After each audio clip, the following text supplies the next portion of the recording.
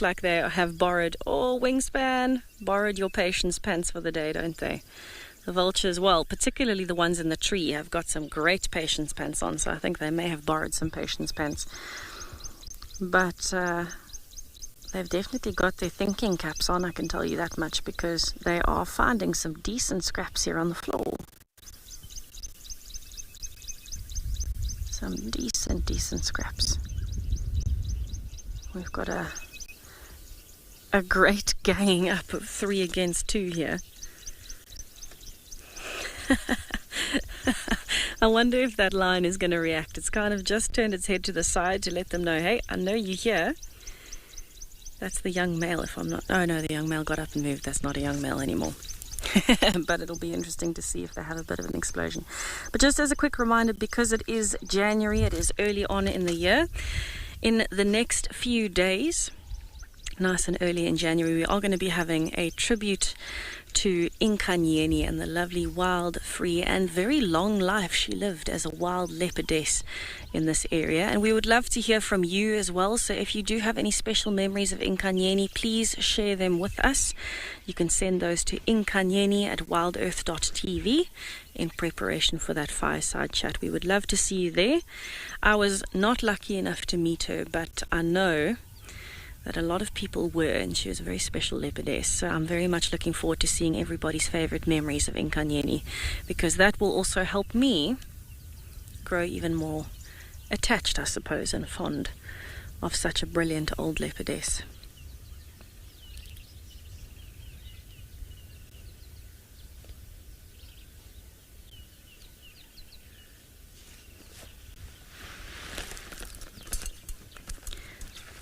You will hear me scratching around a little bit, sorry. I want to have a look in my bird book.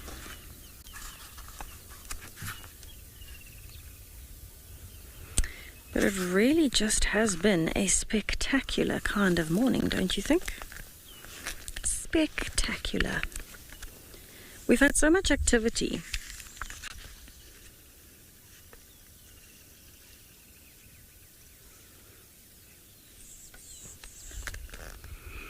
Olive, you are most welcome. Thank you for joining us for a spectacular sunrise safari. I still can't believe it's only the 3rd of January. Our year really has started off with a bang. It's been so good. I was just double checking the wingspan of these hooded vultures. And I mean, these are the smallest species that we have in the area at the moment, immediately surrounding the lions. That wingspan is as tall as me. 1.7 meters. Okay, granted I'm 174, but there's not much of a difference. As tall as me. That is so impressive. But a huge thank you again to everybody for joining us on our sunrise safari this morning. From the lions with Rexon to the lions here, hyenas and everything in between. It has been absolutely brilliant. We'll be out and about again this afternoon, 3:30 p.m. Central African time. Hopefully the wild dogs make a reappearance and we can actually show you. But in the meantime, to keep it wild, stay tuned for Escape to Nature and Penguin Beach until we see you again a little bit later. From the Safari Live crew, have a great day or night, and we'll see you soon.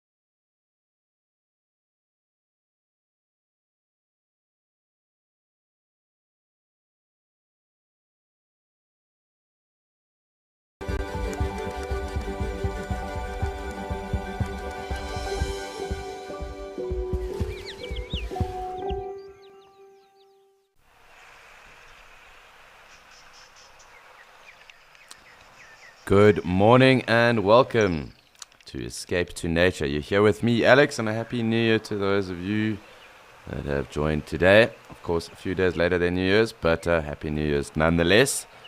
And we are here in what looks to be a rather overcast and quite subdued start to the day in Okaukuejo. And we'll just have to wait and see what starts to unfold. However, it will take some time just to listen to what birds are around. And of course, pick up on any of the wildlife that does decide to join us. So a couple of blacksmith lapwings. They are ever present. Southern-masked weaver as well in the background, waiting to find out where the Egyptian geese, black-headed heron, and the usual other characters being the Cape crows, pied crows, some of the sandgrouse, guinea fowl, and whatever else decides to join us today. So, as I said, it looks like there's some wildlife just off to the west of us. And we're just going to have to wait for them to start to materialize, really. A bit of a patient start to the day, but who can complain? A fantastic day, nonetheless, in Okaukuejo.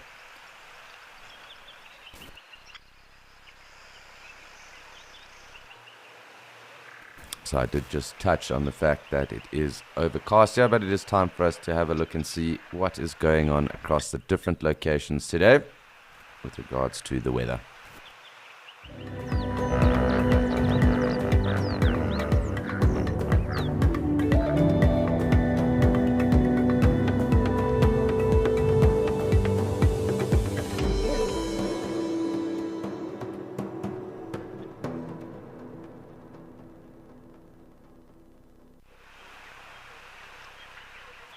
So, as you would have seen, it is a very paltry 26 degrees or so. That is the high today here in Okaukuejo.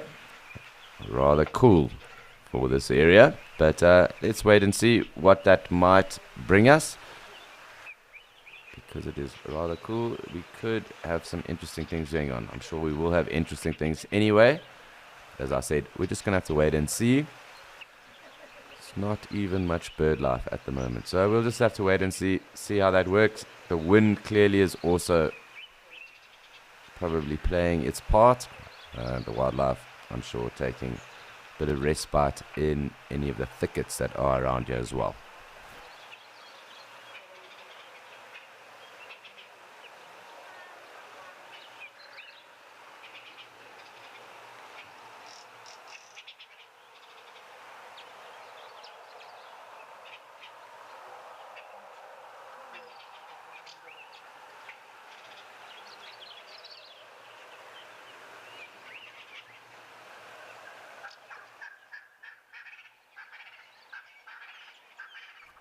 So nice to get some of Franklin's in there.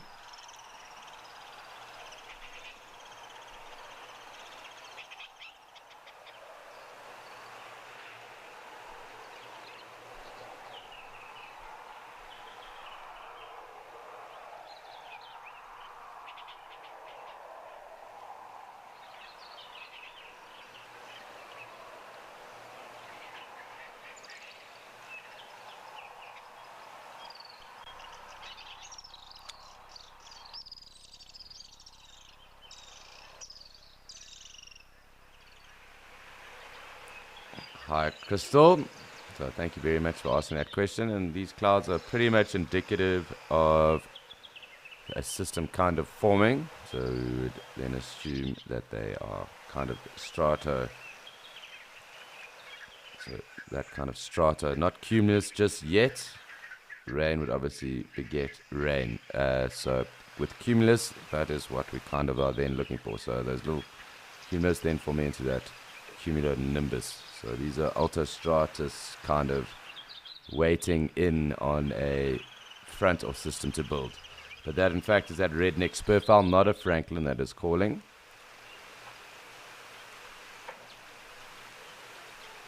So you would have heard that kind of raucous call, and that would be the red-necked spurfowl. But yeah, so we're kind of waiting, and I'm sure as it does heat up throughout the day, these clouds will kind of join together, and they will then start to form that cumulus and then cumulonimbus from there. So at the moment, we're kind of looking at altostratus stratus as well. And we'll just, as I said, have to wait and see. The wind is kind of busy. I suppose it's one of those days. We just have to wait and see what does start to transpire.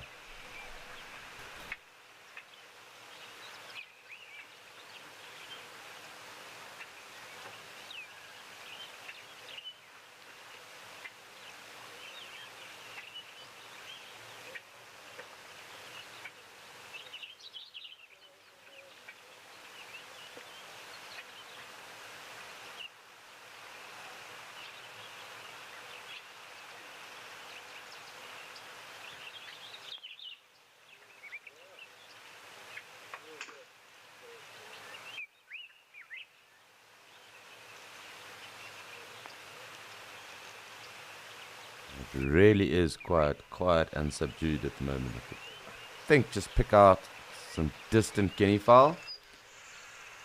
As I said, southern mouse weavers that are calling around here as well. A bulbul, and really not too much else other than the spur fowl. So we're just going to have to wait and see what starts to happen for us.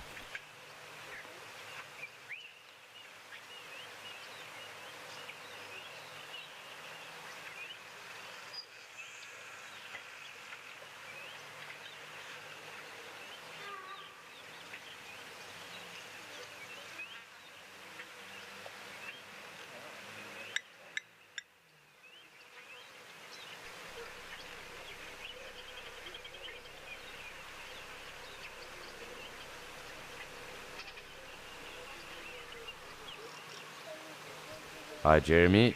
Indeed, there are birds that have symbiotic relationships. It does depend on, I suppose, the kind of scope that you're looking for, but there are definitely birds that have symbiotic relationships.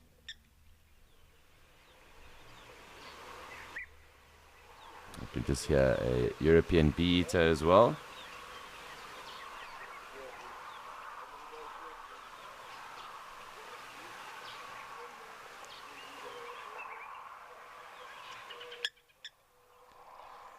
So, Jeremy, just to touch on your symbiotic relationships, as I said, there are definitely birds that do have that, and there's a number of birds that will hawk, for example, and hawking being kind of that predatory consumption of insects or invertebrates. So when anything is disturbed, so for example things like drongos, even the bee eaters, and a number of other birds that if anything is disturbed will then pick up insects from animals walking around.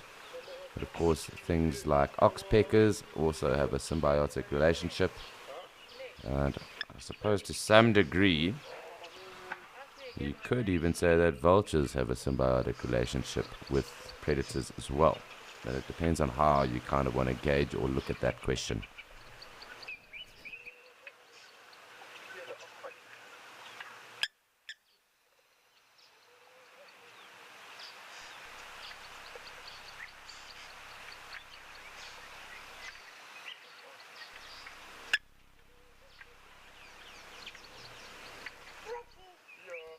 So, as mentioned, not too much going on. A couple of bird sounds, waiting on the clouds to build up, and also waiting on any wildlife to come and join us here in Okaukuejo.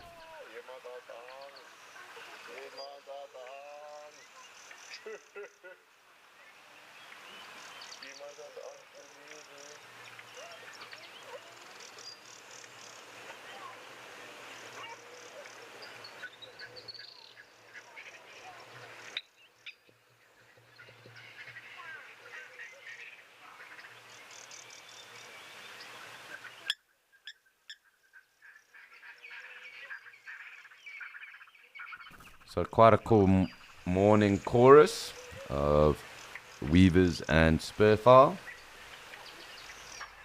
It's actually quite awesome to hear the spurfowl calling here because it's not every day that we do get that. So it's something different. But of course, we do have different spurfowls and even francolins across different areas. So nice to pick up on some of those that we don't necessarily get further east of us.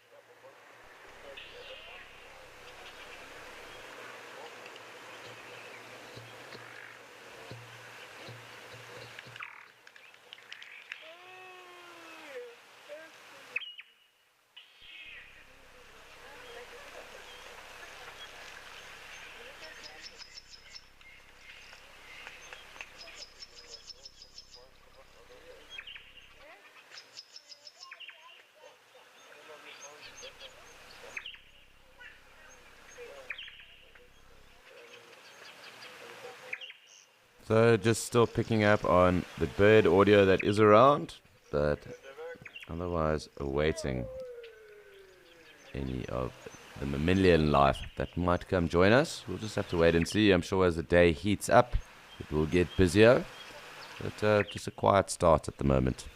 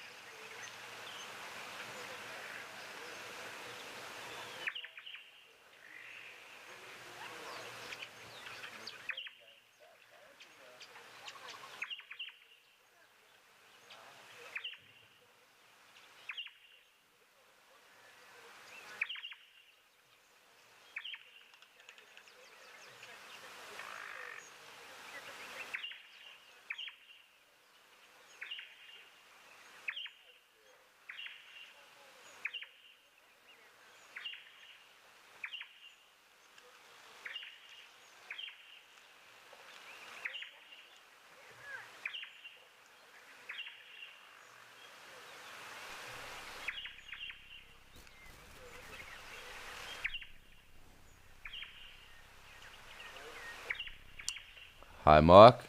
And it is entirely possible for animals to get respiratory diseases, and in fact, you would count tuberculosis then as a respiratory disease, as it does affect the lungs. But things like anthrax as well would also kind of lead to that kind of thing, although it does lead to septicemia, but it would be inhaled, so respiratory in terms of a vector, but tuberculosis would then be probably the most prevalent of those diseases that would affect the respiratory tracts.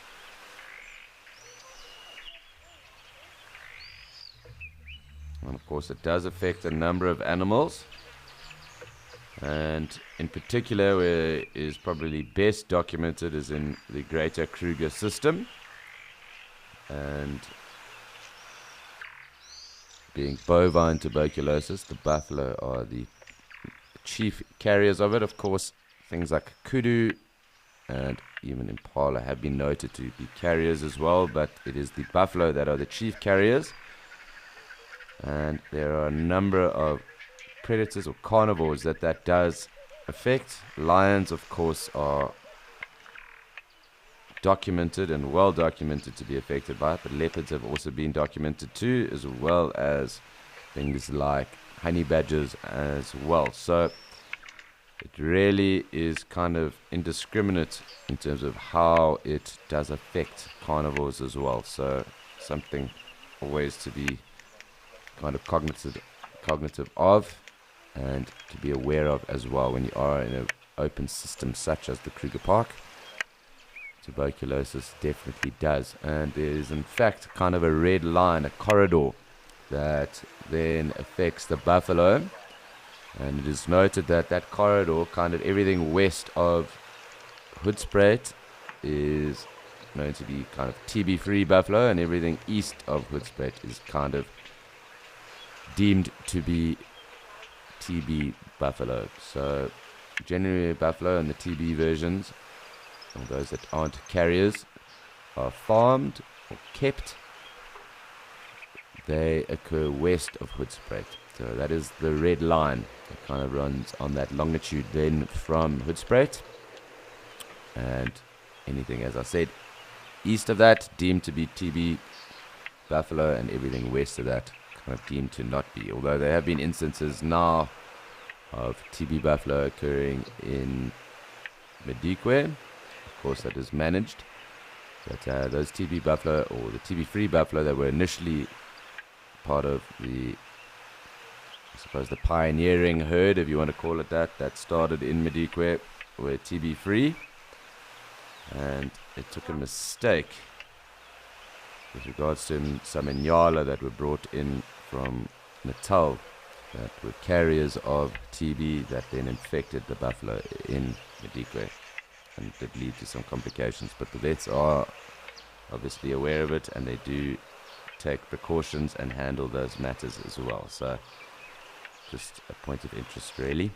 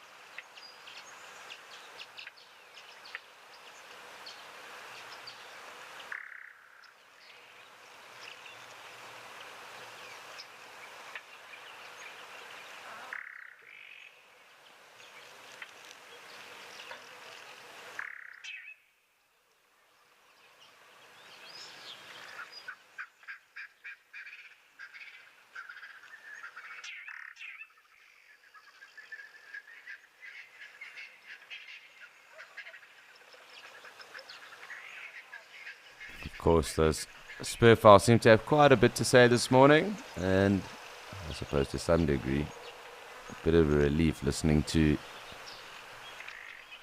that rather raucous sound that spur files do make. And again, just waiting on, I suppose, the mammalian life to start to appear on what is quite a picturesque canvas, but of course devoid of life at the moment.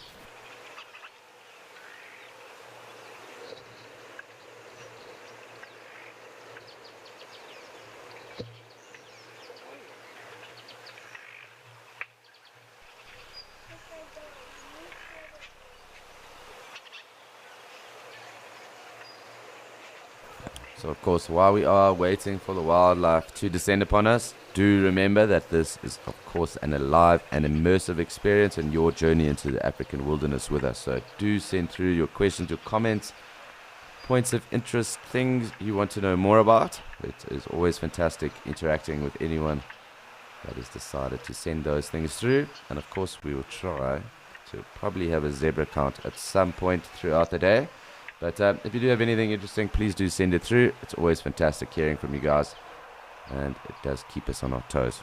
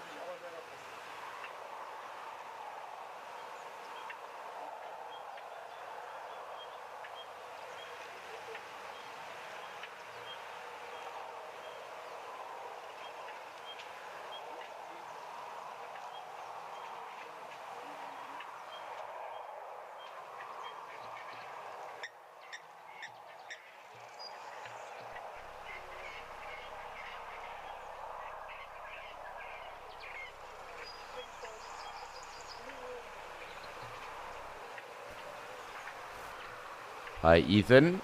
So it is very possible for humans to contract anthrax as well as tuberculosis if they are exposed to those diseases. But it's also noted that we don't, at least when walking in the bush, pick up or touch scat, so that being predator scat or deposits, dung effectively. So we do not touch that because it's very possible to pick up things like worms and other diseases as well of that we obviously are not well suited towards. But of the main diseases that do occur or out there, anthrax, so do not pick up or touch any form of carcass if you do not know how that animal has died, as well as tuberculosis as well. It has been documented that human beings can take and pick up that. Of course, rabies is another, and you do not ever want to play with anything that is rabid. So best to avoid any predator or anything small that is kind of overly playful.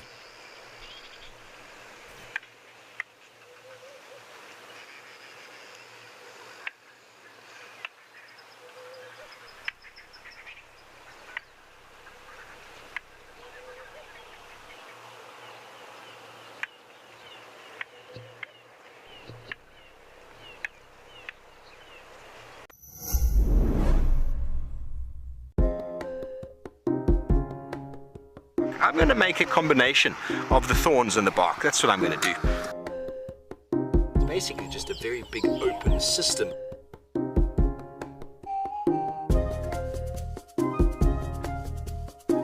But aren't they pretty?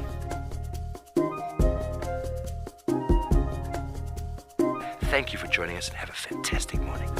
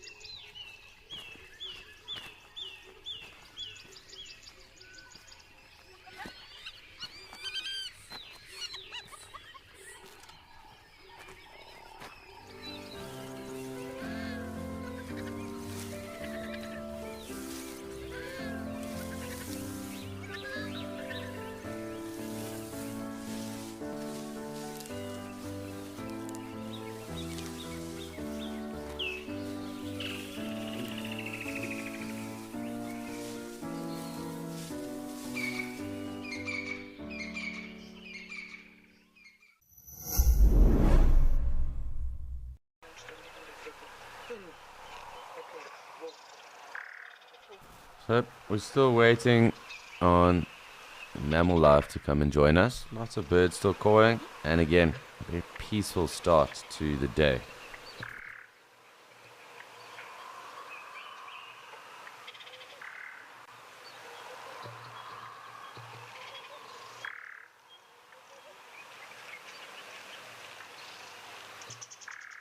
So of course I was not here yesterday, and I did not follow, but it does look like perhaps there might have been some rain last night. And I mean, the ground does look rather damp from here, at least from what I've seen in the past. So I am going with the fact that it probably did rain here yesterday at some point. I'm not too sure when. And that is possibly also why, with that cooler weather, we have a bit of a subdued start to the day.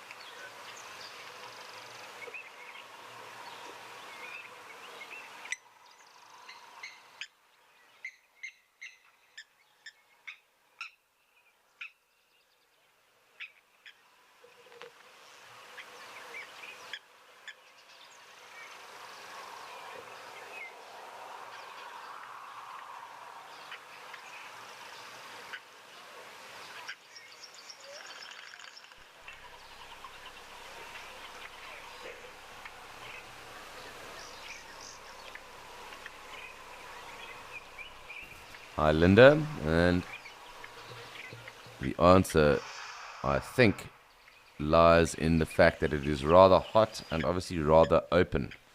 So during the day, obviously, temperatures do climb and they do get very hot.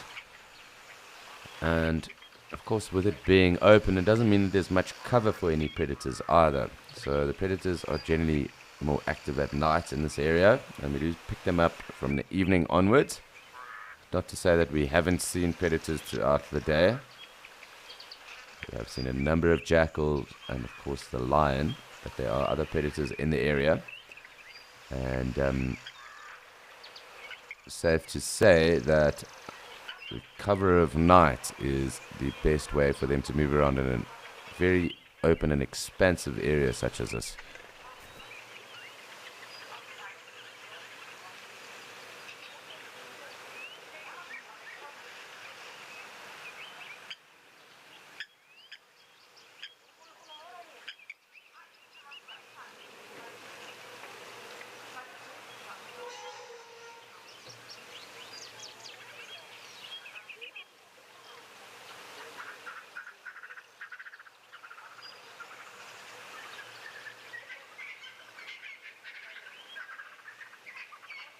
Of course, you'll pick up that redneck spurfowl at the moment. Not too dissimilar in terms of call from the Natal spurfowl and the crested francolin that we do pick up, obviously, in the Sabi Sands, as well as the Swansons as well. But the rednecks, very different.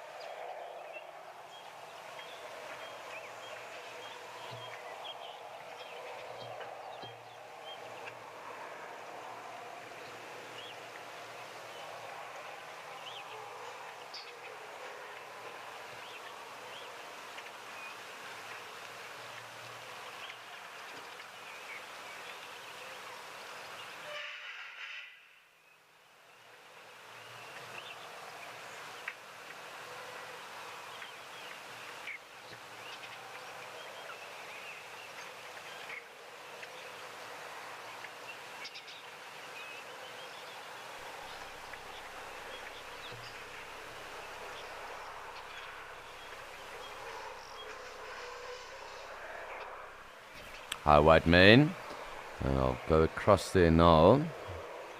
And this big tree over here is a camel thorn. Afrikaans they call it a kameeldoring,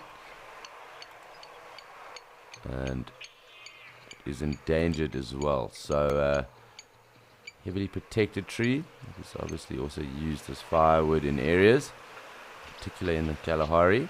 But it is known to be a protected tree as well. And the reason why it's called a camel thorn is because of the pod. The pod that is created, obviously created by the tree, that stems off the tree, shapes out when you put two of them together to look very similar to a camel spoor. So a camel footprint. So that is why it's called a camel thorn itself. It's because of the seed pod that is made by the tree.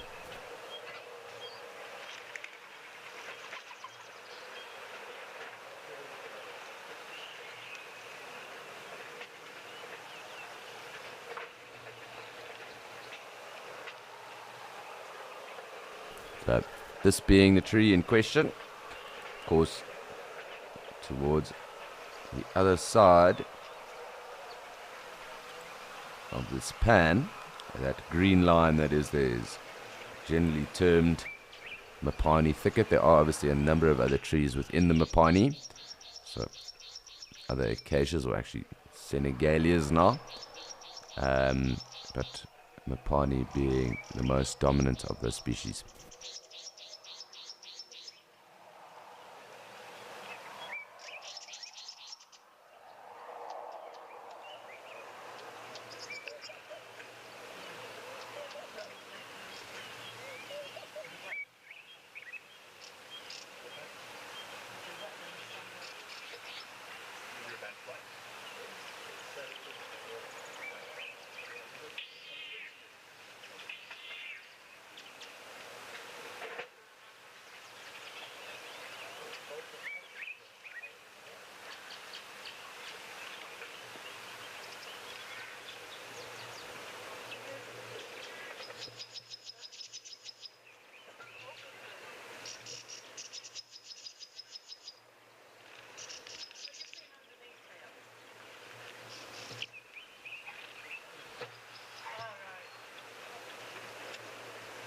So as I alluded to earlier, with it being rather subdued and a subdued start to the day in terms of mammalian action, it is just going to be one of those patience-full days. I'm just going to have to wait and see what does start to move around and also come down to join us.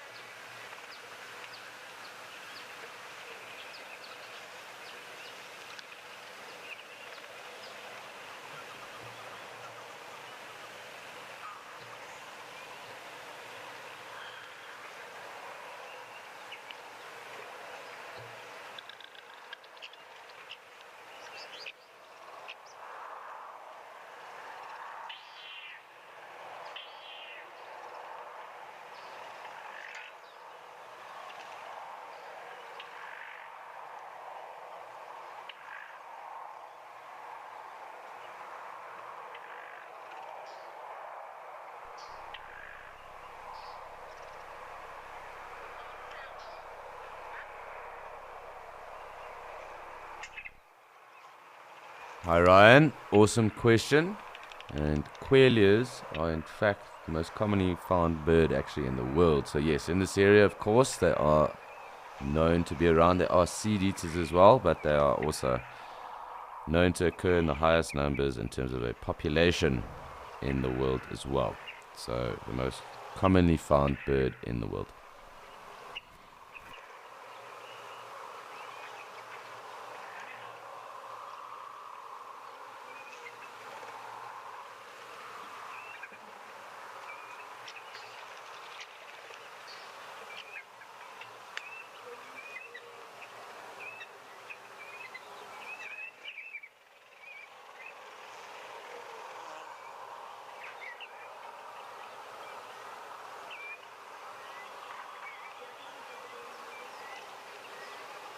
So it's still rather quiet. I can just pick up on some distant guinea fowl. There were some hornbills as well. They were pretty distant, and we're just going to have to wait and see who does come to join us. Even the bird life giving us a bit of a skip at the moment.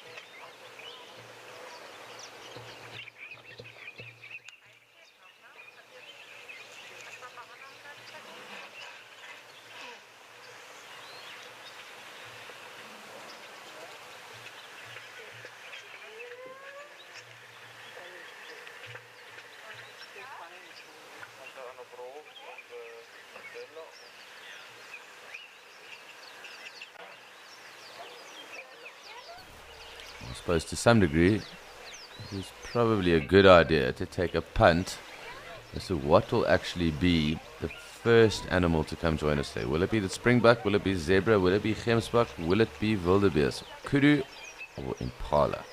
Let us know what you guys think might be the first to join us. I personally think, with it starting to get later in the day, it might be springbuck, but who knows?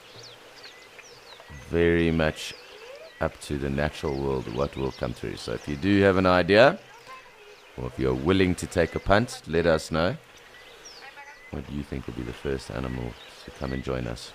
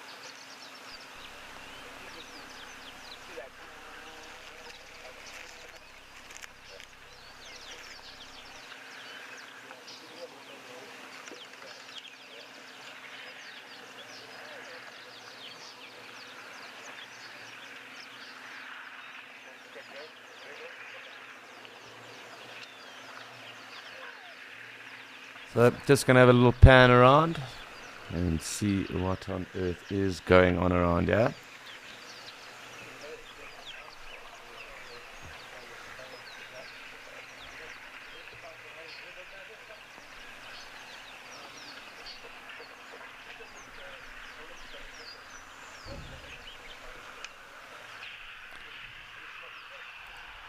So just keeping an eye on the tree line. Of course, just having a little pan and scan around.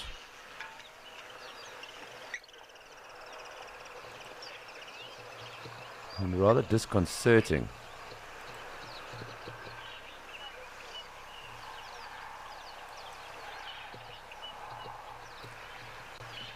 Good morning, JL. And I think that's probably a good punt. You are thinking the same way I am, at least. I do think that we're probably going to get Springbok, and I would assume from this northern direction here on the right side of the screen. So, who knows? Does remain to be seen. It might come through and join us.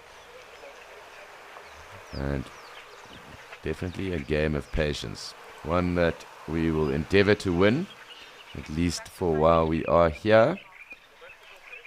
But just one of those times where it's just quiet and we literally just have to sit and wait. But very picturesque, so we can't complain. Beautiful views, just not much moving off in the distance.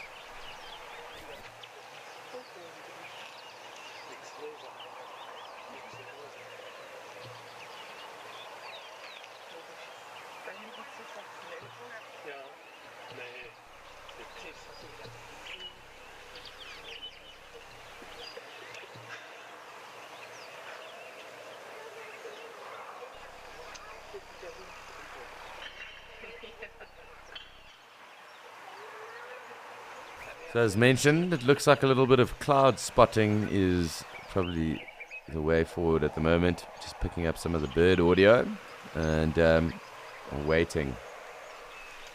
A plethora of mammals that should come through to us at some point.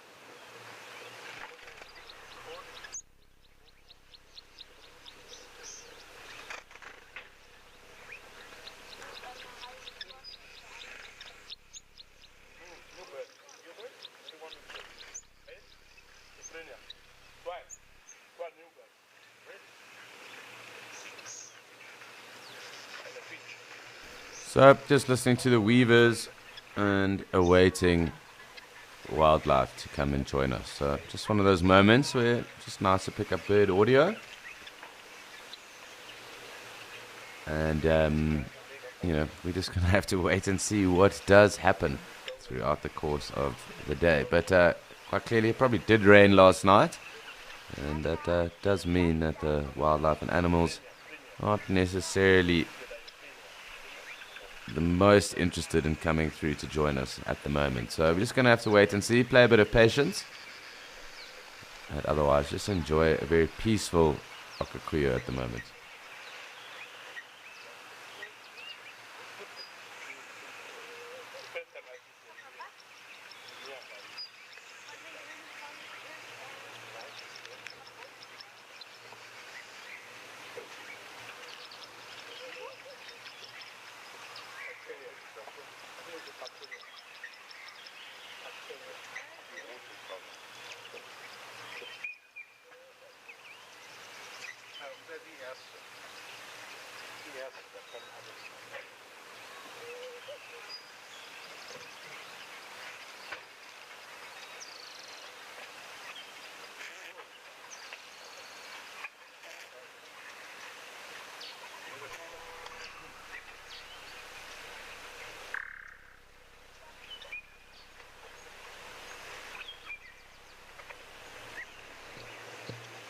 So, as we engage with our game of patience here in Etosha, somewhere where there is some life, and for those of you that were worried that wildlife doesn't occur in Africa, it most certainly does, and we're off to Ralph in Amakhala.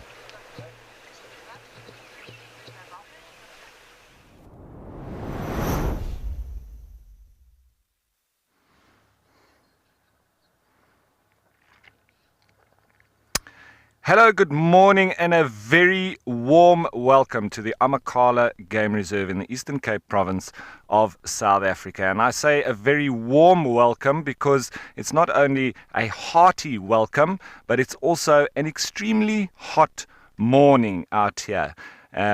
It's about 32 degrees already. And my name is Ralph Kirsten, and on the camera I've got my trusty steed, my man BK, in the house. Welcome, welcome, folks.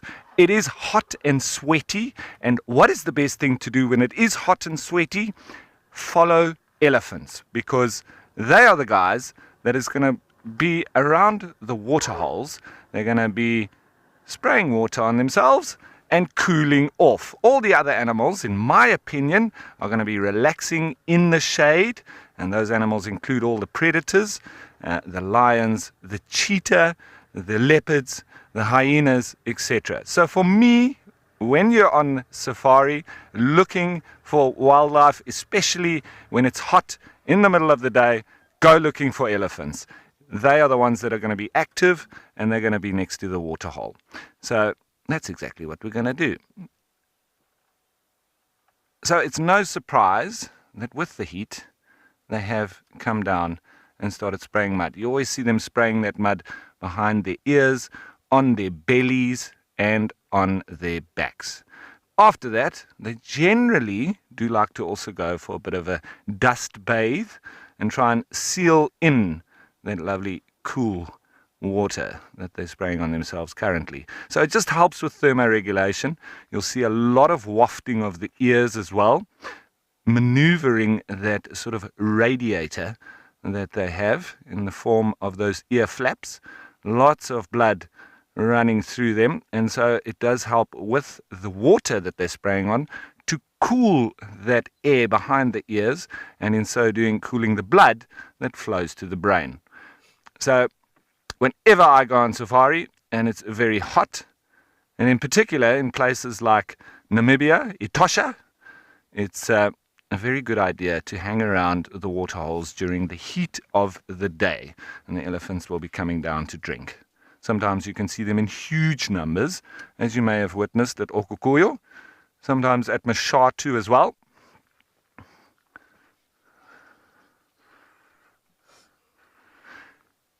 Thanks very much, Darcy Miller, for your kind words. It's lovely to be back. I've had a lovely holiday.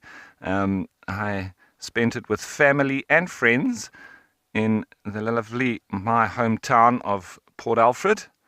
And we spent our days up the Kawi River on the houseboats as well as on the beach, pretty much twice a day with the kids.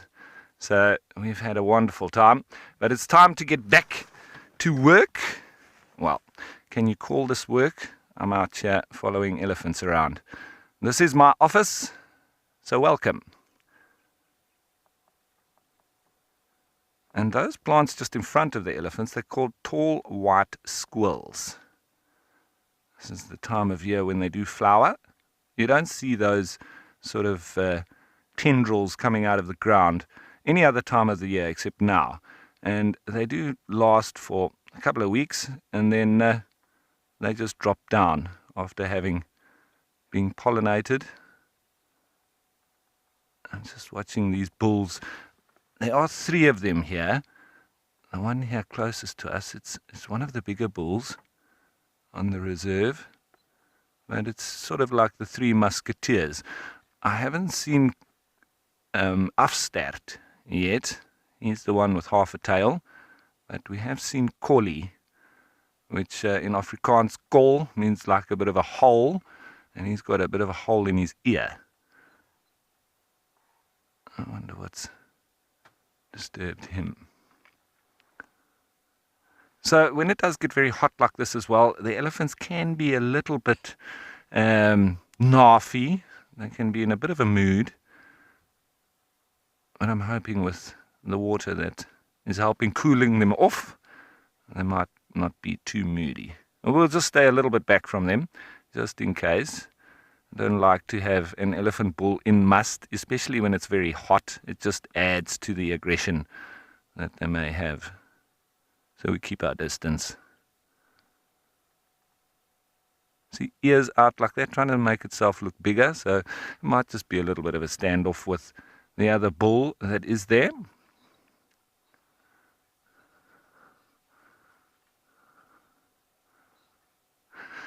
So, Chino, thanks for your question. And yeah, it all depends on how hot it is. And you can see that's very relative to the amount of mud wallowing that they do and spraying mud on themselves, going in the water. When it's colder, they don't generally do it as much. They'll normally then just go down and drink. So in the winter months, yeah, you'll probably find, and I have found, that they do go down less and less. The hotter it is, the more they will do it. Because then they've got to expend more energy cooling themselves down, wafting their ears as they go feeding. But if they can spray water on themselves, it just helps alleviate that heat. And then they don't need to expend as much energy keeping cool. So, as we do in summertime, especially in South Africa, Christmas time, the festive season is spent as South Africans, very traditional, going down to the beach. Everybody flocks from all over the inland areas, cities and towns, from Johannesburg to Bloemfontein. Everybody comes down to the coast, whether it's Durban, East London, Port Alfred, Cape Town, Plettenberg Bay, etc. It's sort of like a traditional ceremony for us as South Africans to go down to the beach and spend the Christmas time near to the water. So where you may be in Europe or in the Americas, that may be spent in the snow. But for us, it's around the beach, around the water, keeping cool. Well, these guys now have just disappeared off behind the bushes there. I may have to, in a minute, try and just relocate some of them. I see one of the bulls off on my left. He's disappeared a bit there, but we may have to just change position that we can get a better view of them shortly. See those tall white squirrels? They are part of the succulent family, and as I say, just popping out at this time of year. Previously, when I was here a couple of months ago, there were none of them. So they do grow very fast. So I think I'm going to go and try and get a better angle on these elephants and see if they're going to carry on wallowing. There might be another one that's headed off to another little waterhole off to our south. So give me a chance to do that. And while I try and get a better position, I think let's head you on over to the place that I was talking about in Okukuyu.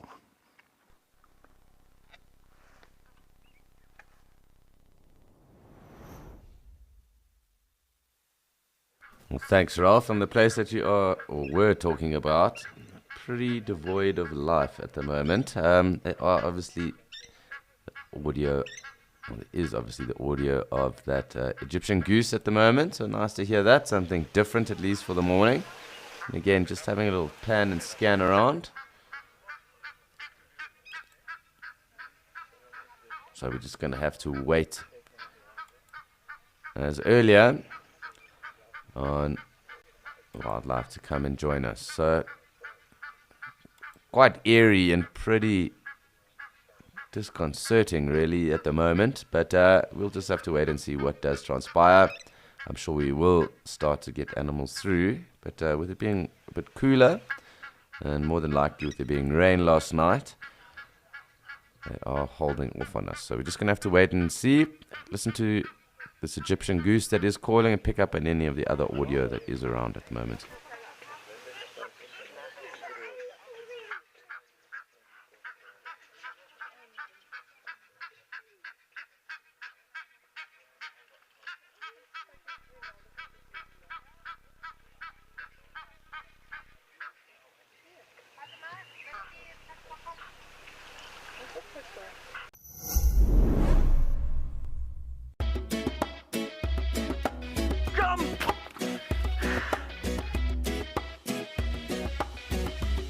All the ladies are coming. Jason, while I'm being cinematic.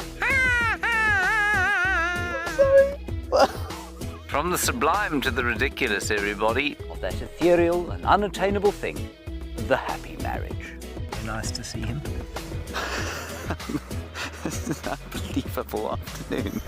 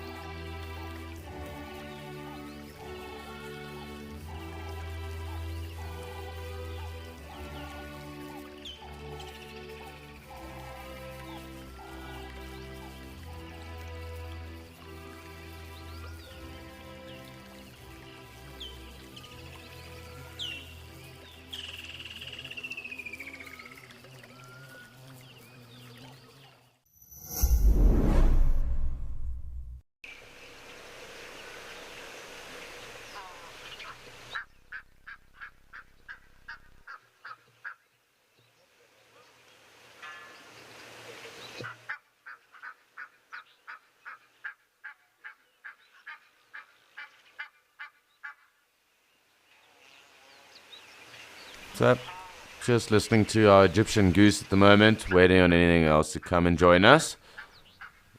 One or two insects that are also around. I think the odd bee. But really a slow start to the day.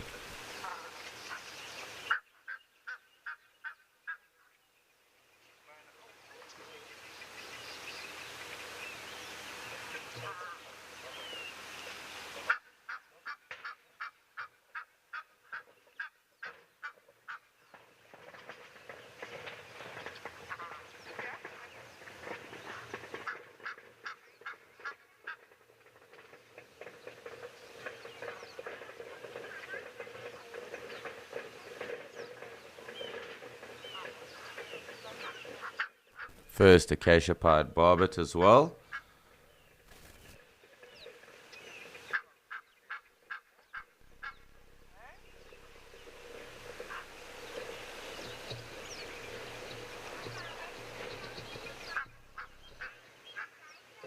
Hi, Jason. And I do need to think about that, but more than likely the black rhinos, because I'm a big fan of black rhinos.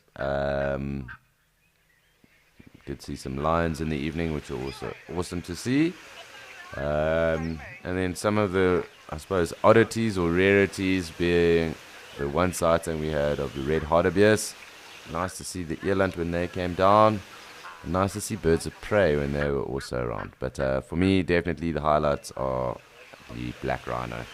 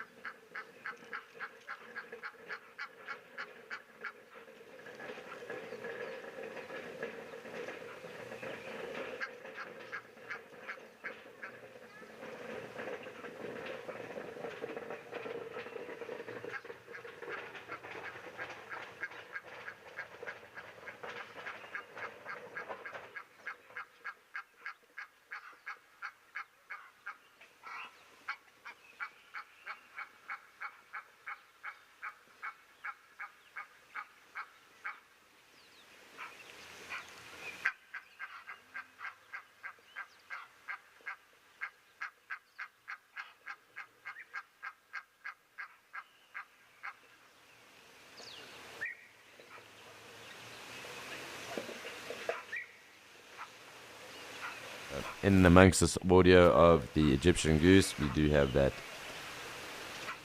very pretty European beater. So unfortunately, it'll probably be very tough for us to pick up that sighting, but nice to hear the audio anyway.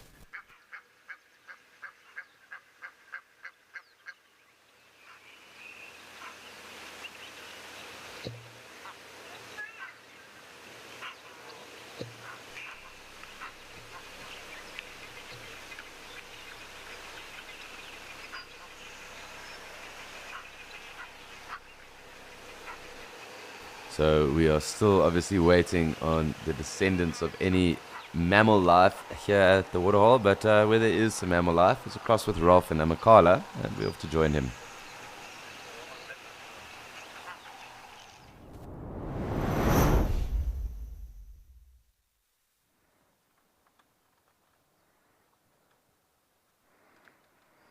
Well, we've been hanging with the elephants, and we have managed to get into a position where we can see them better. But we've also spotted this mommy vervet monkey with a tiny little baby that is literally latched onto her under her belly. And she's obviously also feeling the heat, just like us and the elephants. And so she's going down for a much-needed drink. It's a shame she's just on the other side there, but when she pops her head up and she moves off, you're going to see that little baby latching onto her underneath her belly.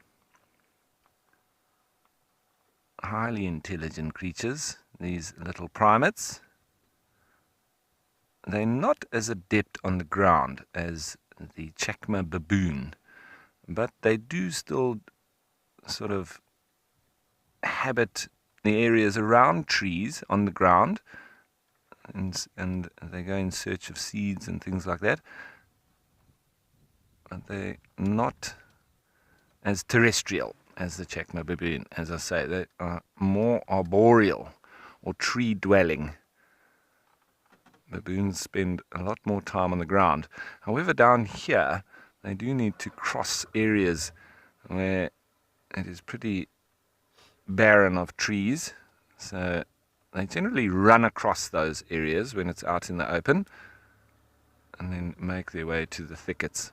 But back to the elephants, and you can see how they're shimmering in the sun now, having had their little bath. And they're just catching up on some calories, feeding as they go. I'm sure it won't be long. They maybe have a bit of a dust bathe, or they might forego it this time. Who knows?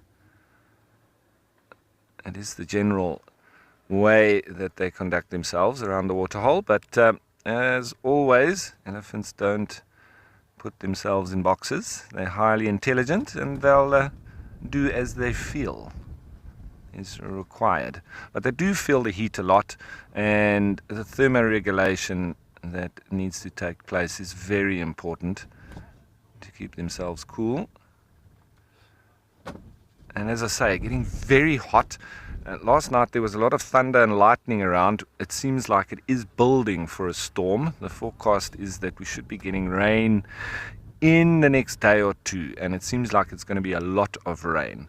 So we often find that it seems to get hotter and hotter as it builds towards these kind of summer storms.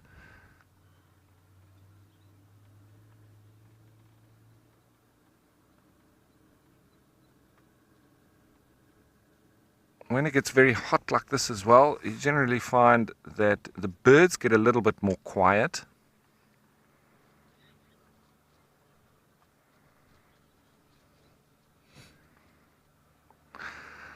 So JL, I think your question being around, the diversity of the food that the elephants have to feed on here on Amakhala. Now, being in the Cape Floral Kingdom, this is the second most diverse region on the planet, flora-wise, second only to, I believe, the Galapagos Islands. So they have an almighty range of different plants that they can feed on, and seasonal plants as well. So you might see them, you often see them grabbing some sort of tufts, and then they kick it with their feet. They dig up bulbs. They'll target different plants at different times of the year. Elephants also do have a sweet tooth, so they like going for flowers and tasty plants as well.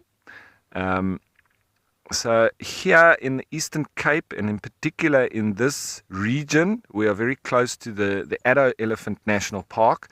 This is the highest carrying capacity that you will have anywhere in Africa. And one of the reasons why the 1820 settlers actually settled here, because of its very rich soil, and the very high carrying capacity for livestock. So that is the reason why we have so many farms in this area, and why Addo Elephant National Park is the highest concentration of elephants anywhere. So that is a very, very good thing for all the animals here, and you can have more animals in a smaller space than anywhere else in South Africa and in Africa as a whole. So it's incredible the amount of animals that this region can sustain because of its massive plant diversity, as we have some of our smaller characters running through in the front here. The piggies, which are expanding their population massively currently. Lots of them having little piglets with them.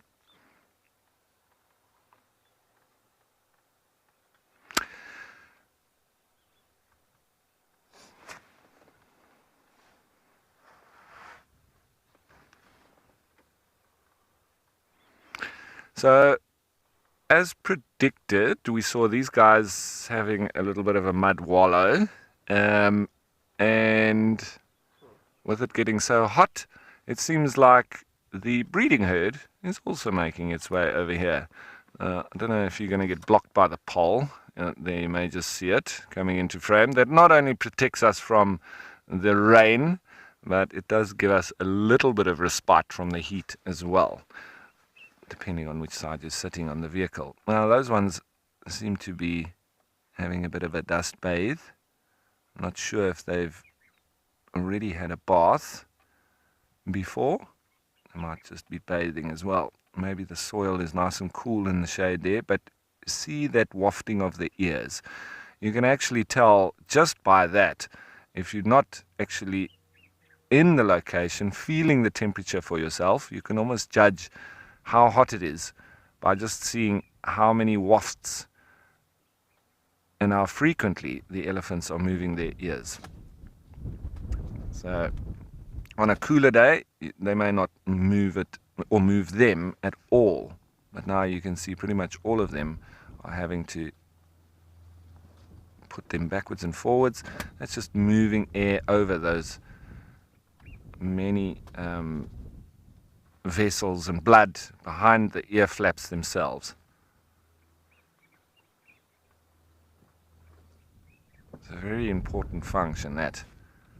They're not going to be sweating like we do. They may do a little bit sort of under the armpits and where there's a little bit of thinner skin, but in general they don't sweat at all. So they've got to find an alternative method. Some animals pant, some animals flap their gular flap.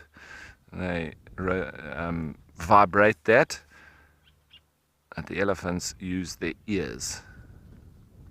It's an excellent cooling mechanism.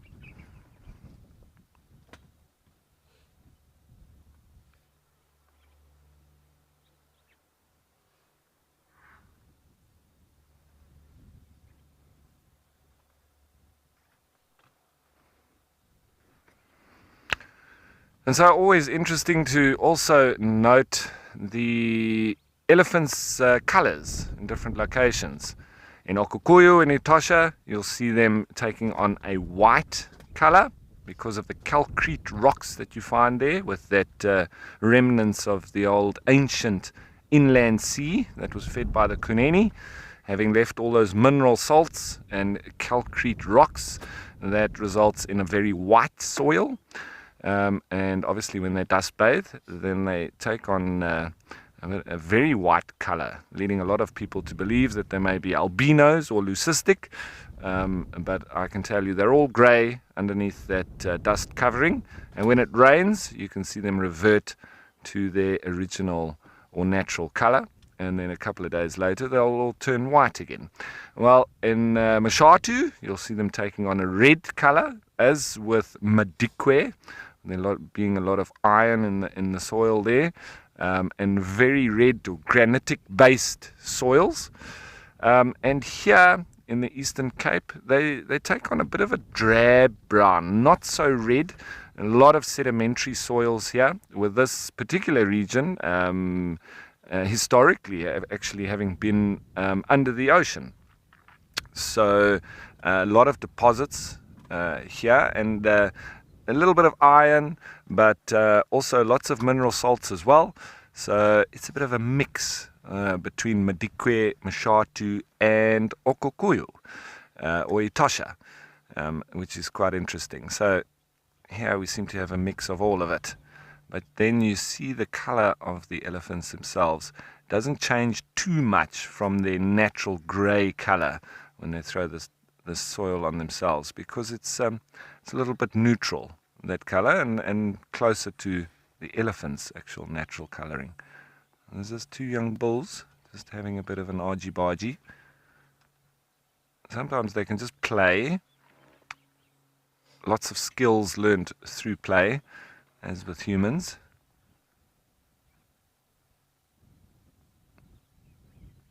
Getting muscle memory. You can just see by the length and thickness of the tusks that they're not fully grown. Still got a bit of maturing to do.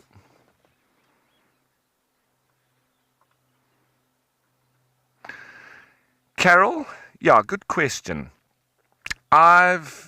In my experience, bull elephants that are not in must are the ideal animals to view, both on vehicle and by foot, because they are just happy-go-lucky and they seem to not have a care in the world. Now, just while we're watching those elephants, there's another little vervet monkey that's come down for a drink, but shame, it's gone in exactly the same spot behind the little ridge there, but there's a couple on their way down, so let's just have a look at them and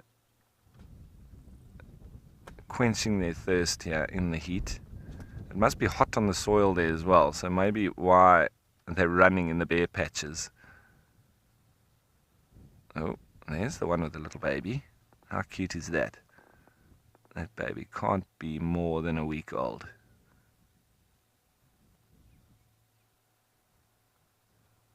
See that tail also wrapped around mommy's and latched on, also normally sort of hanging on to her nipple and drinking milk at its leisure.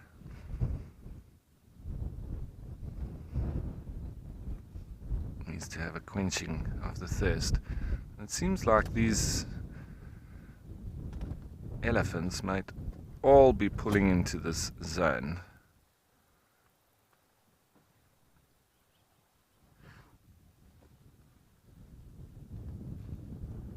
So the monkey is hopefully going to get its fill, because it's probably going to be chased off in the next few seconds. There we go. The whole herd is now pulling in. If they sort of get a little bit too close to us, I might just back off a little bit. But let's just see. I'm not too close for now. But I don't want to disturb their wonderful bath session that I think might now start. Let's just listen.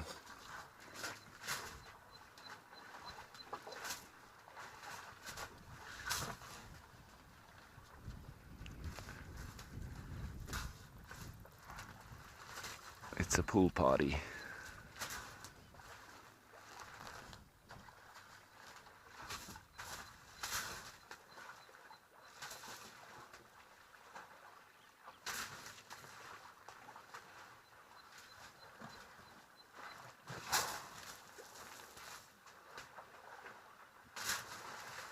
We're close enough to get sprayed by these guys, so we might get some mud on us too.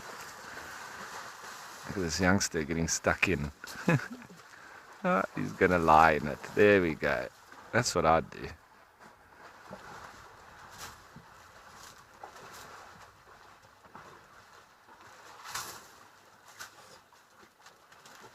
The absolute best animals to view in the heat. When they get around the water, elephants are just a marvel.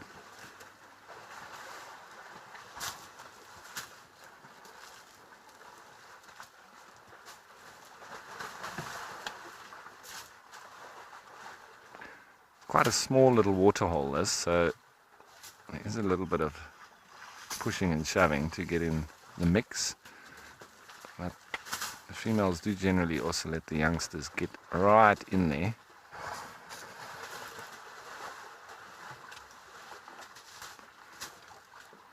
There is a bull here, and he seems to be taking a liking to one of the females, just off the left here. Seems like he's taking his opportunity when she's distracted by the water to make his move.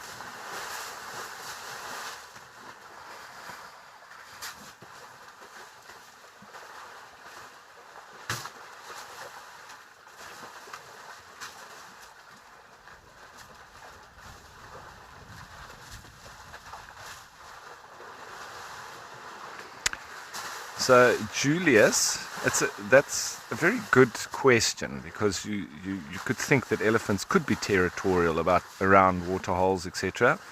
Elephants are not territorial in any way. What they may be sort of territorial about is mating rights, but it's not pushing other elephants away from a particular spot. It will be pushing other bulls away from females that may be wanting to mate. So it's for mating rights, but it's not over a territory. So we would say that elephants are not territorial at all, but they do have sort of competition around mating rights, and that's where bulls will fight for that. So this bull seems to have made his way in here. He's one of the bigger bulls, so he's obviously respected within that, and he now will hang with these females. This young bull in the front having a real go. They want to get that nice mud all mixed up in there so that it cakes themselves, and so there's quite an art to it, and one just lying flat in it. This is awesome.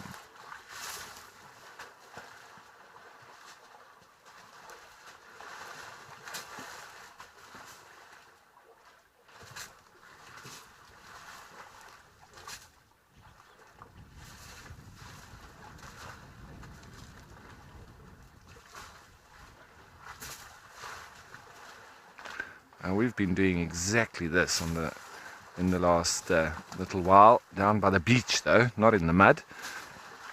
But opposed to the elephants, we generally go in the early morning and the late afternoon to the beach when it is a little bit cooler and we're not going to get as sunburnt. Plus, generally in the middle of the day, there's a lot more wind.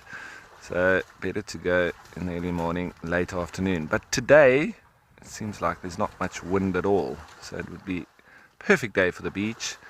Perfect day for a pool party.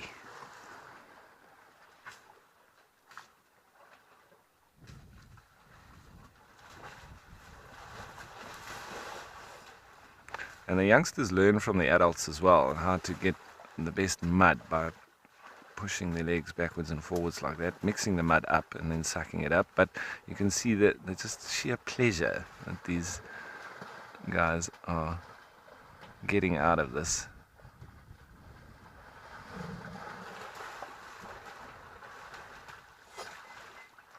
Oh, slip and slidey.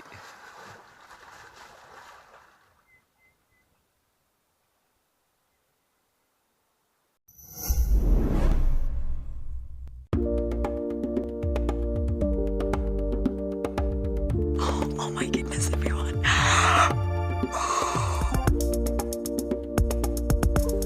I did not think I would ever face my fears like this.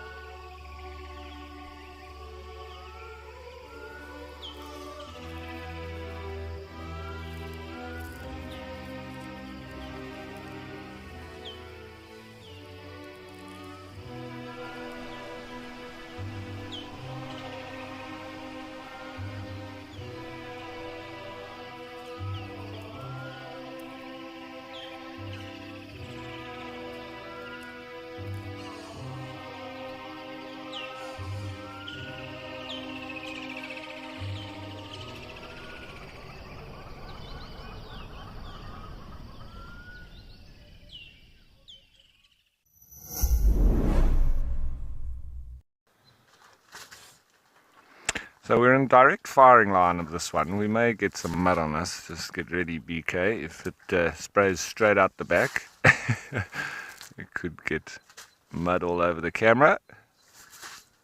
I'm hoping not, but there's every chance.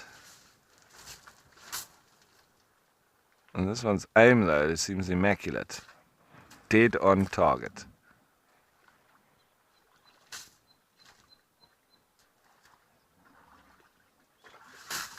Look at that.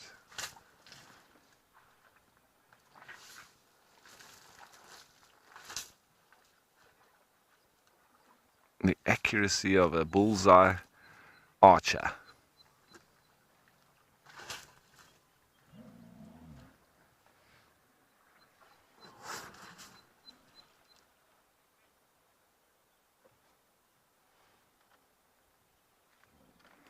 He's smelling the air.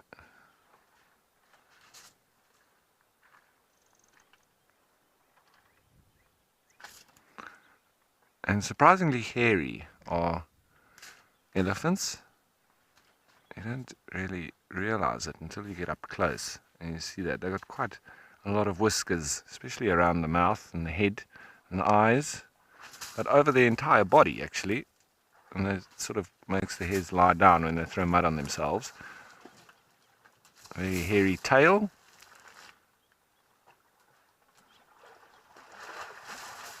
But that hair on the tail is very much like sort of plastic. It resembles plastic. Thickness as well. Not thin at all. But they're right down the trunk, full of hairs.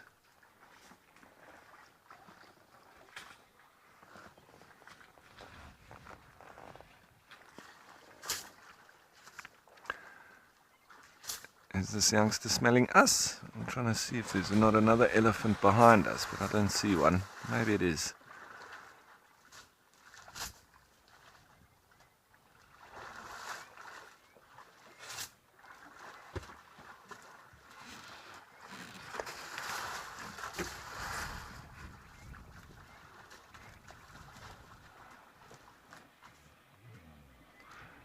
Pure delight when you see elephants in the water.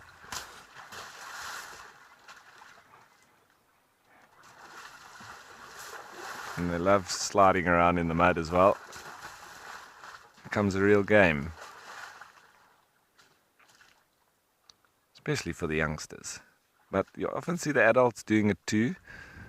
But they don't do it quite as much as the youngsters. As with humans. Adults can be playful, but generally not as much as the little uns.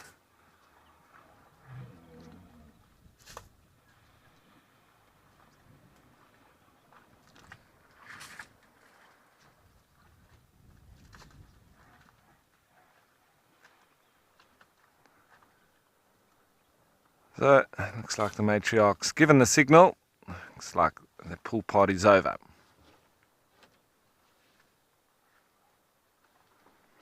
So, Paul, those nicks that they have in their ears, now generally they're born with pretty clear, nice outline on the ears, nothing wrong with them. It's generally as they walk through the bush that just gets hooked on something and then they tear.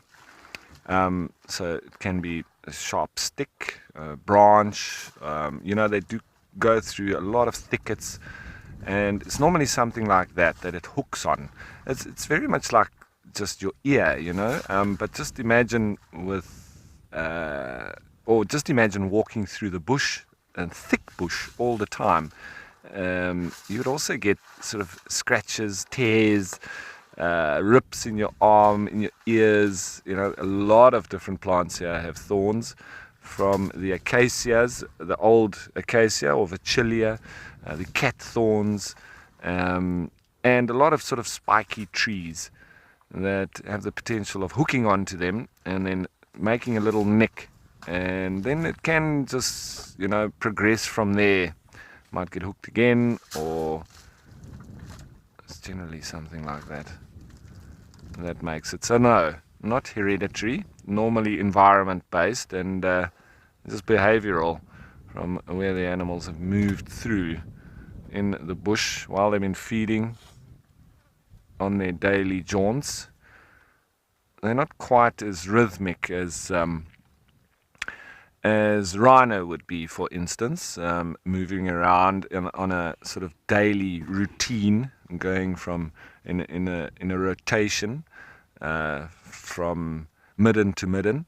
Elephants are not territorial either, so they just have a home range. So they'll move around the entire reserve, and it's generally seasonal where they will frequent different parts of a natural area, just going and targeting different plants for when they have fruit, or when they're flowering, or when there's lots of leaves, etc. Or when, like we have now with these tall white squirrels, coming out, and then they may go for the bulbs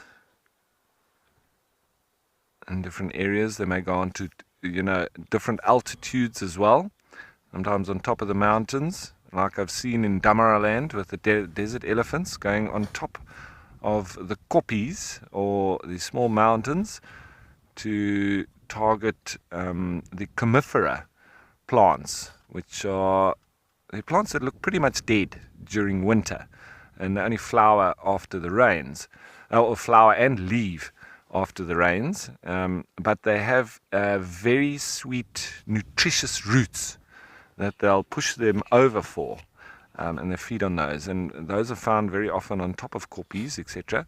So they'll climb up those koppies in winter to go and find those comifera or canidotes. And we find that also in the Kruger Park, the Kruger area, the velvet-leafed corkwood is also in the comifera family, and the elephants also in winter push those trees over to target the roots. Those trees are much bigger than the comifera that you find in the deserts of the Namib, but same family and same idea, with the roots being full of mineral salts as well, salts and sugars.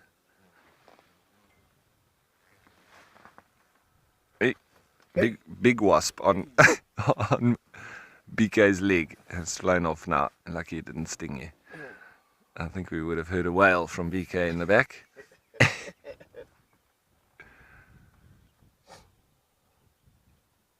See now, down to the dust bathing. So the routine is more sort of behavioral based with elephants, you see there, as opposed to where they circle around on the reserve.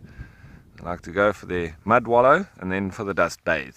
And they've got their particular sites that they may use or prefer, where they've found that the soil is just right and where the mud is just right as well. So you'll see at Okukuyo, they go in the area to right closest to the dam cam. They like to drink where the fresh water comes out.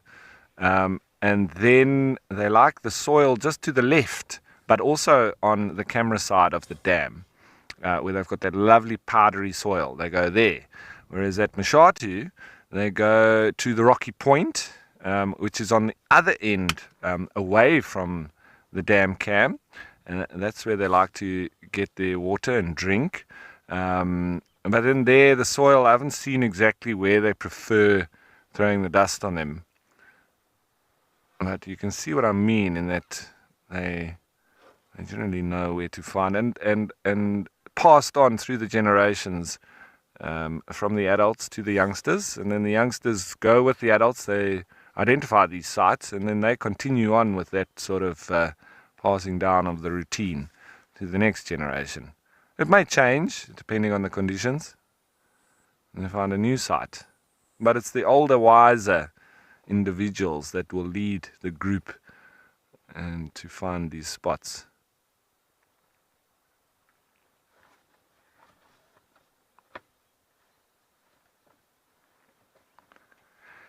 And the mercury is still rising. It's going to be a cooker today.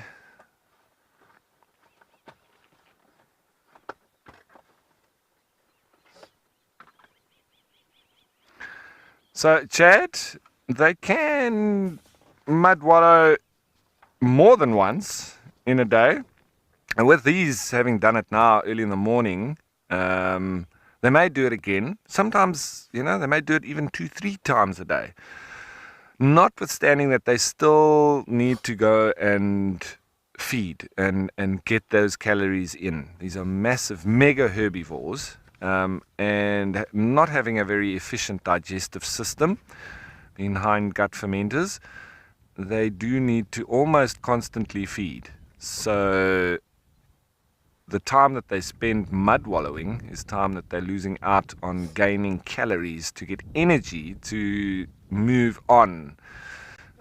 So it's this constant sort of up and down of energy cycles with the elephants. They need to go and access that food that will allow them to then go dust and mud wallowing, which means that they need to return back again to go and feed themselves. So it's a constant sort of fight for survival in that sense with elephants.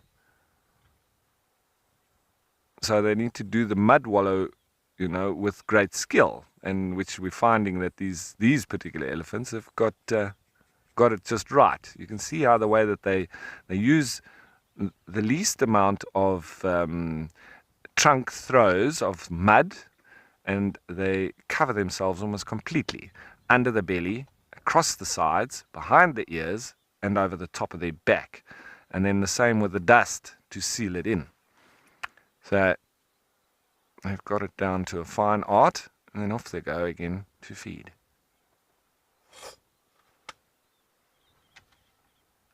Now, we've got our little friends, the vervets, looking like they are taking their gap. Maybe come down for another drink. He's running off right across and disappeared. That seems like they're just making a beeline for the shade. I think the soil's also quite hot. That's why they're a little bit like a hot potato, but on the ground. They've got to race off for it.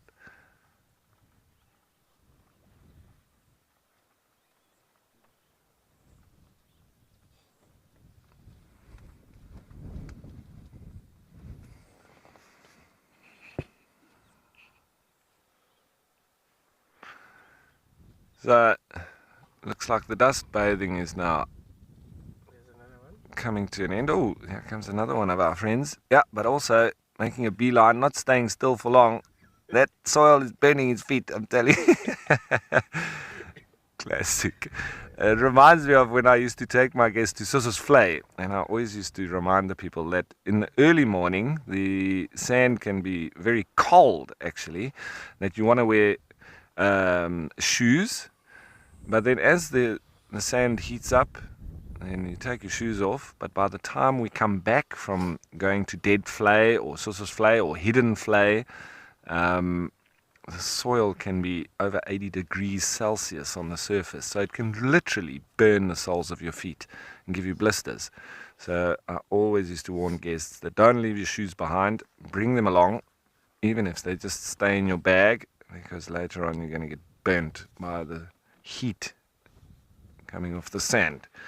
And on a day like this, shame, I can see the monkeys also burning themselves. Oh.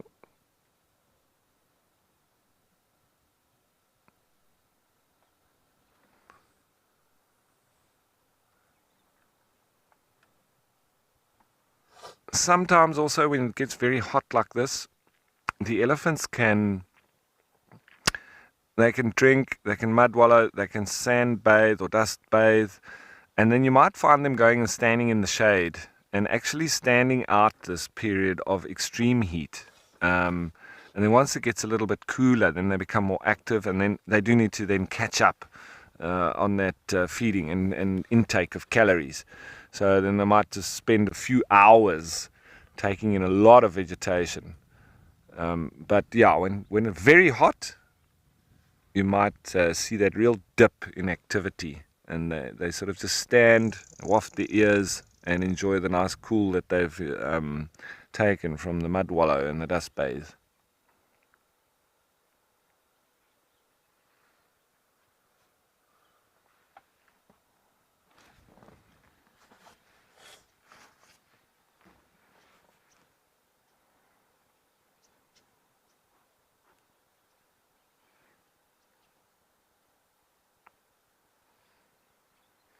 But what a wonderful sighting that was. Always special with the Ellies. I just love watching their pure enjoyment, especially the youngsters in the mud.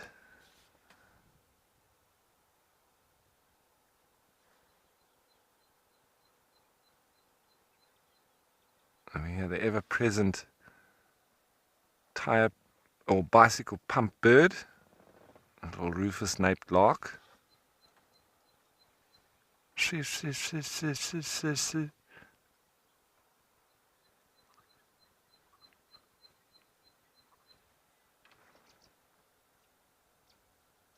can actually see the heat waves coming off the soil there. We zoom in over a long distance.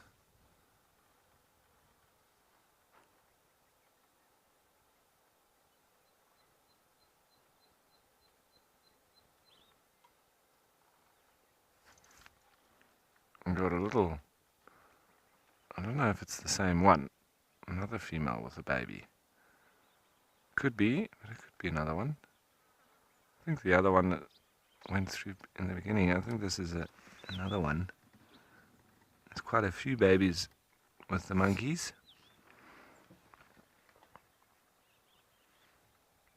Now that's what we call a dust devil.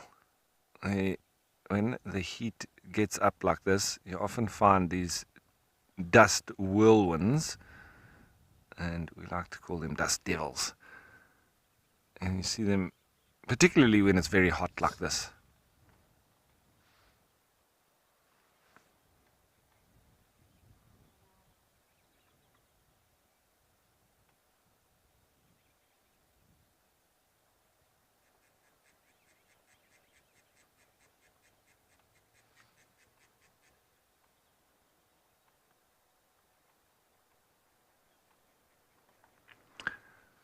So today is a day for keeping up the water intake.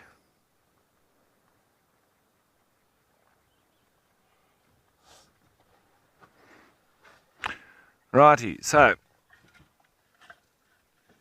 I'm going to maybe see if we can get a little bit closer to these elephants and see what they're going to get up to.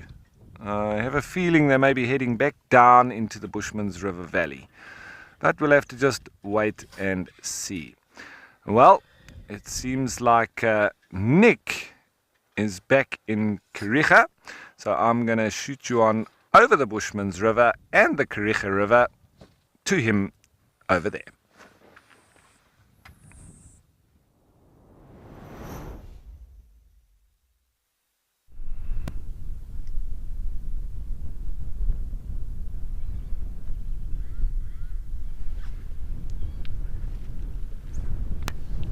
And we've got a lovely scene here at Scotia Dam, where the temperatures are warm, the water is cool, and it's the place to be here at Kariega.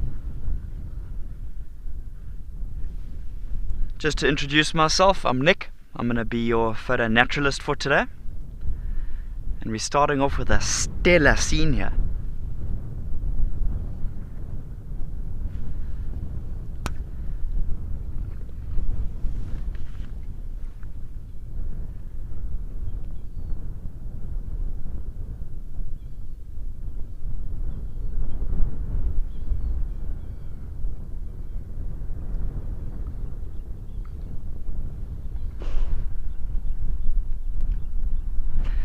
So I'm hoping those two ostriches top right of the frame, you can see it's one male, one female. I'm hoping they're going to give us a little bit of movement. There are 7 little New Year's treats underneath them there. 7 little ostrich chicks.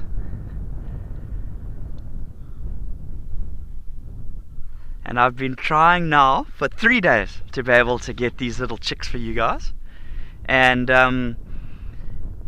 you know, obviously the parents are relatively protective, so it's been hard to get them right out in an open clearing. You know, you can imagine with these chicks being quite small, that if they go into any of the grasses or anything like that, they're quite hard to see. And you can see closest to us, there is another male ostrich in the frame.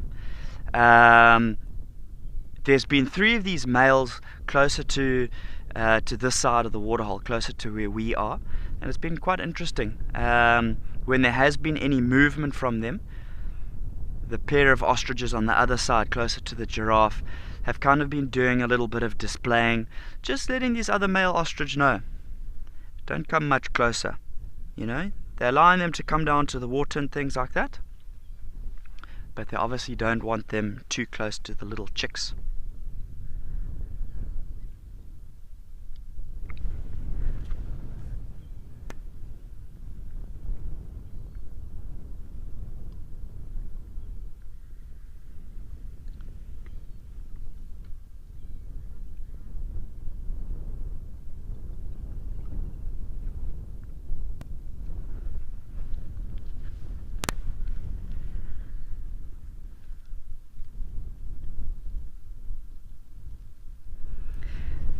Beverly, I agree with you through and through.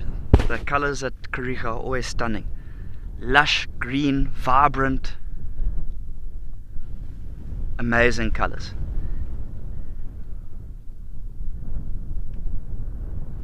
There you can see our little ones making their way across from the female who's closest to us there. You can see she's got the slightly more grayer colors, and that's the male at the back.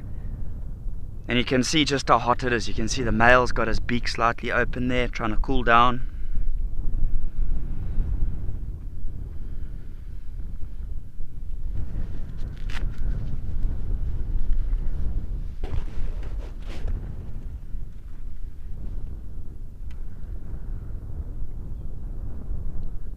A few Hodidar ibis, top right of the frame as well.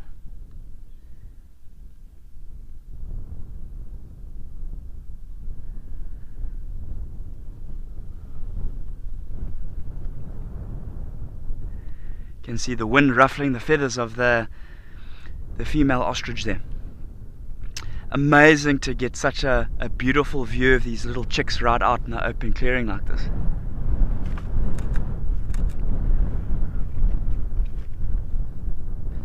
Yep, so 7 little chicks that I can see.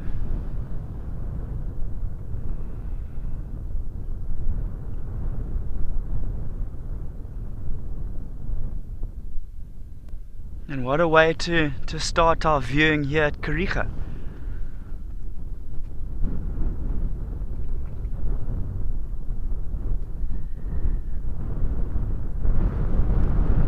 So you can see there how they're starting to display a little bit. See, we've got these other ostrich in the foreground, and that's why we're seeing this sort of displaying behavior. The female just saying to these approaching males, we don't want you any closer. Yeah, that's it. That's a wise decision, boys. Turn tail.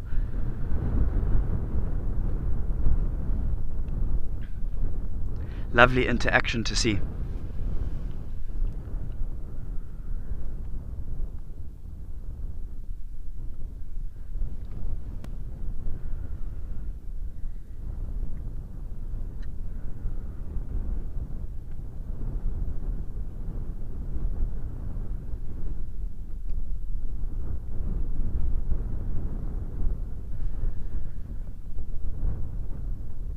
And you can imagine if the parents weren't there, those little chicks would be very easily overlooked. You know, if we were just sitting at the edge of the water hole here, you could easily not spot those little chicks.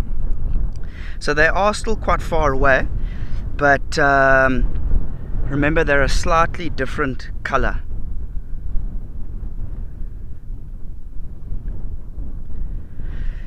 So Arnold, in terms of your question, are ostrich monogamous?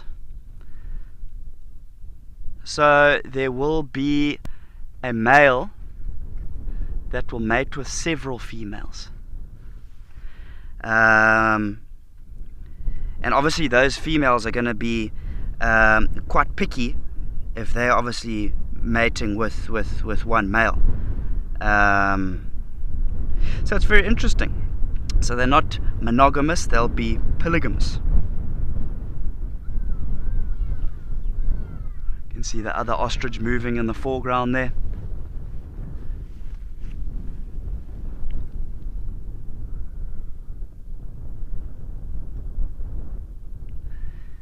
Yeah, so for the little chicks, they're more of a sort of a rufous type of color, with some striping on the neck and on the forehead. Little zebra making an appearance.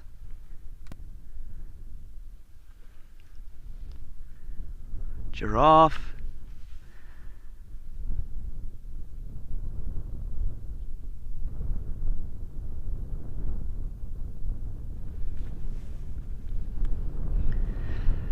So for me, this is one of my firsts of seeing ostrich chicks. You know, I first spotted them 3 days ago, but this is, for me, one of my first times of seeing them. So this is absolutely incredible. And these ones are small. These are tiny little things.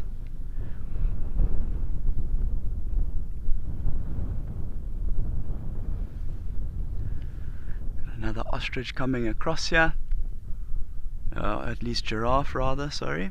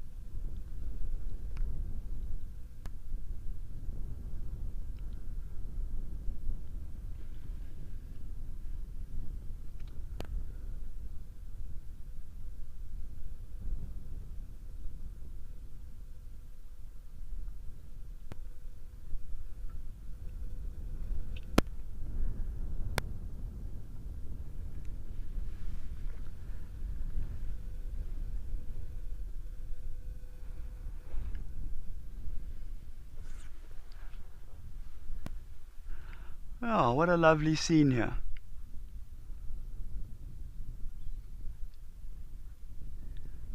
Coming right up towards the vehicle.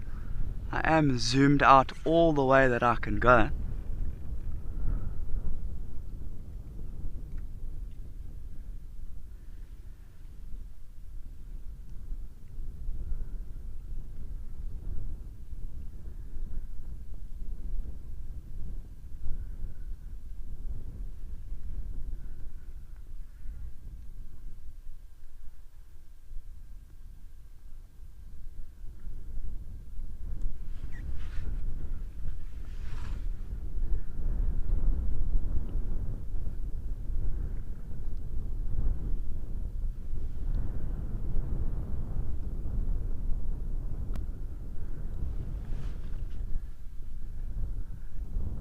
You can see by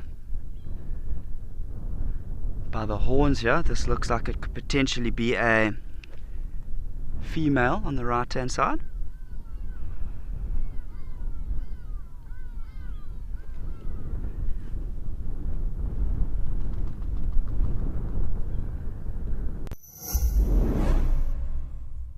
It's the end of another year here at Wilder. And what a year it has been. Escape to Nature and The Wild Show were born along with our brand new app. We couldn't be happier to welcome back James, Steve, and Lauren in the new year, who once again will be part of the permanent team. We are grateful to every single one of you who has watched Wild Earth this year, and a very big thanks to our explorers. Without you, none of this would be possible. Happy holidays.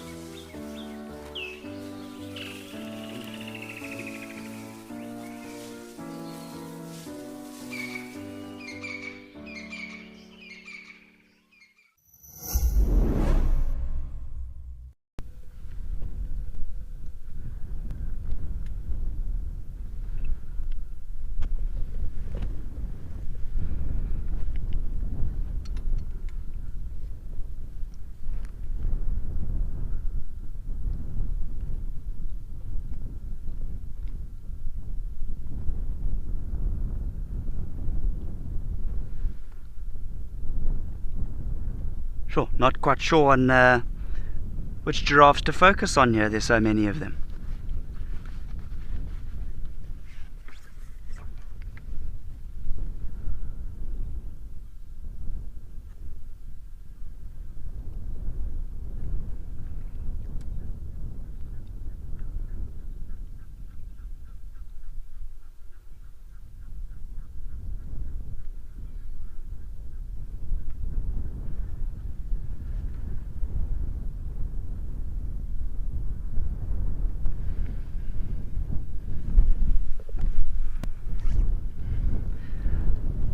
I haven't counted how many there are, but I mean there must be close to 20 giraffes here. I mean, I'm zoomed all the way out in the camera. I can't get a wider perspective here. This is absolutely incredible.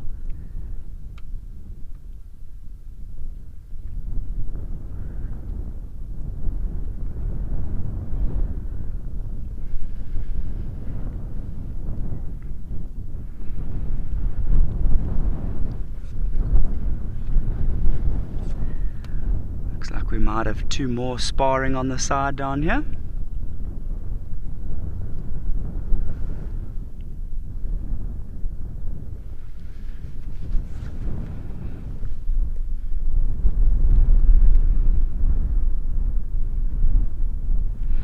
Jessica, thank you so much for the question. Why do giraffes have 4 stomachs?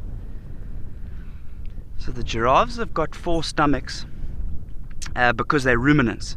So being ruminants and having 4 stomachs, that enables them to digest their food much better than an animal with a single stomach, a single chambered stomach like a zebra.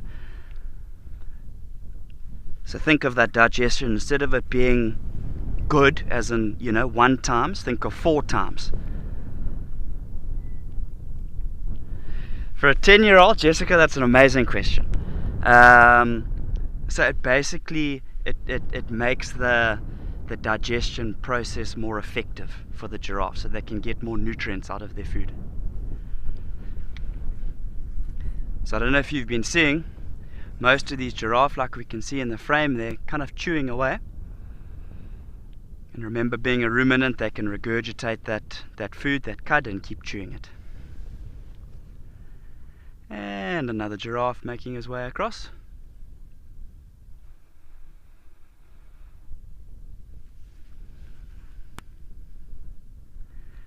That's what you call a photo bomb.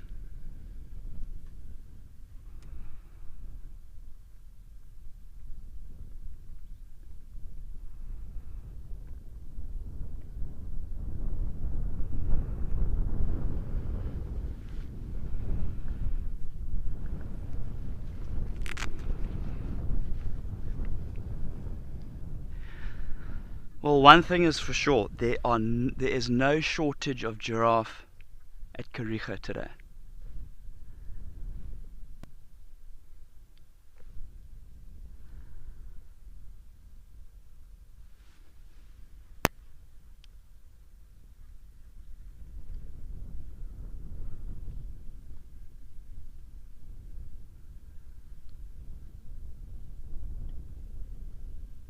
So it looks like these ones here are males. I don't know if you saw that other one that was getting quite close to this bigger male, just kind of testing him out.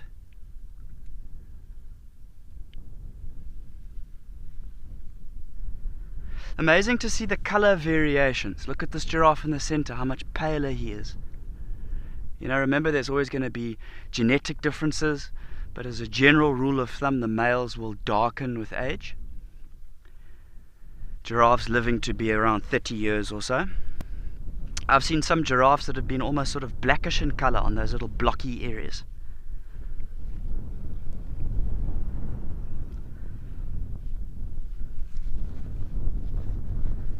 But that one in the center there, very, very pale.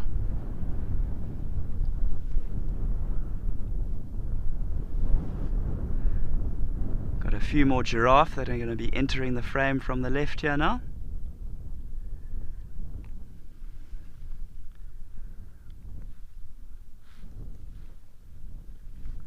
Oh, incredible.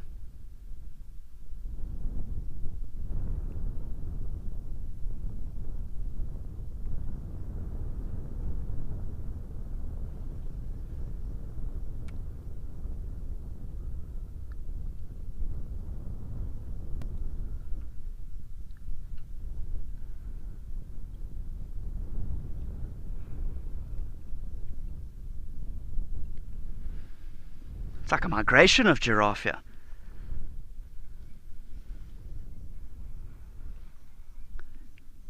Definitely the biggest group of giraffe I've seen in 2023.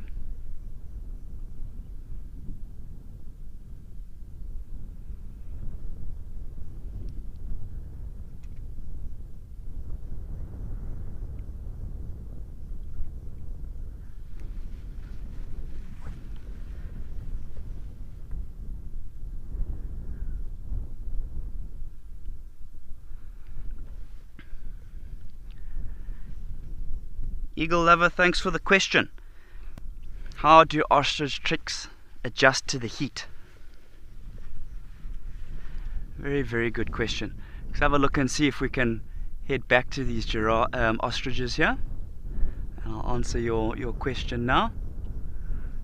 Looks like there they are in the shade.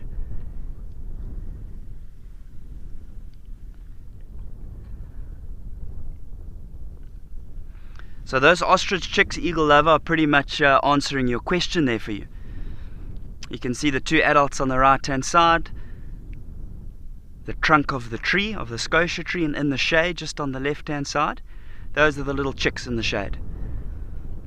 The one sort of far on the left, that's a Hadidar ibis, that's not the chick. So yeah, they'll go into the shade to cool down. As well as cool themselves with a bit of water. The parents earlier this morning, they did go to the water's edge for a bit of a drink. Shame, I think it was a combination of the chicks being so small that they they kind of waded into the edge of the water to be able to get a bit of water to drink, as well as sort of ruffling their feathers in the water to help cool themselves down.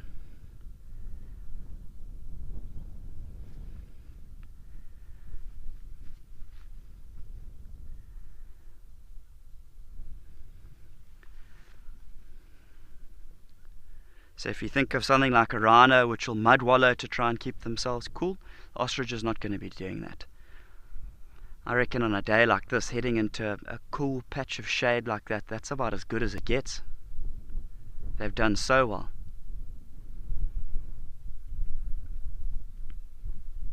So remember, the ostrich chicks will be watching the parents and learning from them, and the parents will protect them, like from those other ostriches that we saw, but they're not going to feed them. You know, you think of other small chicks of swallows and things like that, other birds. The young chicks will be fed from a very young age. That's not really the case with ostrich.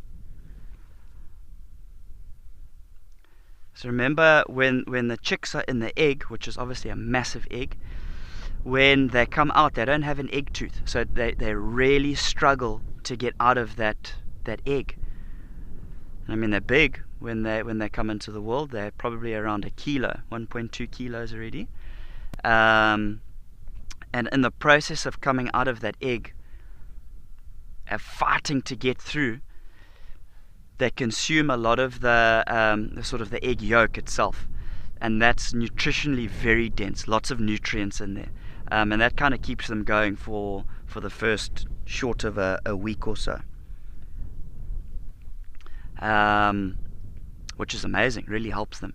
Then from there, they're kind of watching the parents in terms of they'll start moving around with the parents, and they're watching their parents, what they're eating. Sometimes the parents will give them calls to kind of usher them to come towards a little bush if there's some nice leaves or little berries or anything like that.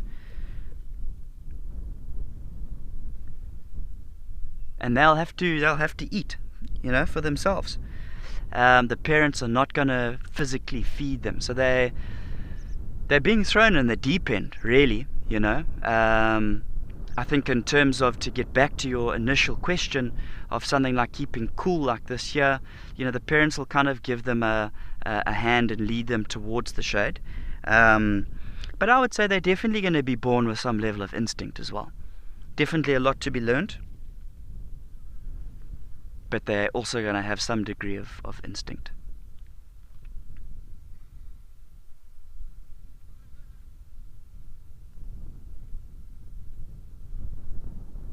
That was really amazing how these giraffe have kind of just headed into the shade to answer your question there.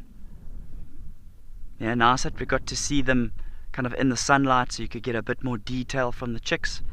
And shame, can't blame them for heading into the shade to just cool off a little bit.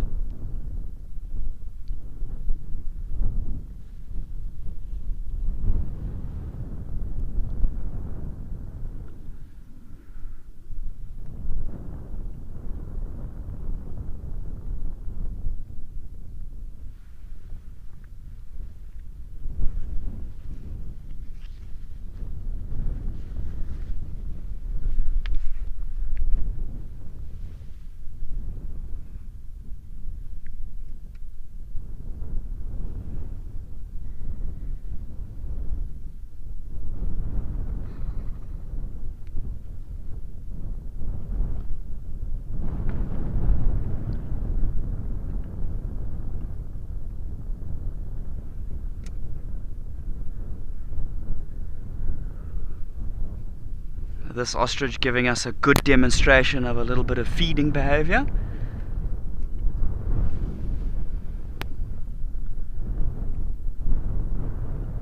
Lovely colors that he's got. Nice dark black feathers.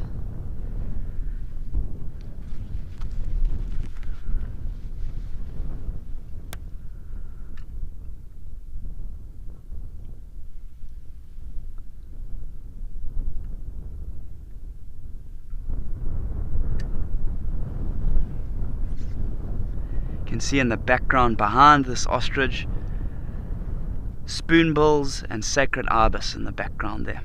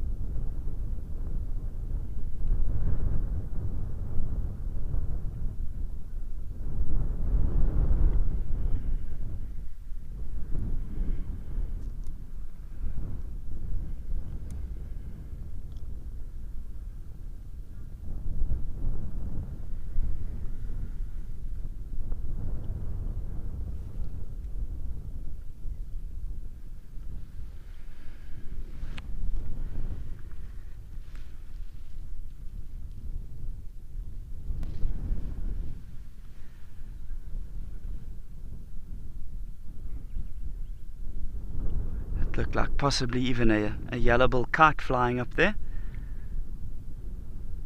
It was a quick glimpse, but I'd maybe even go with rather a hardy-daw. Remember, yellow-bill kites will eat little bits of meat here and there, and I mean it's I don't know how well documented it is of yellow-bill kites possibly going for little ostrich chicks.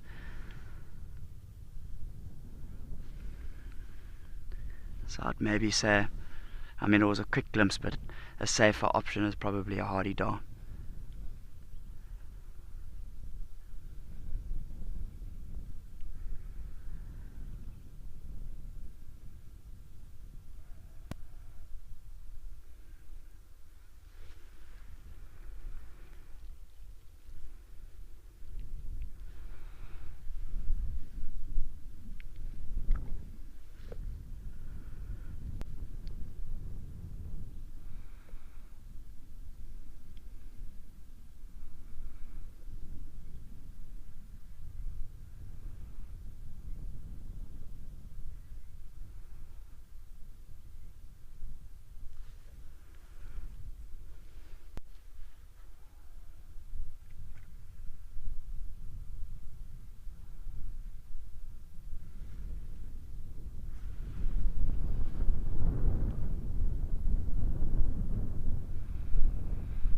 So if you look at this this scene photographically, very difficult now. You can see it's very bright. Look at the the whiter colours reflecting off of the zebras in the background. And then obviously for the male giraffe in the shade with the dark feathers, you know, he's quite in the shadows now, really. So I mean, if you were wanting to expose perfectly for a picture of the giraffe in the shade, you'd have to lower your exposure, your shutter speed slightly to allow more light into the picture, to get more light into those darker areas, into the shadows. But then the conundrum comes, is that everywhere outside of the shadow area is going to be overexposed, which you could use, you know, to a degree, if you've got one single subject sort of inside that shadowy area. In a scene like this, it would be a little bit distracting having the zebras in the back as well, because you'd still kind of see that they were there, and that they would be quite far overexposed. So photographically, not an easy one this year, but I feel like we're doing all right.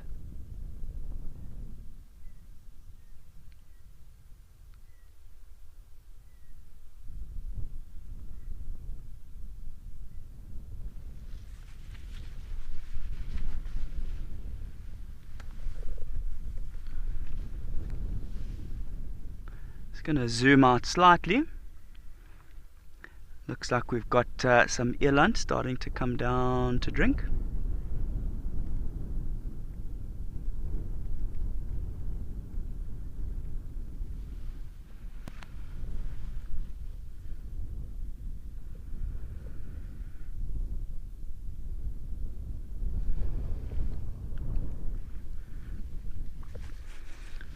Calvin, thanks for your question. Which animal has been the hardest for me to photograph? Sure. Hey, that's a good question.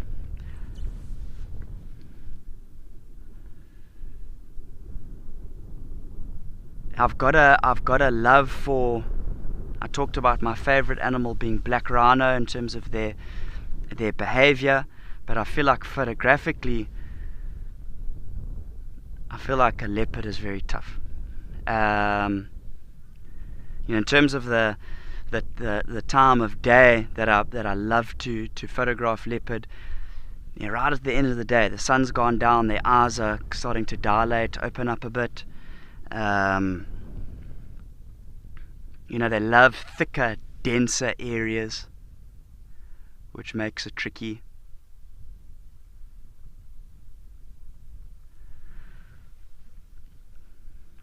On the other hand, giraffe has also been a nemesis of mine. There's quite a big area that you need to get in focus, both in terms of the height of a giraffe and sort of the front of the head all the way to the back of the body, which makes it challenging. And in terms of expressions, you know, giraffe's not a very sort of emotive animal in terms of showing expression.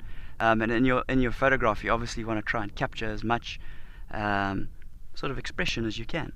So giraffe has been tough on my list as well.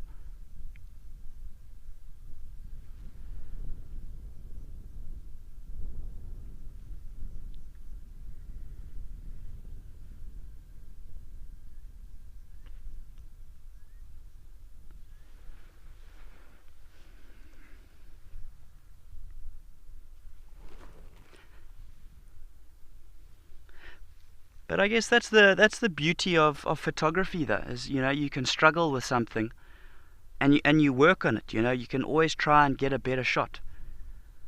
And I guess the beauty of digital, you know, you can put your finger down on the trigger and let it rip. You know, new cameras shooting at, you know, 15 frames a second.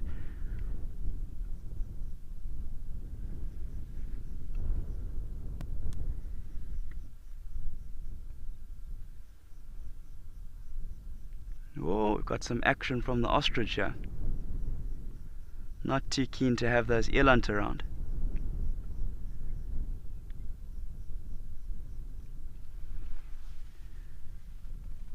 Look at the feathers flared out. Oh, there's a water monitor. I didn't see it. That's what. Look on the left-hand side of the frame.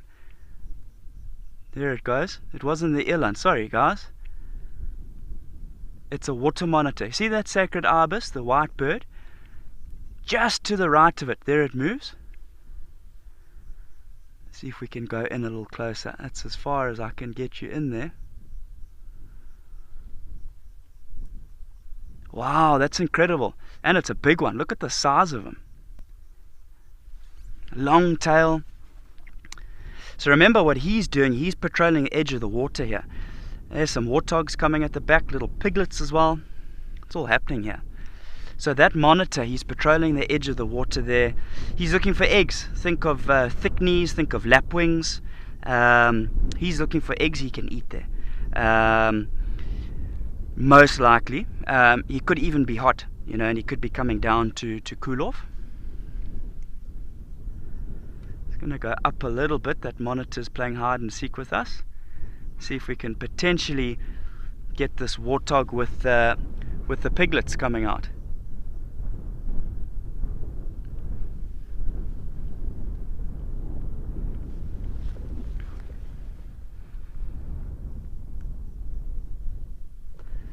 Sure, lots happening at the waterhole today. I'm definitely going to stay here, see what materializes. But in the meantime, let's take you across to Amakhala, where the elephants have returned to wallow.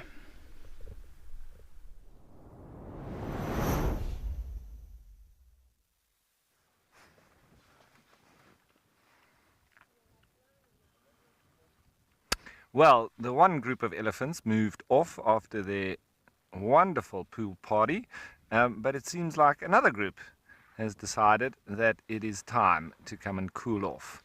So we have a different group of elephants here now next to the waterhole, but that is the same bull that's just entered the frame now on the left there that was pursuing one of the other females in the other group. And it seems these two groups have crossed paths, the other group leaving, this one coming in, and this bull seems to be taking an interest in some of the females in this group coming to the pool. Or maybe he just likes being around the girls next to the pool. Who knows? What I do know is that these elephants are just having the best time in the water. Look at that. Loving it.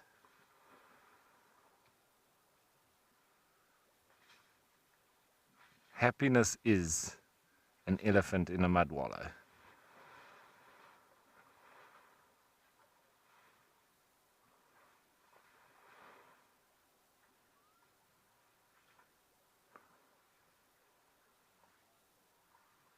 That elephant bull seems to be trying to woo that female. Maybe he's just enjoying her company.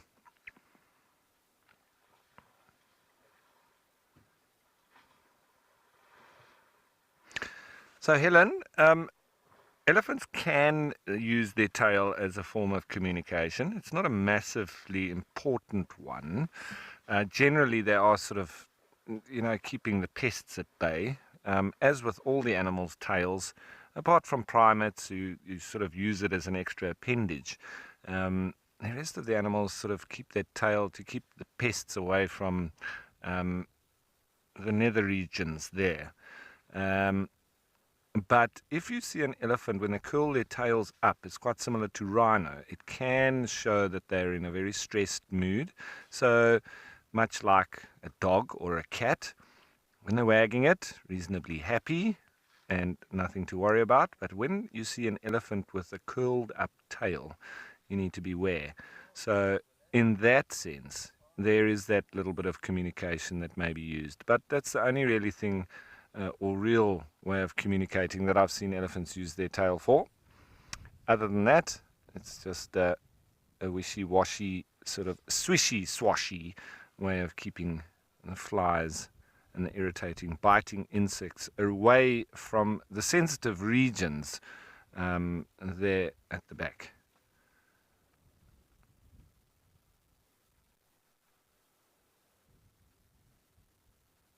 See there behind the ears, that's what they want to get the mud on. All those sort of network of blood that then goes to the brain.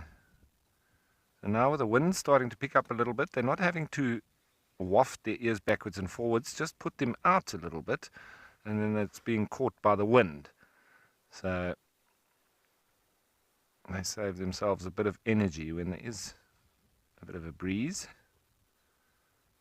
So I'm going to have a nice chew on a stick.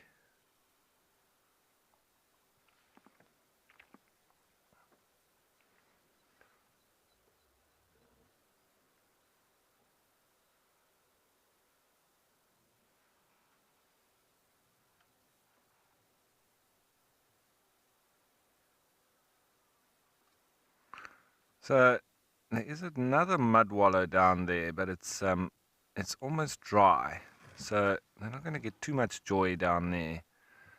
And that soil, as opposed to the little water hole that they've been washing in, is a lot whiter than this reddy browny color that they're currently covered in. So if they do get a bit of the mud there, it'll literally change their color as well.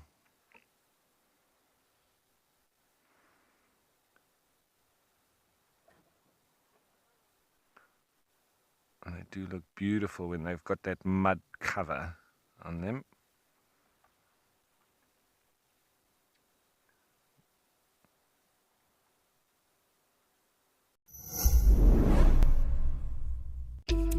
Here at Wild Earth, we take great pride in curating our best animal content for you. Would you like our very best animal stories, highlights, questions, and the inside scoop on all things Wild Earth before anyone else?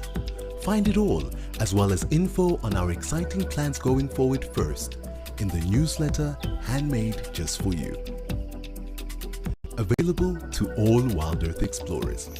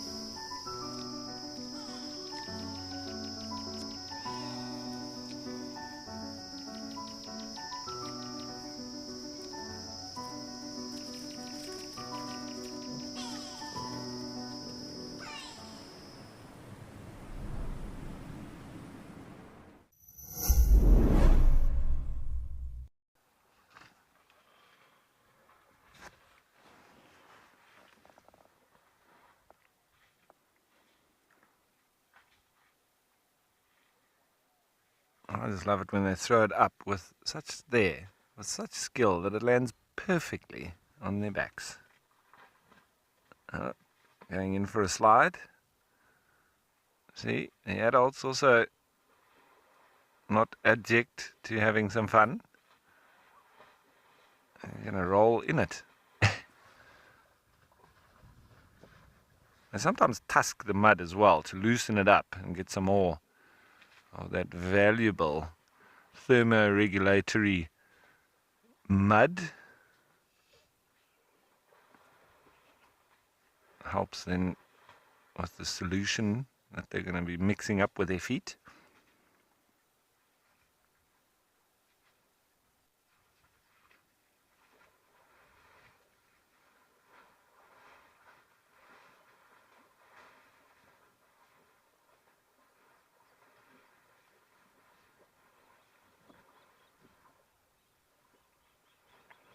Oh, that youngster's getting in there. The other one, going to go lie on top of him. Look at those two. Now, look at their faces. They're just pure sign of happiness.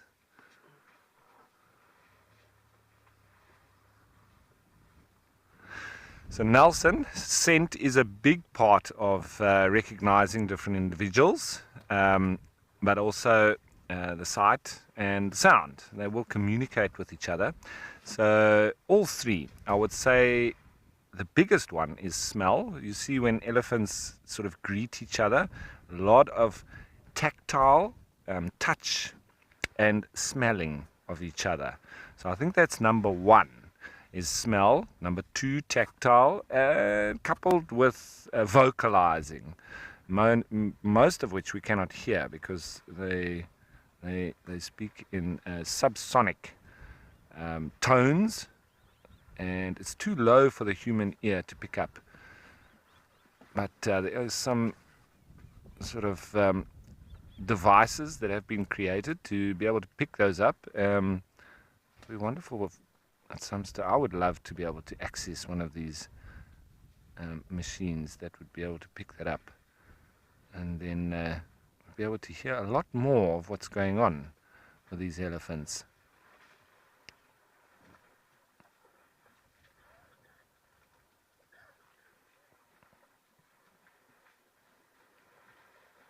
You know, people would often say they all look the same. How do they, sort of tell the difference between each other?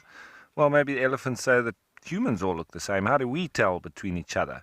But we've all got different tones of our voice. We've all got different sizes and shapes. As with elephants, there's particular uniqueness within the herd.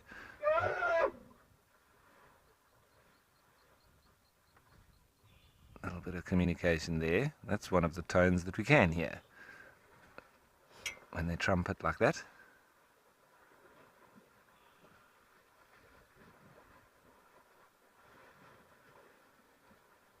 Getting stuck in.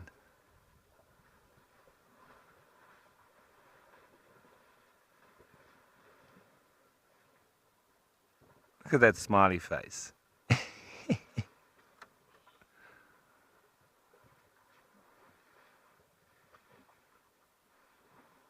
I'm going to go on the slippy slide.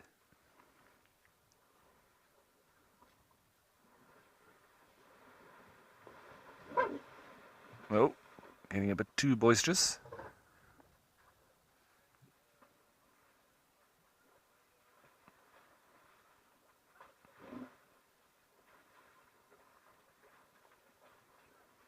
It's generally the young bulls that spoil it a bit because they get a bit too boisterous, and then the females are the ones that end it. And I think that was a bit of that bull on the right being told off.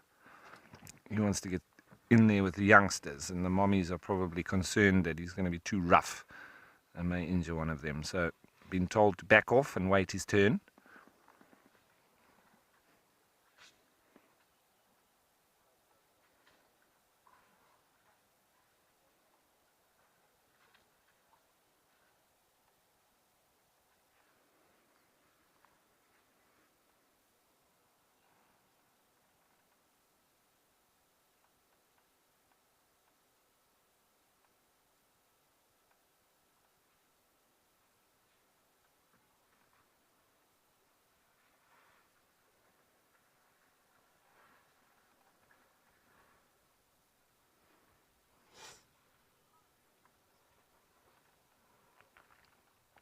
Jeff, I must agree with you. It is very precious. It's when the little calves are playing like that, for me, they're just the epitome of happiness. They thoroughly enjoy it.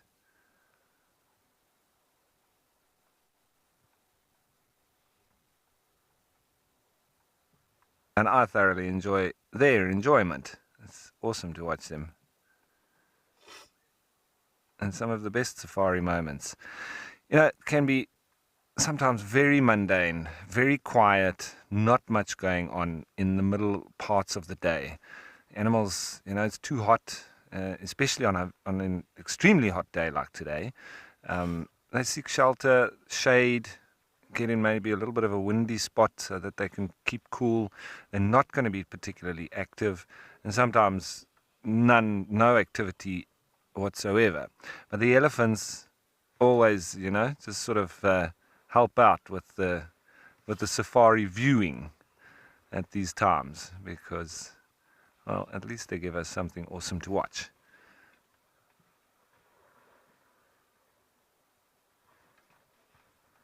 And this will probably be the highlight of this of the day's safari for the guests that are watching this herd right now.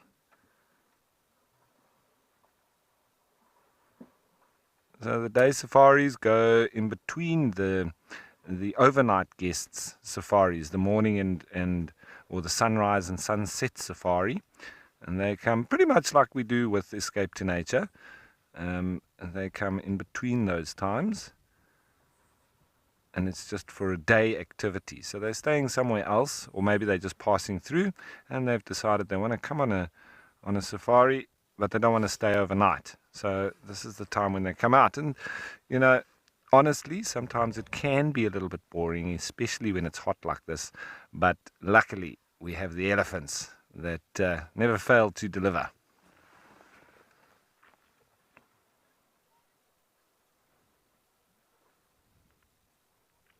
And they're very active in their wallowing as well. They don't just go and lie in the mud. They have lots of fun. They're spraying the mud. There's a lot of interaction within the herd, with young and old, and females and bulls coming to join in. Bulls normally following the females because they're pursuing them. And sometimes you have, reasonably young bulls who are just coming into maturity. And then they're a bit too boisterous, and then you have that mixing with the adult females that, put them in their place. And that's in contrast to the likes of rhino, as another wallowing animal. But rhino, it's lovely to see them, as always. But when they wallow, they sort of become very stationary. They just lie in the mud. So you don't get to see as much activity as you do with the elephants. So my preference, heat of the day, follow elephants.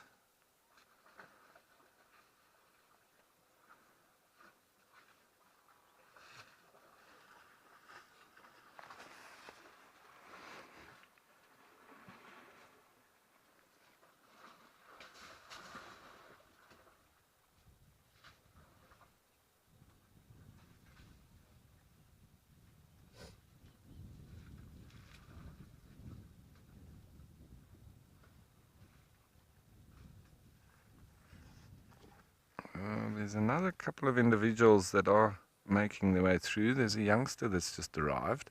Don't know if it's part of the same herd.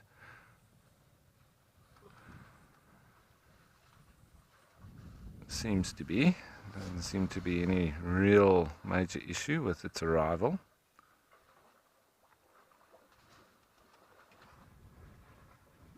There seems to be another big bull that's also on his way in as well. But we'll see what happens when he arrives. It's generally a bit of consternation when a big bull arrives next to a breeding herd. There can be a little bit of concern from the females. Oh, he's getting his kick on. Happy, happy chappy. I'm going to go on the slip and slide. Come on then. No, he's going to slide on out. There's a bit of a moonwalk. Moonwalking elephants, you think it's possible? I definitely do.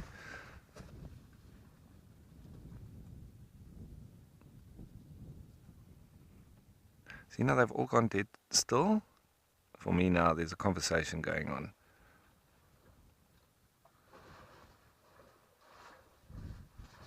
There's always one that's not listening, as the one that continues kicking around, but everybody else seems to be paying attention.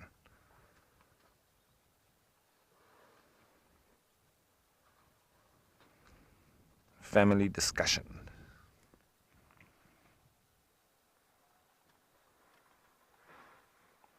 Maybe they're discussing what they're going to do next. Going to hang around the pool? Or they're going to head down into the Bushman's River. Go get into the shade, maybe do a bit of feeding down there. Or where to go for the dust bath after they've wet themselves thoroughly.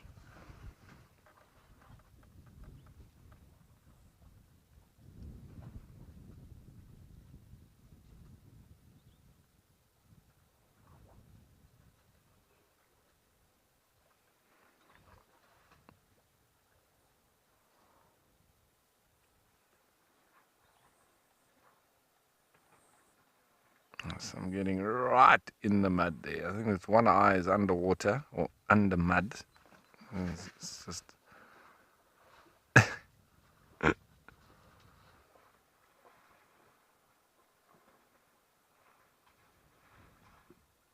see, and all those wrinkles, you know, it obviously helps because they're such big animals that they can have some stretch, but also that the mud gets in between.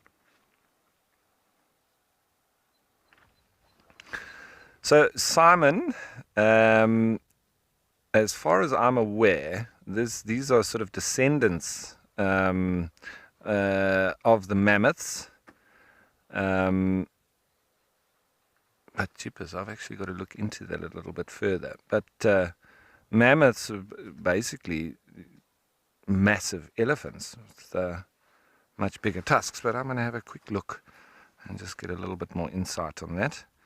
Dig into my books. Let's see what we can find.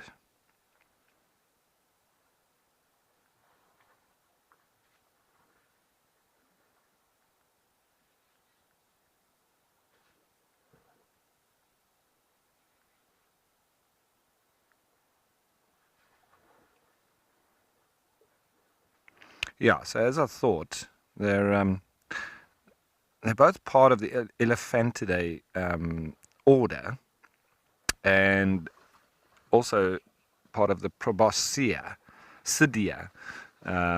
which is the trunk that they have.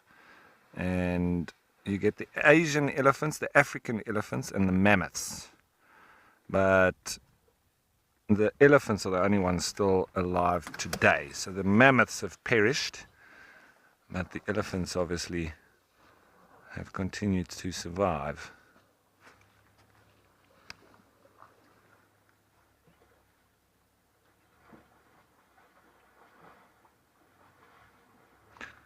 And a little bit more on that is that analysis show that the modern Asian elephant shares 95.8% of its mitochondrial DNA with the woolly mammoth. So it's almost the same, but not quite. The modern African elephant has a slightly smaller overlap, sharing 95.5% of its DNA with the woolly mammoth.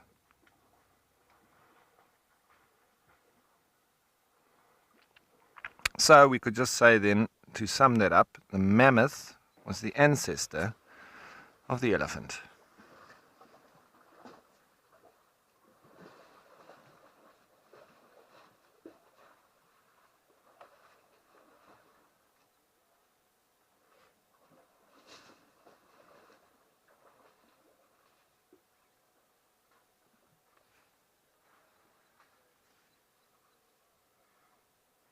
And generally speaking, we see a lot in these areas of the Eastern Cape with the naturally occurring elephants.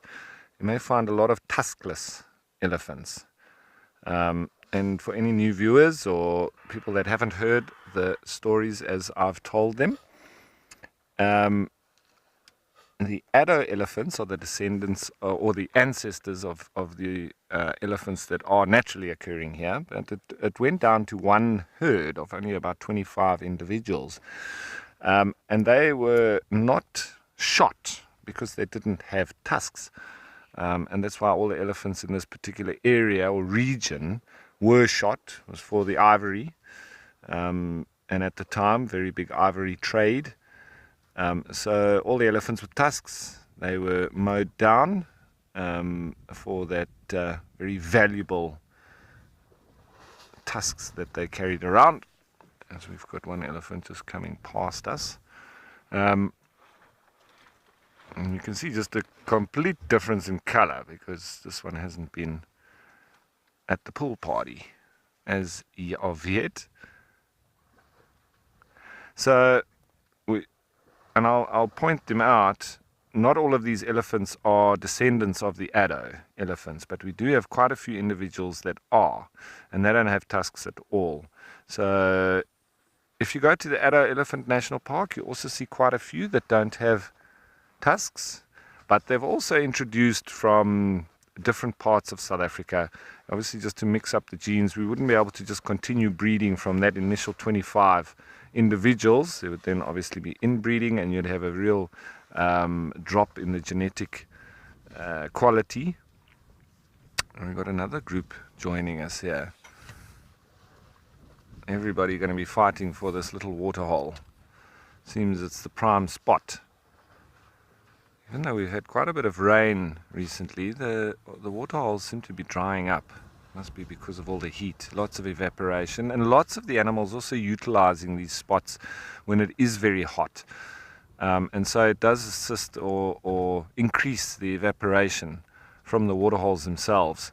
So they dry up a lot quicker when you have this kind of spreading of the mud and water around by the elephants and the rhinos or whatever else might be going in there, the warthogs, etc., buffalo. So that's how waterholes do dry up much quicker than they would if they were just standing. That spreading around of the water.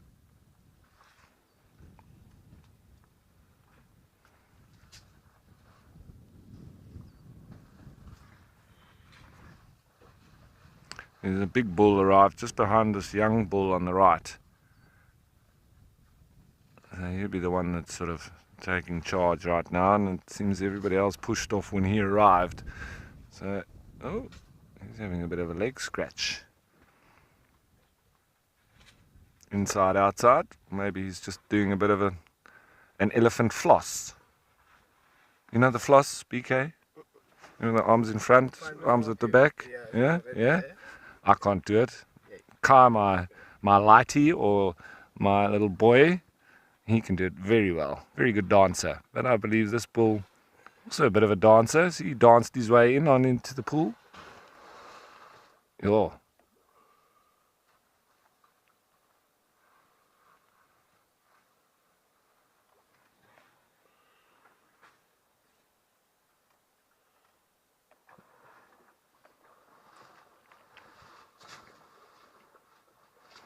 Now, yes, there is a question around the waterhole, but I'm not sure on the name of the person. But yes, elephants, when a waterhole does dry up, they can dig down in the same spot. And so, to answer your question, John, thank you. When that waterhole dries up, they may dig down deeper. If they know that there's water there, they'll be able to smell it. They'll either do that, or they may go down into the Bushman's River Valley where the Bushman's River is dry, but there might be spots, you know, especially on the outside corners of the bends in the river, where there may be water and a bedrock close to the surface, and they'll be able to sniff that out, and they'll be able to dig that up. So if water holes are to completely dry up, elephants will definitely attempt to dig out water. And I've seen it on numerous occasions with the desert elephants, where it's literally there is no water, but they know particular spots in the river beds to go and dig. And sometimes they dig over 2 meters into the river bed. They stand there digging and digging. I've sat and watched Voortrekker, the very famous desert elephant bull that sort of arrived in Damaraland and brought breeding herds down into the region and taught them the ropes. That's why he was called Voortrekker, sort of a pioneer. And he was an absolute master at finding water in these ephemeral rivers. So you might find that it's particular individuals that will be better skilled in finding water and digging it out. But you would have to wait until those water holes were completely dried out for you to see what the elephants would actually do from there. They become very clever in what they begin doing, because obviously now there's no reason to worry about where you're going to get your water from, because there's still quite a bit around. But it's when the adversity of water shortages hits that you'll then start seeing the real canniness and knowledge of the elephants, and ability to seek and find water in sometimes the most places that you would never think that there would be water there. But they can smell it. Extremely high sense of smell.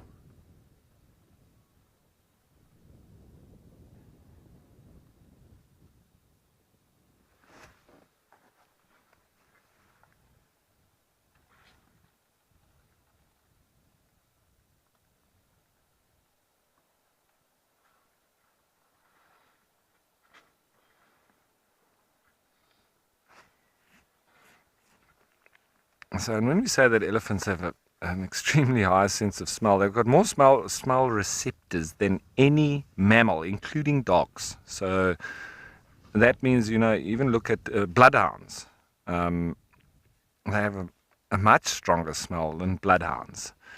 And bloodhounds have a much stronger smell than we can even imagine. So they can sniff things out from miles away. And they can also distinguish between each and every little smell and different plants and water under the ground, etc.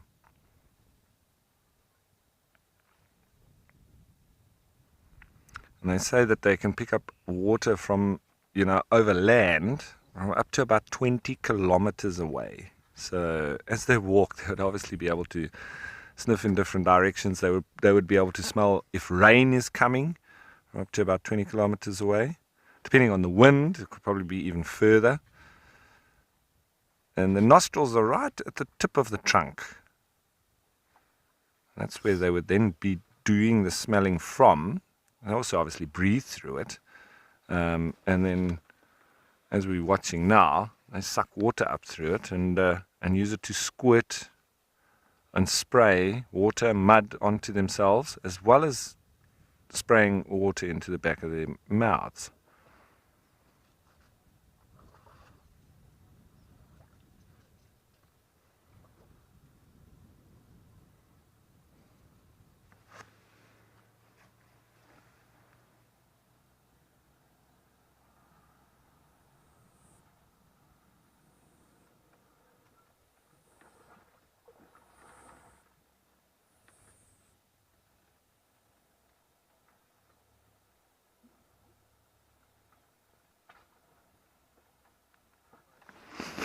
So for a long time, scientists actually thought that dogs had the strongest sense of smell. And it's only recent studies that have found that elephants way surpass that, the strength of smell of dogs.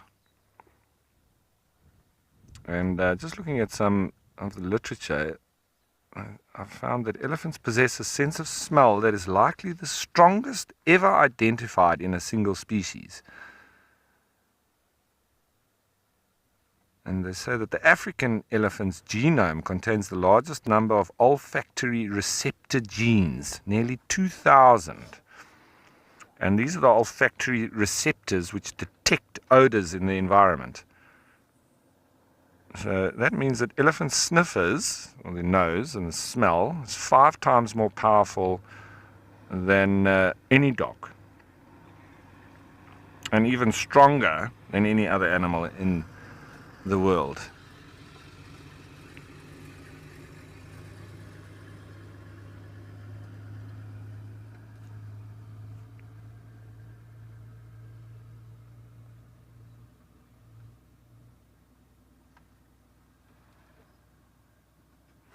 They say that humans, with our increase in sight, or the bettering of our sight, we started to lose, the real olfactory or smell receptors as time went on, as evolution took place. But it seems elephants went the other way. Their sight wasn't as good. Well, their sight is probably as good as ours, but in the animal kingdom per se, and so their sense of smell increased as a result of the requirements within their environment, and mainly I would say around food and water, having to be able to sniff it out and over long distances.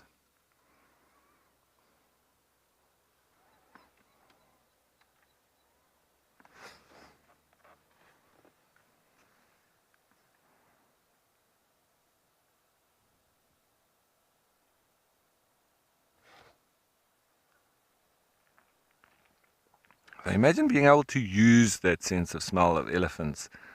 I think it could be very useful in airports for smugglers. I think there would be a lot more people caught out what they're trying to cross borders with.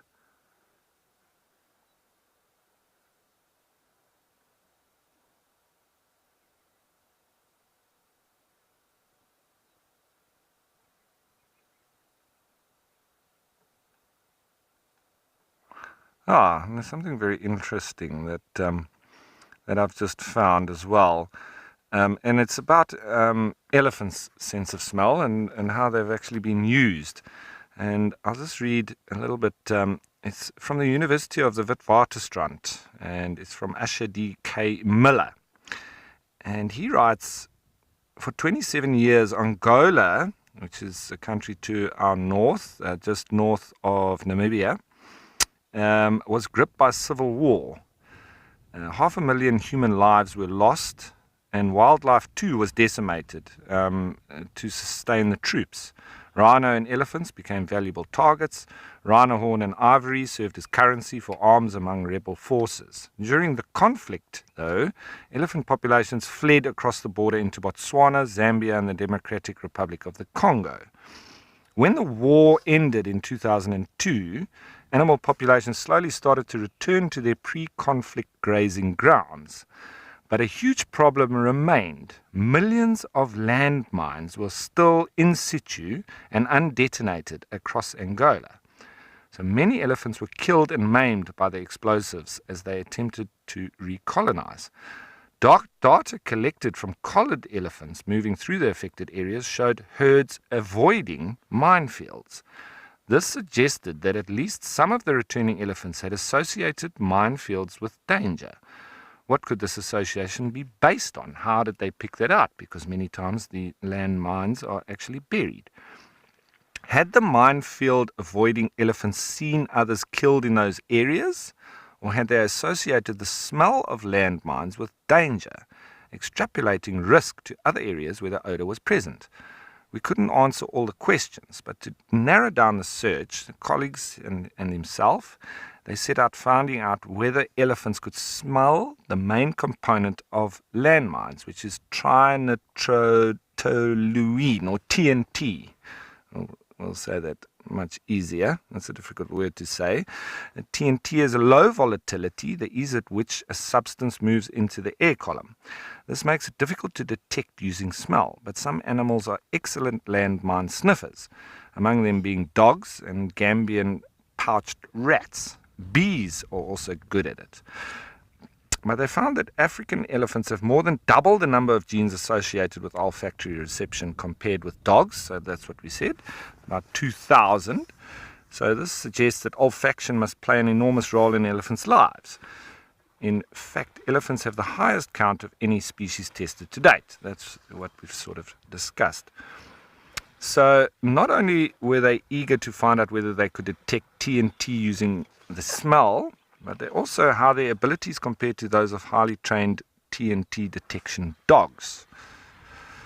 So they enlisted the help of 3 African elephants at Adventures with Elephants, an educational tourism facility focused on raising awareness about conservation, and they're using reward-based training techniques. They trained the elephants to indicate whenever they could smell TNT among a lineup of blank, non-smelly samples initially, and then later highly volatile distractor odors. So they went through all of these. The samples were individual filter papers loaded with trace amounts of one of the following: TNT, petrol, acetone, bleach, detergent, tea, or nothing at all, blanks. And these filter papers or samples were placed individually into a bucket, and sample buckets, 8 in total, were placed 6 meters apart in a straight line. The elephants were trained to walk along the line and investigate each bucket, raising their front leg and waving it over the selected bucket whenever they thought they could smell TNT. The results suggest that elephants are even better at one aspect of the sniffing process than dogs. The animal is currently considered the gold standard in landmine detection. So 2 metrics, sensitivity and selectivity, are incredibly important in detection science.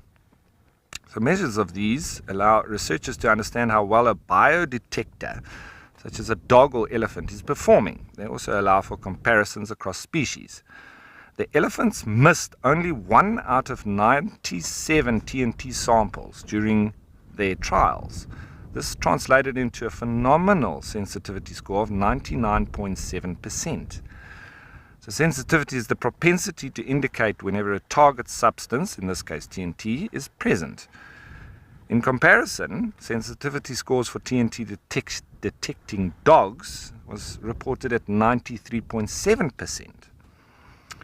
The elephants only made 6 false positive indications, mistaking 5 out of 53 acetone samples and 1 out of 24 petrol samples for TNT. This incredibly low frequency of false positives resulted in a respective selectivity score, that is, the propensity to only indicate TNT and not just any odorous substance, of 95.1%. This is a bit shy of the 100% score reported for dogs. The findings indicate that elephants are almost 5% more likely than dogs to indicate the presence of TNT when, in fact, there is none. But dogs are almost 6% more likely to miss TNT than elephants are. So it's obviously better for TNT detectors to be prone to false positives rather than false negatives. In fact, it could be the difference between life and death. So, does this mean that elephants should take over TNT sniffing dogs' duties? No. Absolutely not. We have no intention of putting elephants in harm's way. Their sheer size and weight makes them completely unsuited to being in-field TNT detectors. But it's a wonderful test to show that they would be much better at it than dogs.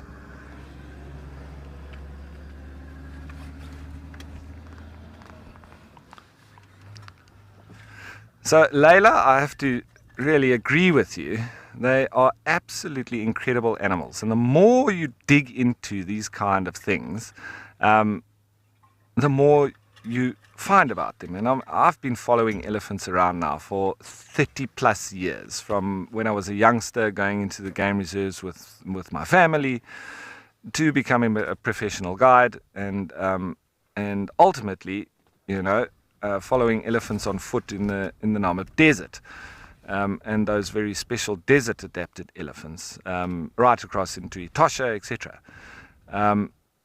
So I don't think we want to be using elephants as landmine detectors per se and training them in those very sort of unscrupulous means that it takes to train elephants. However, just observing the natural populations that do occur in these regions where landmines exist could help to show where the elephants walk is obviously safe and where they don't needs to be sort of sifted through. And Angola being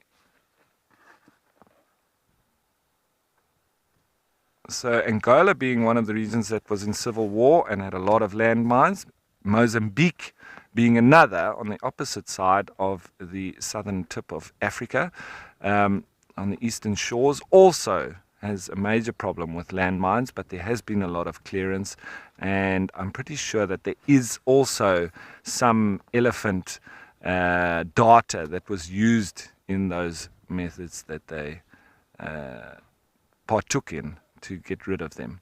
Anyway, fascinating. While we continue to see what else we can dig up on elephants, I think it's time to head you on back to Kariega.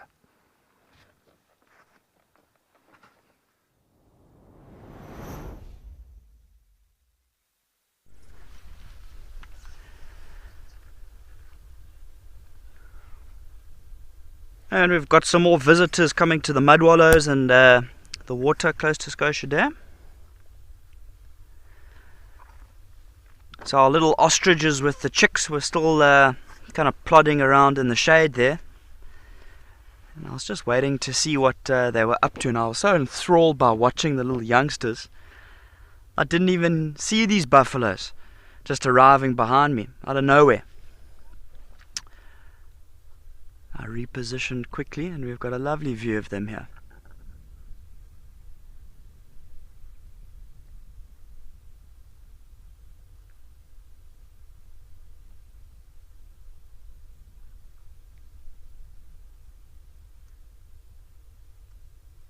I can see this one that's front left here. He's already been in the mud. He's got a nice muddy coat on the bottom half of his body.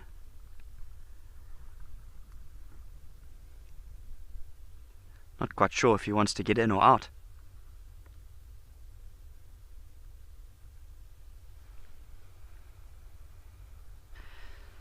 But yeah, I mean, yesterday was a very warm day. Today is cooking, and it makes you think. You know, these little mud wallows like this. If we continue to get this heat like this, and all of these larger bodied animals, all the buffaloes and the rhino and things keep coming down and churning up the mud, how much longer is this mud going to last? I mean, I feel like at the moment the consistency of it to coat their bodies is pretty much perfect.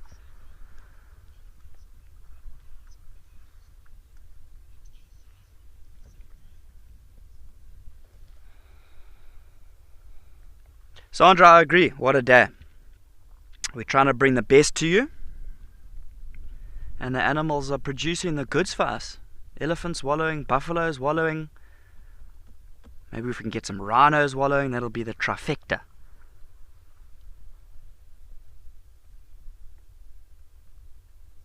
Yeah, absolutely incredible.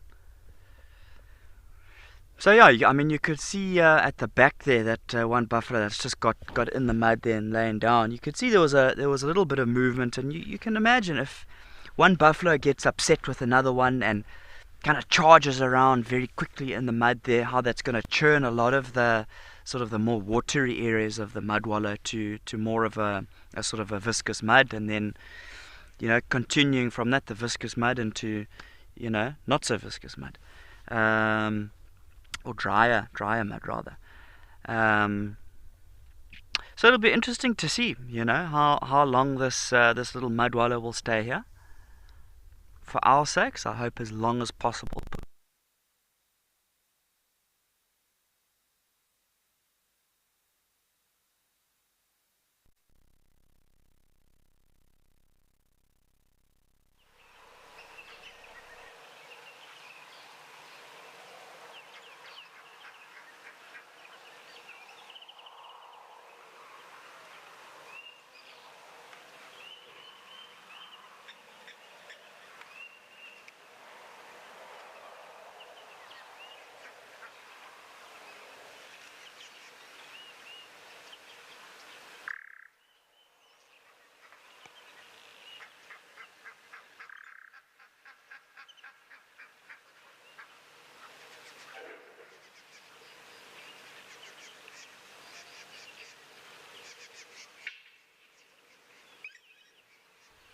Not too much going on. So we are just going to have to sit and wait. The clouds are slowly building, so those cumulus clouds are starting to form now. But really not too much other than the sounds and the choruses of the birds, but sounds of the wilderness of Etosha as well. So really not too much to report on right now. We don't even have the chorus of the Cape Crows, which is quite disconcerting, as I mentioned earlier, but something we'll just have to roll with looks like that is going to be the theme of the day. And more than likely because of rain that has fallen. The odd lapwing. But other than that, a beautiful scene.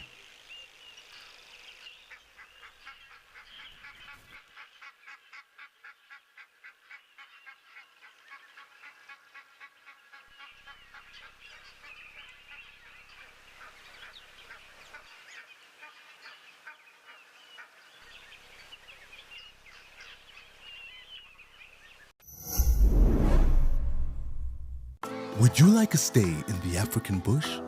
Open to all explorers. Sign up and stand a chance to win a 3-night stay for 2 at the fantastic Mashatu Lodge in Botswana. This bucket list prize includes daily safari drives, traditional African cuisine, spacious luxury suites, and a promise of sheer relaxation. Sign up now and stand a chance to win.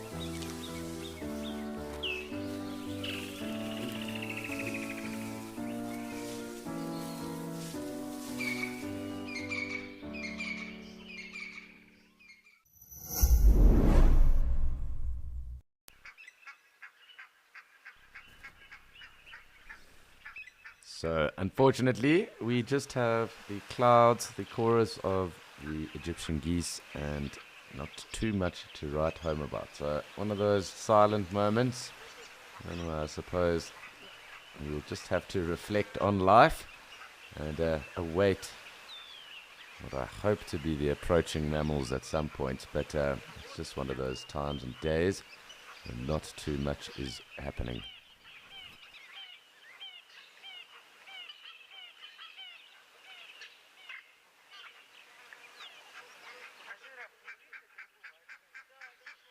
So along with that Egyptian goose, we did have that acacia pied barbet. I'm just going to leave us out here for now. Not even the odd springbok to enjoy at the moment. So yeah, I'm kind of lost for words. Much like the animals seem to be lost for the water. It's one of those moments. Quite actually awesome watching as the sun comes through the clouds. So great just to see that shadow moving along the concrete. And of course, just kind of listening and waiting for anything else to pop up.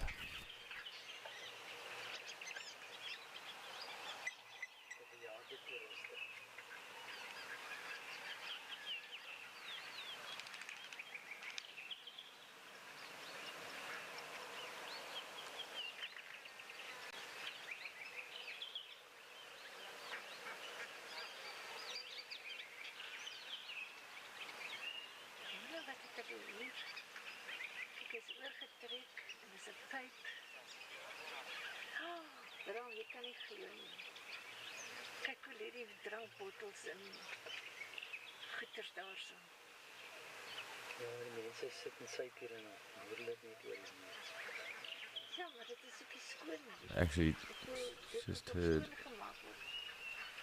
what I thought was an emerald spotted wood dove, but definitely not. I think it's actually just some of those acacia pied barbets, but something interesting to listen to.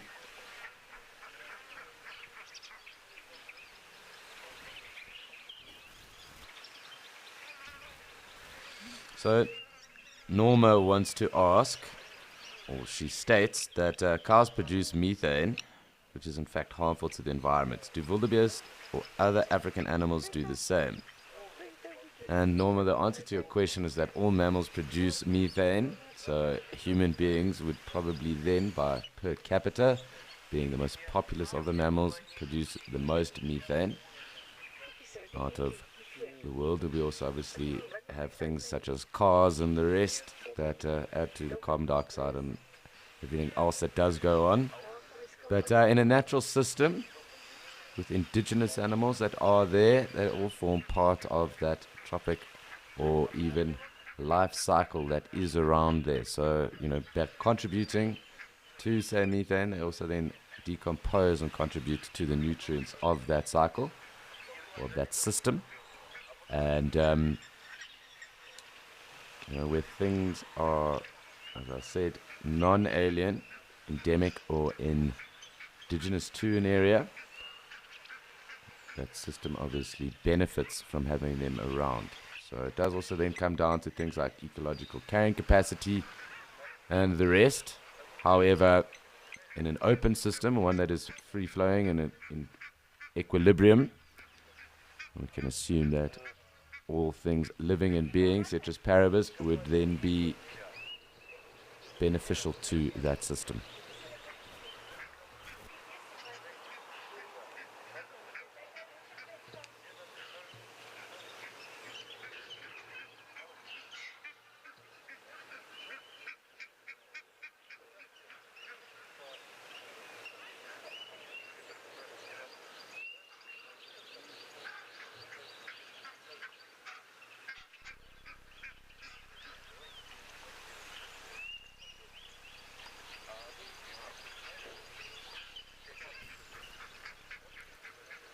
Hi, Crystal. Well, I'm glad you think that, and I agree with you. It does definitely look very serene and relaxing at the moment. It's quite cool just watching as the shade kind of dances around, the light coming through the cumulus clouds that are present, and giving that very cool shadowy experience at the moment. Kind of like a big disco ball, but just nice to watch anyway.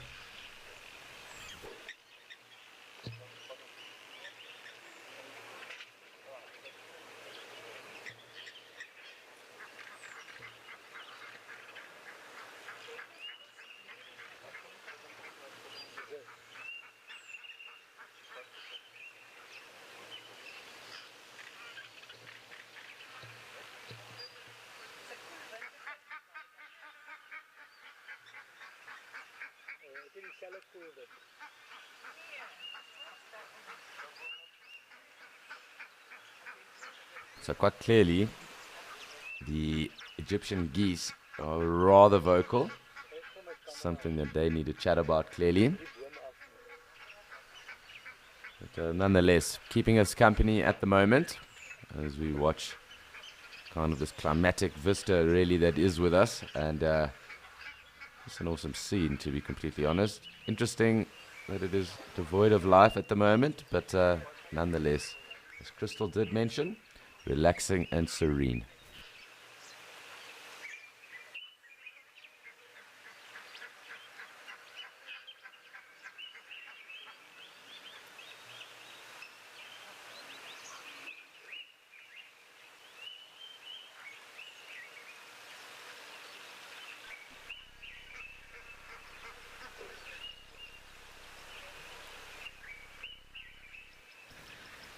So, interestingly enough, it happens to be Amakhala with all the wildlife right now, and we're back off to join Rolf and BK, who are inundated with life.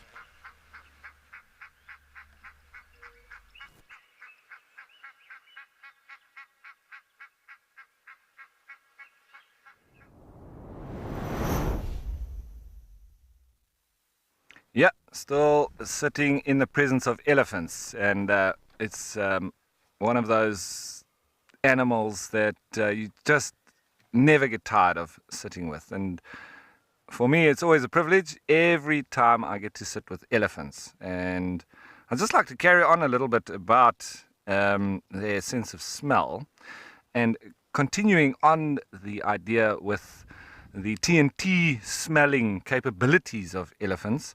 And especially in those areas where there has been civil war, there's been a lot of mines laid down. You know, it's when those areas sort of calm down that the local populations really do then suffer because of the mines that have been left. So with the ability of the elephants to sniff out TNT, obviously, they wouldn't want to send elephants in there, because they would be in danger of being blown up themselves. But remote elephant teams could act as valuable support to the demining operations in countries like Angola and Mozambique. And samples collected via remote explosive scent tracing by unmanned vehicles, such as drones, could be sent to the elephants for screening. And this, you would be sending those using captive elephants, such as in zoos or in safari parks. And the information gathered from the TNT detection elephants could be passed on to the demining teams working at the front lines, even before they are deployed. So this early warning system could then potentially save the lives of the deminers and their dedicated biosensor companions. But there's also other areas to explore. Elephants' ability to correctly identify and discriminate a learned scent from other odors suggests that they may also be useful in other biosensor fields, such as early disease detection. Now, detection dogs are used in medical and biological settings, and they've been used in biologically relevant models to demonstrate that puff adders are undetectable via smell. Specially trained dogs already screen for cancers, diabetes, epilepsy, alien invasives, harmful microbes, and pests. Some scent matching, are even able to match collected samples to individuals, foregoing the need for expensive and time-consuming genetic testing. The dog's performance in these fields is, in most cases, proving more reliable than mechanical devices. Elephants could rival dogs' sensitivity abilities in these fields as they did for TNT detection. They require less maintenance training than dogs to keep them on the target scent. Elephants are able to repeat the same tests with high success a year after their last trial, with no intervening maintenance training, so they have that ability to remember much longer than dogs. In addition, given their longevity, they can live to around 60 years in the wild, maybe even close to 100 years in captivity. And elephants, once trained, could serve as long-standing biosensors that far outlive any of their current biosensor counterparts. And importantly, biological appropriate tasks that engage natural behaviors to gain reward is highly stimulating for captive animals. So not only could elephants potentially save lives while sniffing out danger, they could have fun at the same time. And so making their lives in captivity a little bit better. Now, isn't that something wonderful to think about? The elephants could not only save lives with demining, but also detection of diseases. In their natural habitat,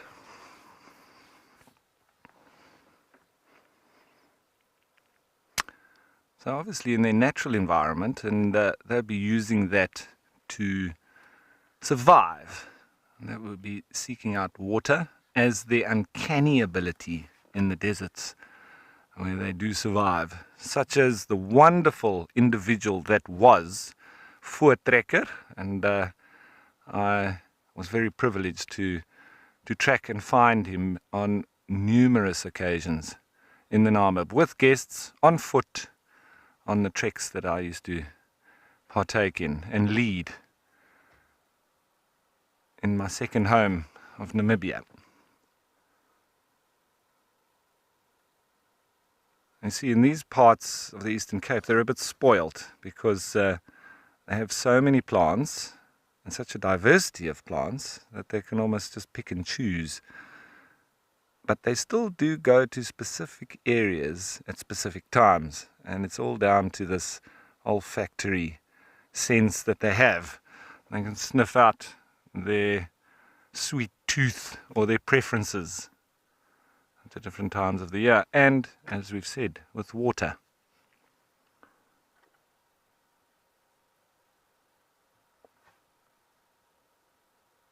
And then if we go back in history as well, we do know that a lot of the roads in Africa were built on old elephant trails because they would always take the easiest route through mountain passes, etc. And if we look across the continent, we can actually see a lot of the roads that have been built historically would have been built on ancient elephant highways. It would have been them that walked it and flattened it initially and pushed down the vegetation as well, also finding the easiest route. And they would have walked that for decades, if not centuries. And later on, the ox wagons and the likes would have used those routes, moved through. And later on, now we have tarmac that are using the exact same routes that the elephants anciently began.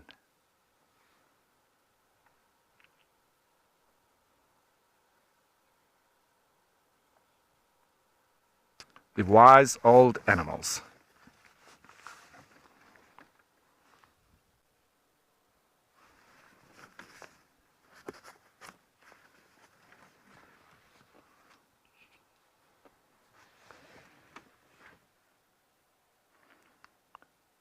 So, and coupled with that knowledge, also the real ability to remember over many, many years.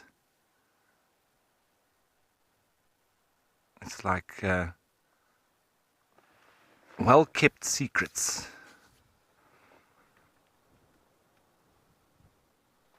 I was always fascinated with the desert elephants because we always knew when it was going to rain and the rivers were going to flood. And the elephants, days before the rains arrived, would leave the ephemeral rivers suddenly. And then we knew the rain was coming. And it always happened. When the elephants left, a couple of days later, massive cloud bursts and the rivers flooded. And they left the areas because obviously the youngsters would be in trouble of being trapped and drowning. And so they left to go to safer grounds, and they would then move inland, and the rain would then follow, and then they would know exact areas to move into, which shortly after their arrival would absolutely bloom with different plants, foliage and grasses, etc. It's absolutely incredible. And we saw that with, when the tsunamis hit, they said that there was a lot of animals in those regions that left for higher ground. But I think there's none more so canny in this kind of knowledge than the elephants. I think there's also a lot to do with the barometric pressure changes, not only the smell. I think there's quite a few senses that are being used to detect these kind of occurrences, and elephants being masters of it. So very important to watch the behaviors of elephants, and if they start suddenly becoming stressed, it's probably worth your while to work out why.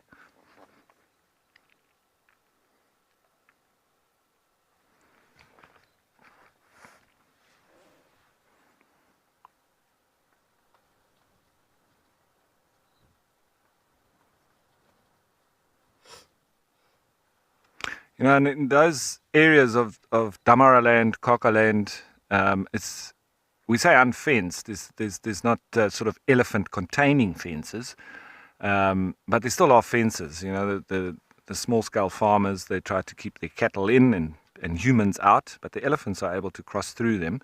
And on many occasions, I've watched the herds crossing gravel roads where there's fences on both sides, but the leaders go up to the fence and put their foot on the fence and push it down, which makes the fence lie on the ground, and they stand on it and let the herd cross, and then they walk over, and it literally pops back up.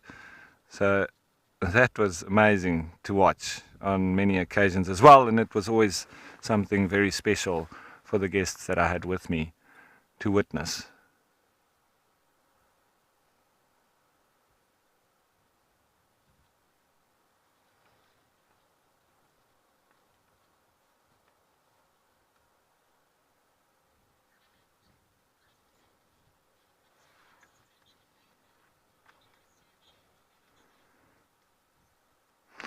Crystal, it's always a pleasure. You know, I just try to impart some research, some newfound knowledge, and my experience with elephants. But I like to delve into sort of different things. We often talk about the same things over and over again, but there's just so much more in depth that we can go.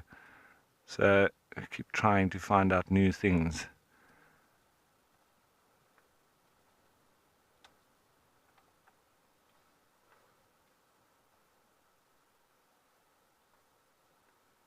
It's also something special in the Namib. The desert elephants don't push over trees as much. It must be about 5% of what the Kruger elephants, these Eastern Cape elephants, they push over trees here on a regular basis, sometimes, a few in a day, whether it's to get to the flowers of a knobthorn, or to the mistletoe that might be in a knobthorn, whatever. But, it does give the impression that they're quite destructive, which they're not. It does form a major part within the environment. But pushing over trees, some of them can be hundreds of years old. It does sort of lay found to a bit of a brush or bush clearance. Whereas in the Namib, it's quite important for them not to do that, because there's some trees that if they push it over, like the Acacia areoloba or the camel thorn, as well as the Faidhobia albida or the false acacia, both very big food sources for elephants, especially the seed pods that they produce at certain times of the year. They don't push the trees over to get to them like the Kruger elephants might do for those tasty morsels. They literally just shake the tree. So they don't push it over. They can. I've seen Voortrekker push over a couple of trees, but this was when he was just really trying to show his muscle. He was in full must, and there were females around, and he was just oozing with testosterone. And so I've seen him push over Mopani trees, which are not as sort of important for the protein that they get from the likes of the camel thorn and the false acacia. And the leaves, yes, there is very high protein in those leaves, but I would imagine not very tasty. So I think that would be a sort of a selected tree that he was pushing over. But I've never seen an elephant in the Namib, anywhere in Damaraland or Kouakaland or around Etosha, pushing over those selected trees that they really enjoy feeding on. And it's almost like they know that if they push that over, the food's not going to be there next year. And it's going to take many years for that to be replaced. So they literally are, less aggressive towards the bush in the Namib as a result of them having a food shortage in that water and food scarce environment. So they almost adapted in that way as well, not being as destructive as you might say to the animals in different parts, such as here where it's very lush, lots of trees around, and in fact sometimes it helps for the elephants to be pushing the trees down and just clearing things up a bit, maintaining paths, etc. Not so, though, in the Namib.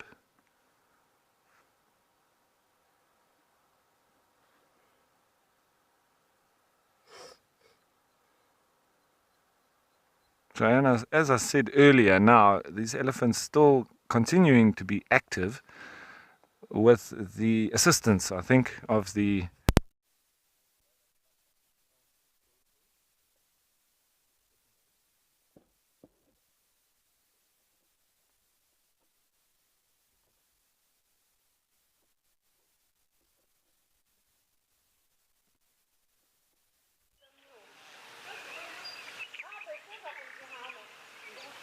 So unfortunately we did just lose Rolf there, but he will be back with us just now.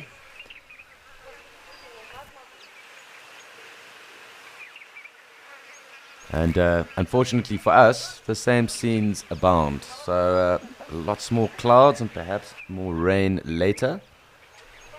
But we are still yet to see the movements of one warm-blooded, four-legged thing. Lots of birds, but not too much else going on. And really not even anything in the distance or vicinity, it seems. So one of those moments where I suppose it is a good time to be contemplative. Just assess what is going on.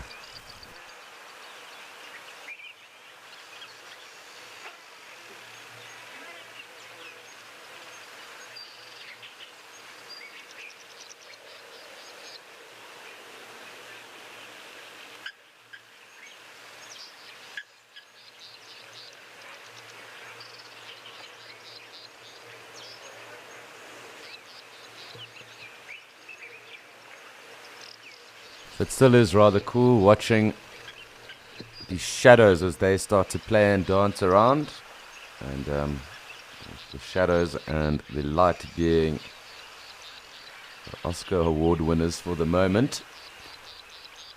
This is something cool to just notice.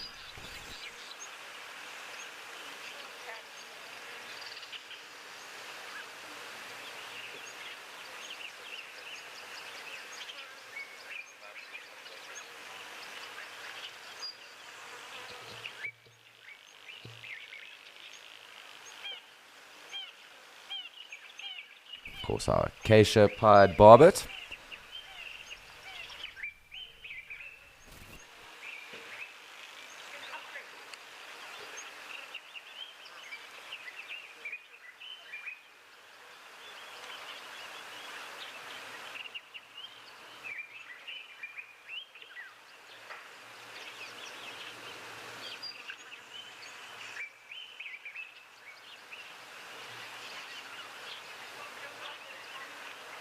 So I was doing some research on the different bird lists of the areas, and I did pick up that, in fact, yes, we did hear an emerald-spotted wood dove earlier, and they do occur here in Etosha.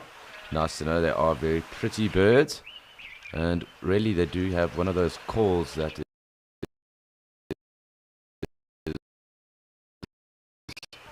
kind of synonymous with Africa. There's also the blue-spotted dove as well that does occur, but further north of South Africa and into really Zim, and so that being Zimbabwe, and up along the Zambezi into Mana Pools, that area, at least in southern Africa that I am aware of. There have been occurrences of them in Pafuri, as well as one or two other areas outside of the Kruger, but quite a rare sighting, and definitely for twitchers that are based in South Africa, blue-spotted wood dove is definitely one that you would try to find and add to your list.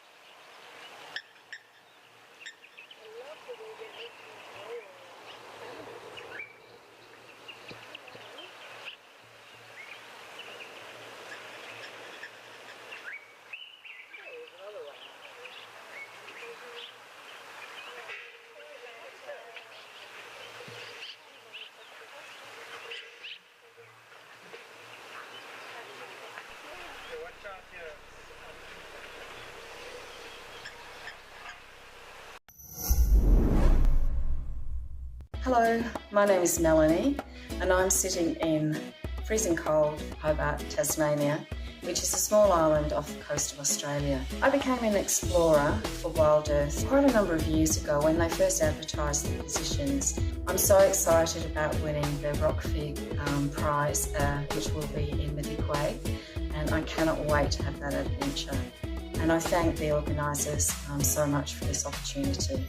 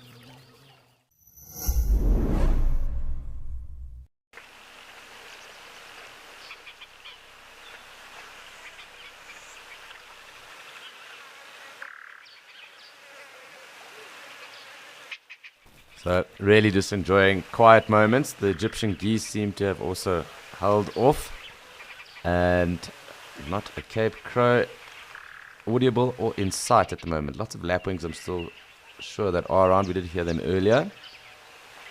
But quite cool being able to pick up the different bird audio that is around.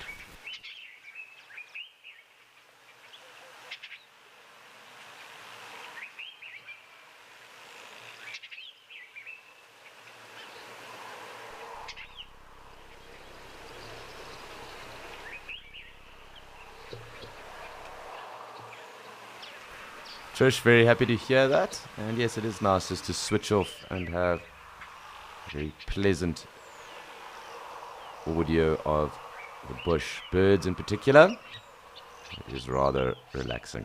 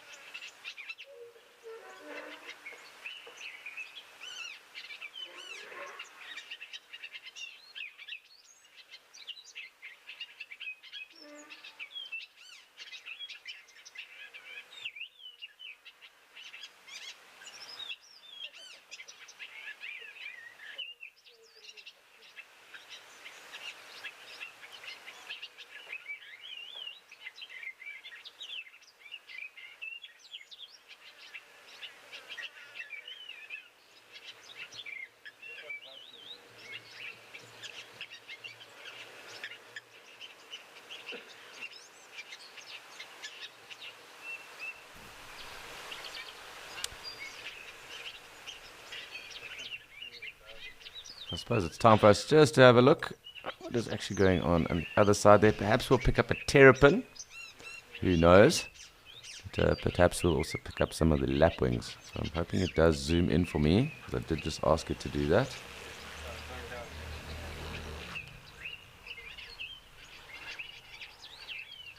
It seems to be moving, but not zooming at the moment. So I'm just going to have to wait a second.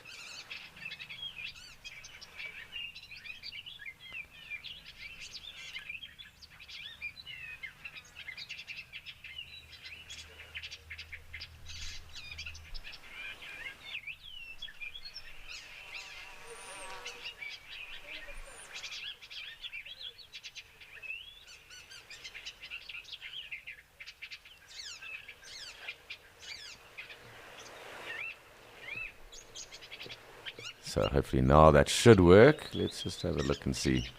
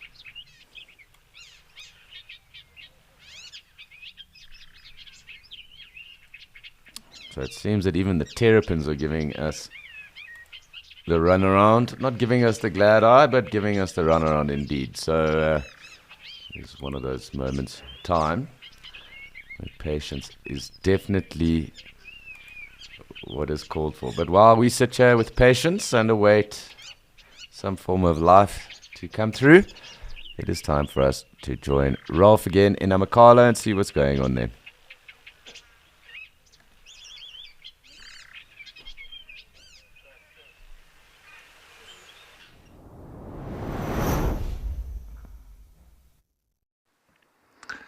So a lot of the herd is now just making its way down to the Bushman's River Valley there, as I suspected. Go for a bit of a wallow, have a dust bath, have a bit of a feed, and then head for shade. That seems to be the modus operandi for now. Now, lots of my guests have always asked me how intelligent are elephants, and we always say highly intelligent, but how is that proved? And once again, you need to dig into some literature, look for some studies, because other than sort of exhibiting or telling the stories of what I've witnessed with the elephants in the wild, and them searching out water, leaving different areas when they're going to flood, finding different food sources, etc. What else can we use to prove that? And they're exceptionally smart creatures. They've got the largest brain of any land mammal and 3 times as many neurons as humans.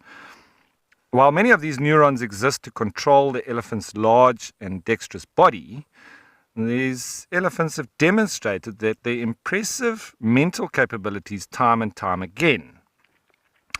And something very, very interesting is that they can identify languages. Now, that's got to be an intelligent animal. Researchers at the University of Sussex in Brighton, in the UK, have discovered that African elephants can distinguish differences in human gender, age, and ethnicity purely by the sound of someone's voice. If the voice belongs to a person who is more likely to pose a threat, the elephants switch into defensive mode. To test this, researchers found 2 Kenyan men found from different ethnic groups, the Maasai and the Kamba. The Maasai have a history of killing wild elephants, while the Kamba do not. The researchers recorded the two men saying, look over there, a group of elephants is coming, in their different languages, and played these recordings to elephant family groups at Amboseli National Park in Kenya. When the elephants heard the Maasai, they showed signs of fear, huddling together and moving away from the voice. But the same phrase, spoken by a Kamba man, evoked no reaction from the elephants. The ability to distinguish between Maasai and Kamba men delivering the same phrase in their own language suggests that elephants can discriminate between different languages. What's more, the same recordings made by women and children of either tribe left the elephants unfazed, suggesting that they can not only distinguish between ethnic groups, but between age and gender as well, knowing that men are the most likely to pose a threat, especially Maasai men. They can also use tools. In 2010, a 7-year-old Asian elephant named Kandula impressed researchers by utilizing tools from his surroundings to reach fruit that had been strategically placed just beyond his reach. After watching the fruit for a few days, Kandula had an aha moment. He found a large plastic block, rolled it over and stepped on it, propping himself up just far enough to be able to reach the fruit with his trunk. Now, while Kandula's aha moment didn't happen immediately, it stuck with him. He repeated the trick with other tools and even figured out how to stack blocks to reach even higher. So similarly, elephants have been known to use sticks to scratch themselves in areas they couldn't otherwise reach, and fashion fly swatters out of branches or grass. I've seen them doing that. Others have been observed digging a hole to reach drinking water, this we've spoken about, and then plugging the hole with a ball formed from chewed bark to prevent the water from evaporating, thus saving it for later use. Now, I might just have to reposition because we've got a pole there. So just allow me 1 second, because these two individuals are having a look at each other and I want to continue this conversation. How's that, BK? There we go. So these bulls just having a bit of a interaction there, and then we can continue on our little chat. So something else is they understand human body language. Now, I've noticed this when I've been out walking trails and being confronted with many different elephants. You can see the difference when you change your body language. And I always use this as a training tool with trails guides, that your body language is of utmost importance. But researchers recently observed evidence that elephants might understand human pointing. They tested this by pointing at food hidden in one of two identical containers and observing which container a group of captive African elephants approached. Without any previous training, the elephants picked the correct container almost 68% of the time. That's only about 5% lower than how 1-year-old human babies perform on similar tests. When researchers stood between the containers and did not point, the elephants approached them randomly. Then I think more on a human level, sort of closer to behavioral studies, they show empathy. A recent study observed Asian elephants comforting one another when distressed. The elephants in the study used both physical contact and vocal sounds as form of comfort, stroking one another with their trunks and emitting small chirps. The study concluded this behavior is best classified with similar consolation responses by apes, possibly based on convergent evolution of empathetic capacities. And then going on with empathy, they mourn their dead. This we know, but I've seen them going past elephant carcasses in the Namib, and the tracks is just incredible. The amount of herds that go past dead animals and spend time there. But it would be a stretch to say elephants or any other animals understand death in the same way that we do, the humans. But elephants have demonstrated fascinating reactions to the deaths of their kind, often displaying what appear to humans as symptoms of grief and mourning. They caress the bones of the dead with their trunks and will stand near the body of the deceased for hours, Sometimes they even try to bury the remains. They don't behave this way towards the remains of other animals. And in this way, it really makes you believe that it's particular to their own kind. Now, something very incredible is they can mimic human voices. An Asian elephant named Koshik baffled researchers in 2012 when they realized he could say 5 words in Korean. Imagine. If you consider the huge size of the elephant and the long vocal tract and other anatomic differences, for example, he has a trunk instead of lips and a huge larynx.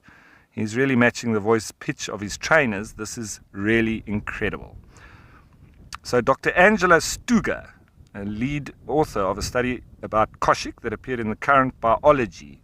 While it is almost certain Koshik doesn't comprehend the meaning of the word, the researchers believe he began mimicking sound as a way to bond with humans, which were his only form of social contact during his formative years. Shame. So he was on his own, and so looking for contact with humans, and that goes along the lines of the story that I've told on many occasions of the Addo elephant bull that was the last surviving bull, looking for solace and contact with whales on the beaches here in this particular area that we are right now.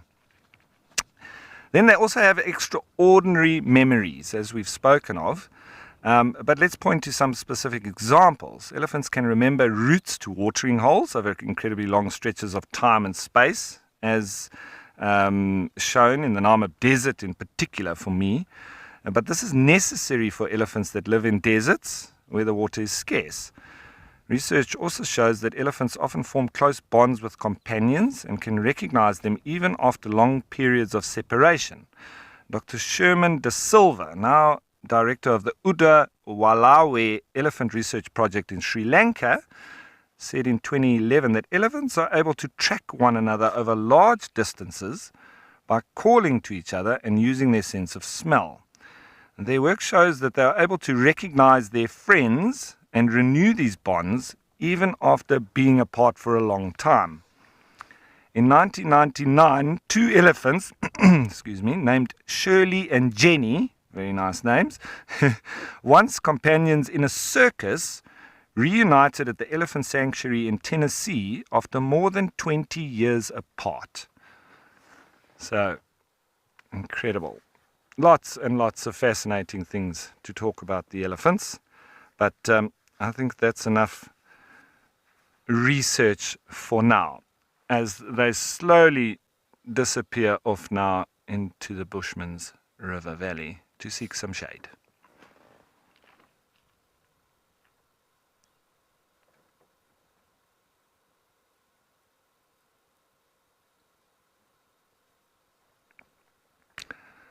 So it seems a little scuffle that they had is now over.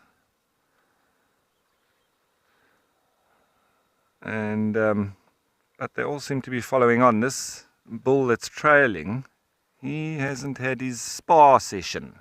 I think he's missed out. He's more interested in fighting with that other bull.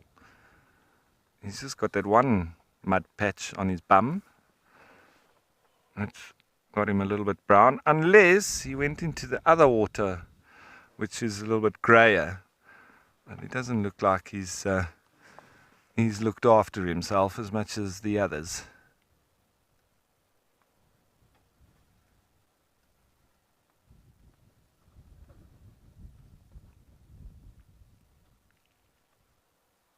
I think he's doing that same grabbing of tufts and kicking it out with his foot there. They're just struggling to get it loose. And then eventually you see them throwing off the dirt. And then in the mouth it goes.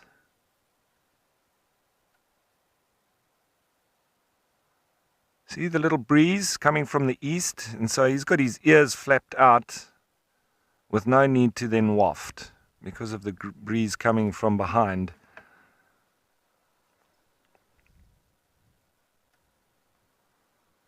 Conserving his energy, as you would, as such a big animal,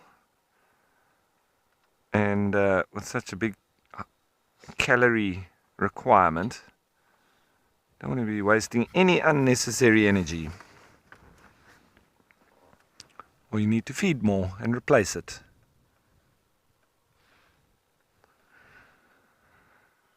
So, a few clouds forming, but I think later on this afternoon we're building for a storm.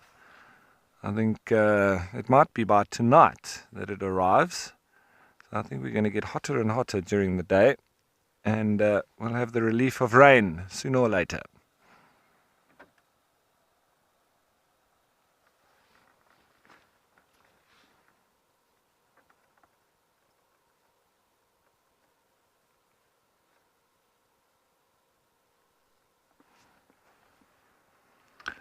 The disappearing bum.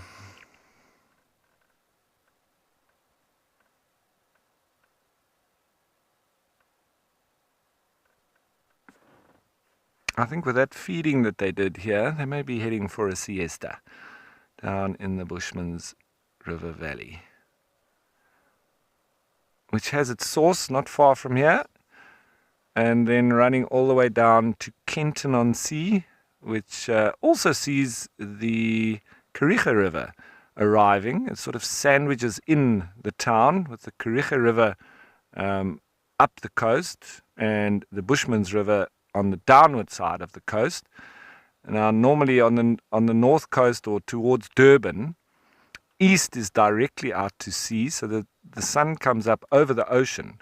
But because the way we orientated here near to the old Port Elizabeth, now Gqeberha, we have east is up the coast, west down the coast, and south almost straight out to sea. So if I say that the Kariga River is up the coast from Kenton, it's on the eastern side, and the Bushman's River is on the western side. So it's quite strange, the orientation that we find ourselves in here, and it always confused me, having sort of began my coastal living in the Natal parts, or KwaZulu-Natal, where, as explained, east the sun comes up over the ocean. Here it comes up the coast. It's quite strange. But because we're in quite a big bay, Nelson Mandela Bay, as it's now called, I always still have the feeling that the sun should be coming up over the ocean, but it doesn't, and that's pretty much south. So when we're looking out to sea, we're almost looking straight down towards Cape Town.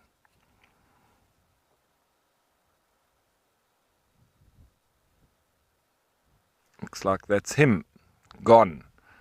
And I don't think we'll be seeing these elephants now for a few hours at least. They're going to be going for a siesta. They might do a little bit of feeding, but I think with them having cooled down, they'll just be utilizing that, and it will extend their cool sort of part of the afternoon while it's getting very hot here out in the open. Anyway, I think we'll start up and see what else we can go find. It was lovely time spent with the elephants. Let's see if we can go find something else. And speaking of finding something else, let's see if there's anything else at Djuma.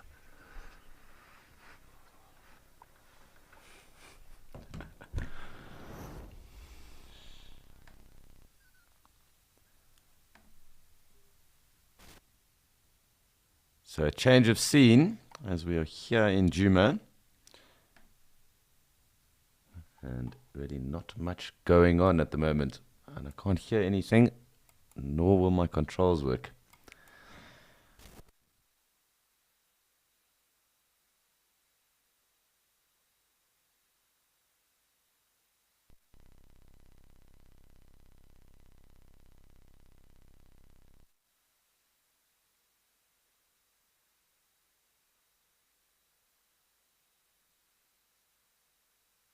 So it does seem like we're going to have to just do a little bit of tech work here, and we're off to Okakuyo to see if anything has decided to join us there.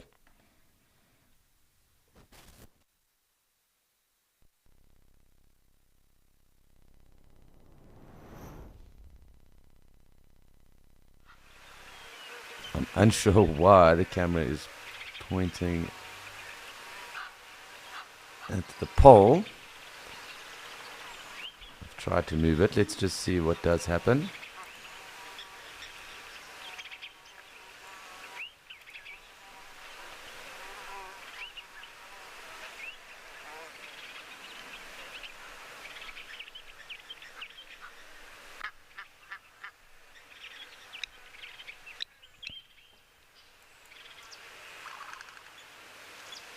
So I am moving the camera, it's just taking forever, so please do bear with me.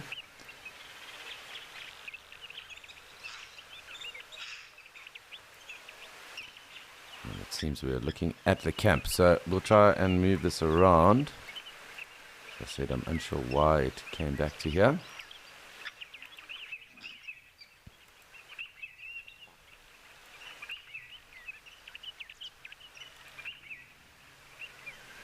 Clouds are definitely building, so I, for one, am thinking that there is a high chance of rain, but perhaps later on, I'm sure this evening, and we'll just have to see what does unfold, but really not much going on at the moment. 2 Egyptian geese, and we'll just have a look at them. One of the dab chicks, I can't see the other at the moment, but seems that these guys are our friends for now. It looks like 1 or 2 blacksmith lapwings. And actually, jokes, some Egyptian geese goslings. So I can count 4. Actually, it looks like 5, to be completely honest. So lovely to see. So clearly, a goose that has been around and been singular has been awaiting the birth of his goslings.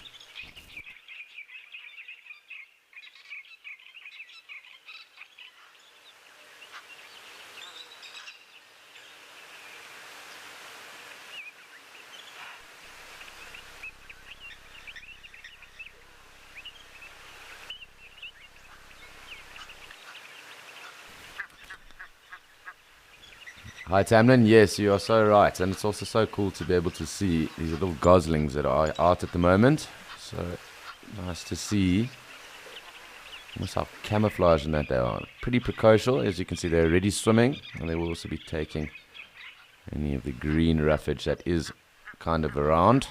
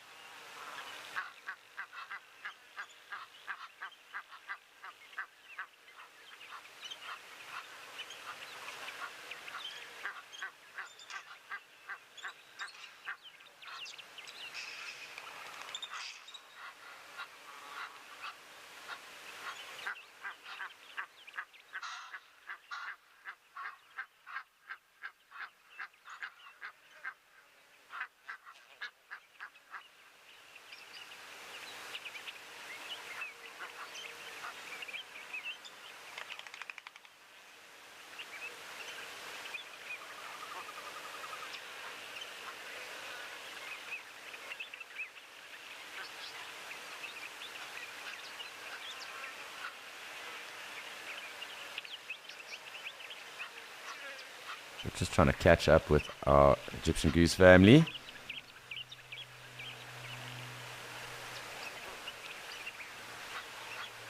I'm just going to have a look and see. But lovely to see how this green is starting to pop up at the moment from all the rain. So most definitely supplying these geese with a little bit of food.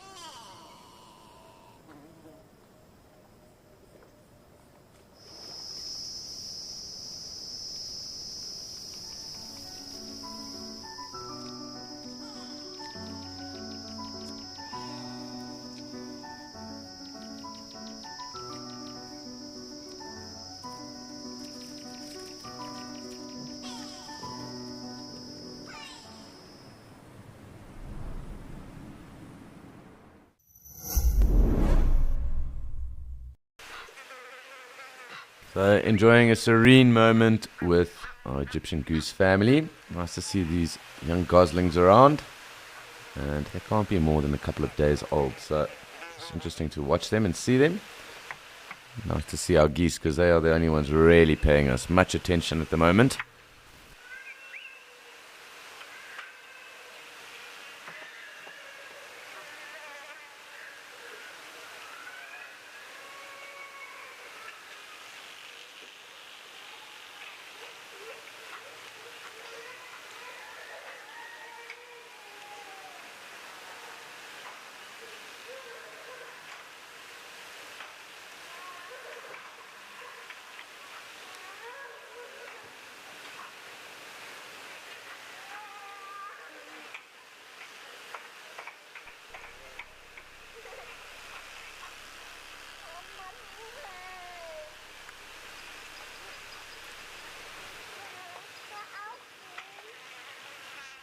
Hi Shelley, and I do think that is probably a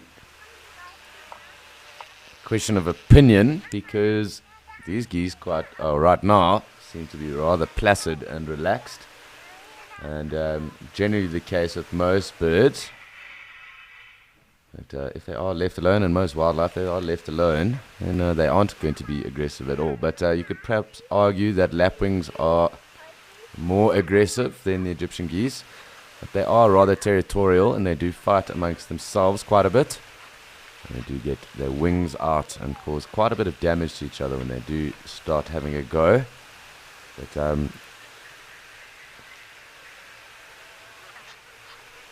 as I said, definitely a question of opinion, because like most things, if they're left alone, probably not going to cause much of an issue.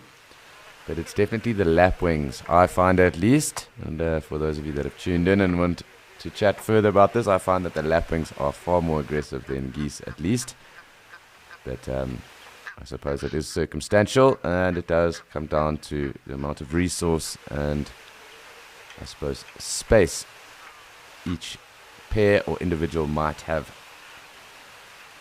to access.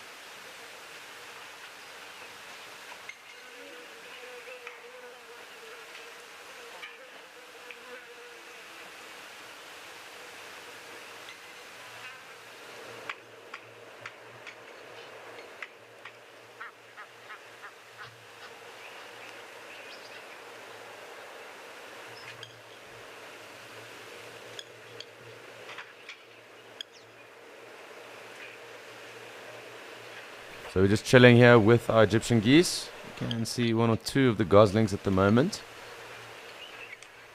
Wind slowly starting to pick up. But, the geese enjoying a quiet meandering around the dam at the moment.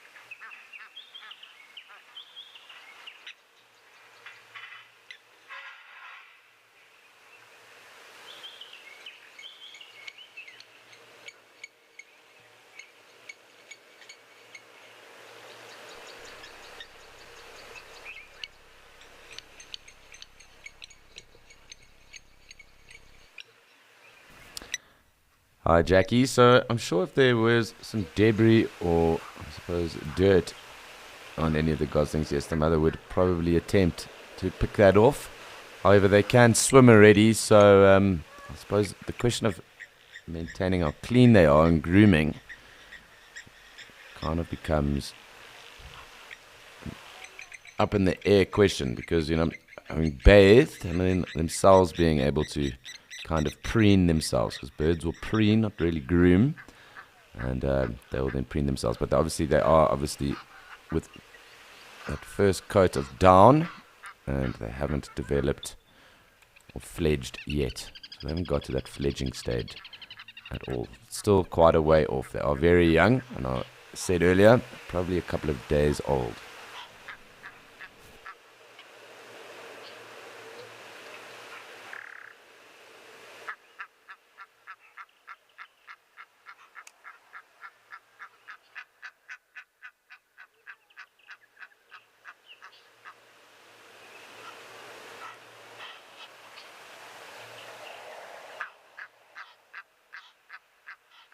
So quite cool to see the geese almost shielding those youngsters. The dab chick also staying away from them.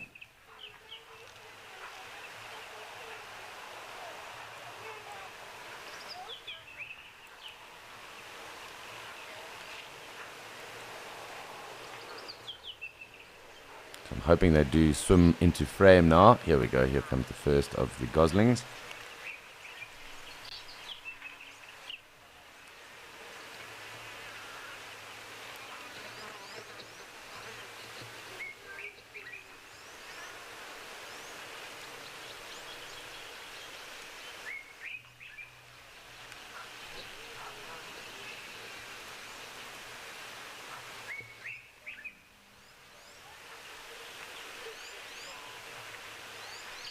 So you'll actually hear the audio of some blue waxbills.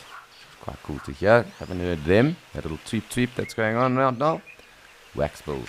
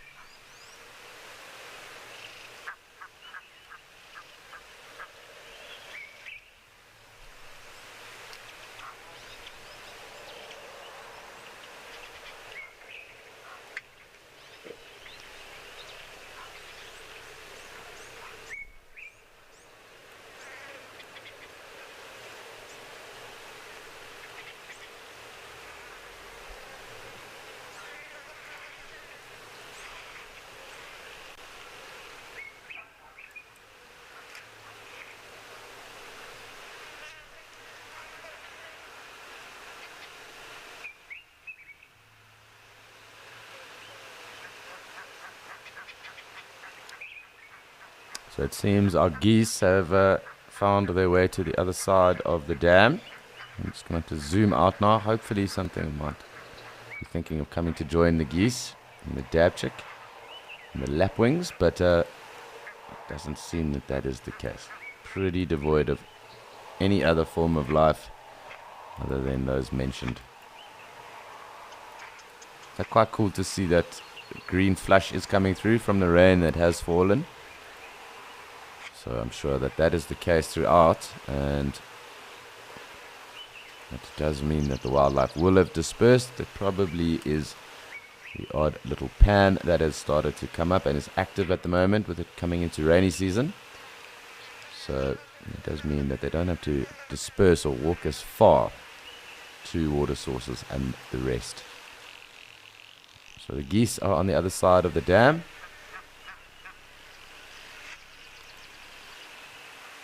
But as I said, this is the story of our day today. But that isn't the case down in Kariega with Nick, and he's got something awesome to show us.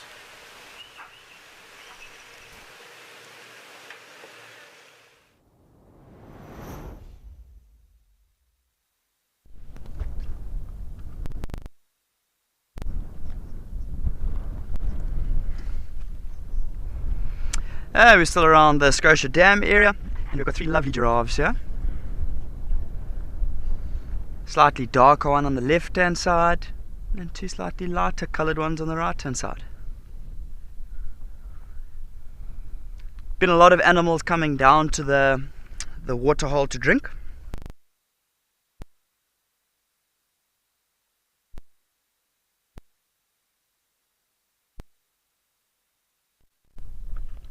Show with the heads of the giraffe here kind of sticking up above the horizon kind of made me think about it, you know, taking photos and you want to try and get a nice clean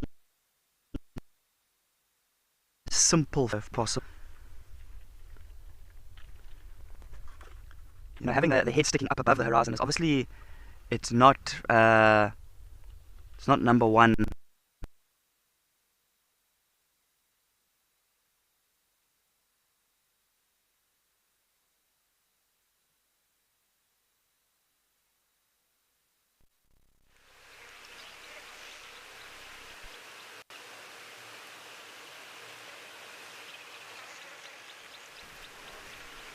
So sadly we did just lose Nick, but he will be back with us again. However, back here in Okakuyo and just watching the Egyptian geese as they saunter along the water's edge.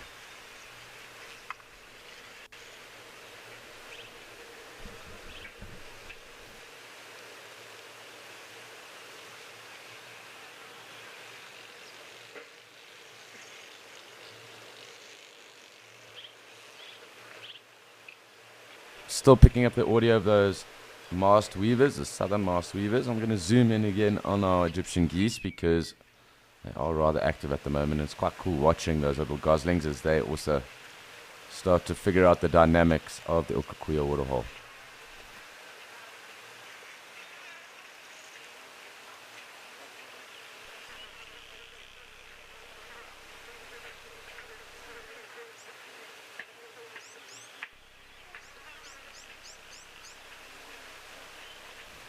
So we're still picking up some of the audio of those blue waxbills and just watching our Egyptian goose family as they move along the water's edge.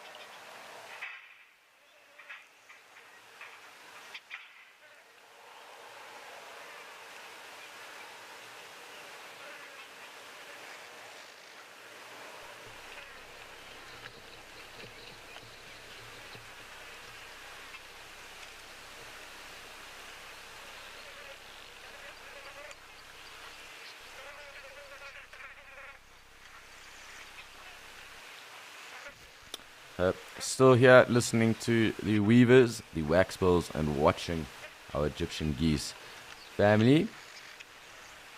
So quite cool just watching those little goslings as they move around and figure out life.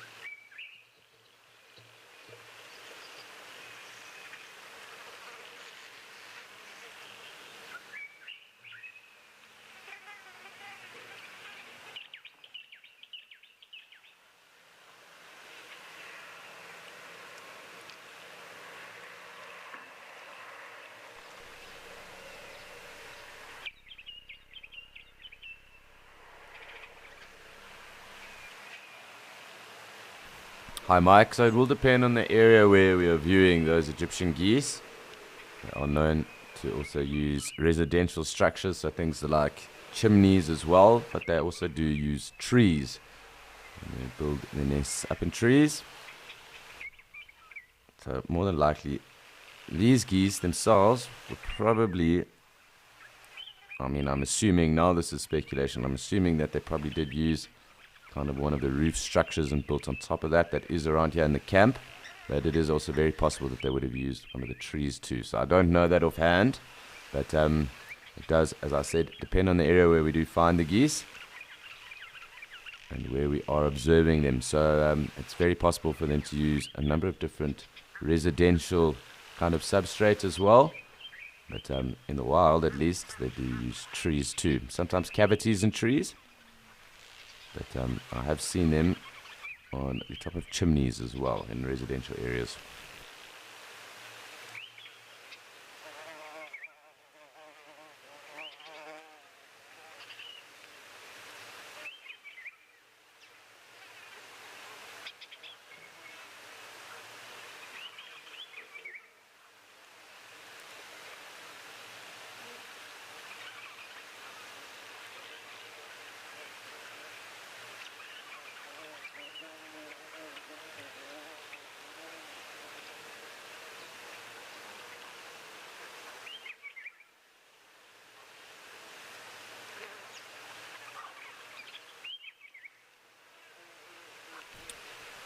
So I'm just going to scan across, keep track of this Egyptian goose family and what they are up to. So it looks like a little bit of feeding, but mostly just swimming.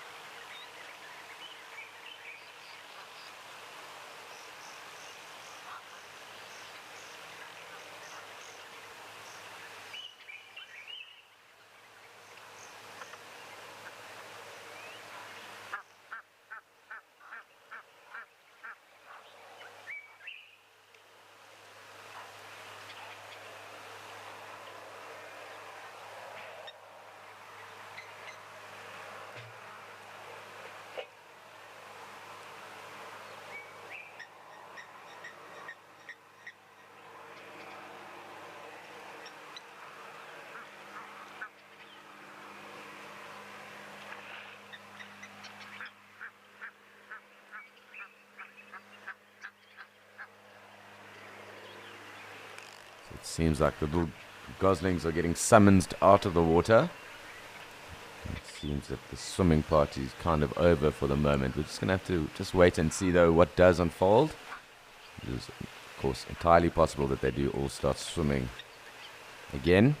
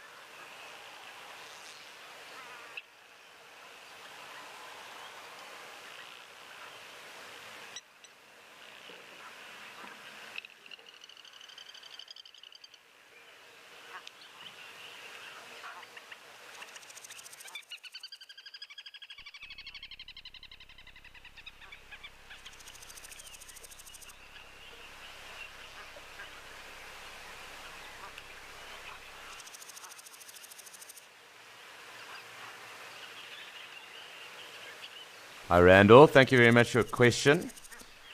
And a very interesting one indeed, wanting to know the differences between the males and the females. And it's generally size that we would use to gauge the difference between the males and the females, with the males being bigger than the females, which isn't always the case with birds. There are a number of different birds where the female is in fact far bigger. And in particular with the owls and birds of prey. You see them also having to obviously produce eggs and the rest. The females are then known to be bigger and also have deeper calls at times as well than the males. But with the Egyptian geese at least, it is the male that is larger, also has a thicker neck than the female. And its call is also a little bit deeper as well, so differing to the female goose. So of course then the goose, the difference then with her would be that she's obviously smaller, and I did allude to the male having a thicker neck, so her having a slimmer neck than the male.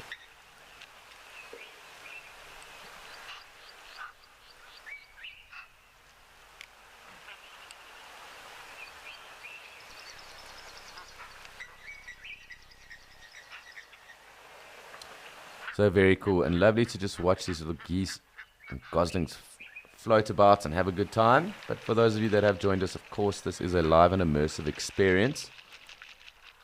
And it is also your journey into the African wilderness with us. So please do send through your questions, your comments, points of interest, things you want to know about. It is lovely to interact with you guys as always. And it definitely keeps us on our toes. So do send them through. As I said, it's always great to hear from you.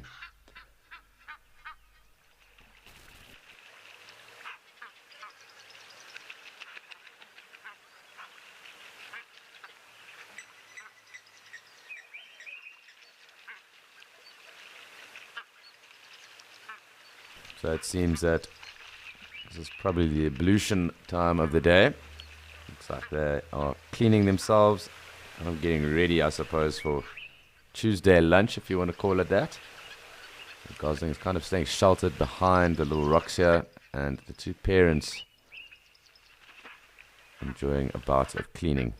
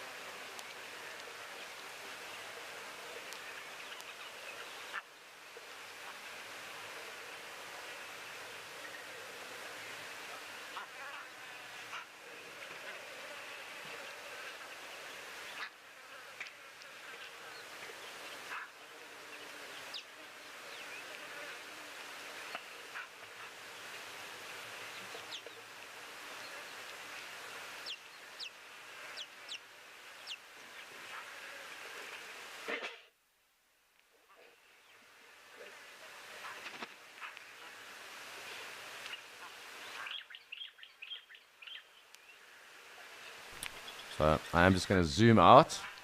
The ducks and geese seem to be pretty relaxed here where they are at the moment. Let's just have a look to see if anything else has started to come through, which doesn't seem to be the case. So failing which, we'll go back to the geese to just follow what they are up to. As I said, not much going on here. And back to the geese it is.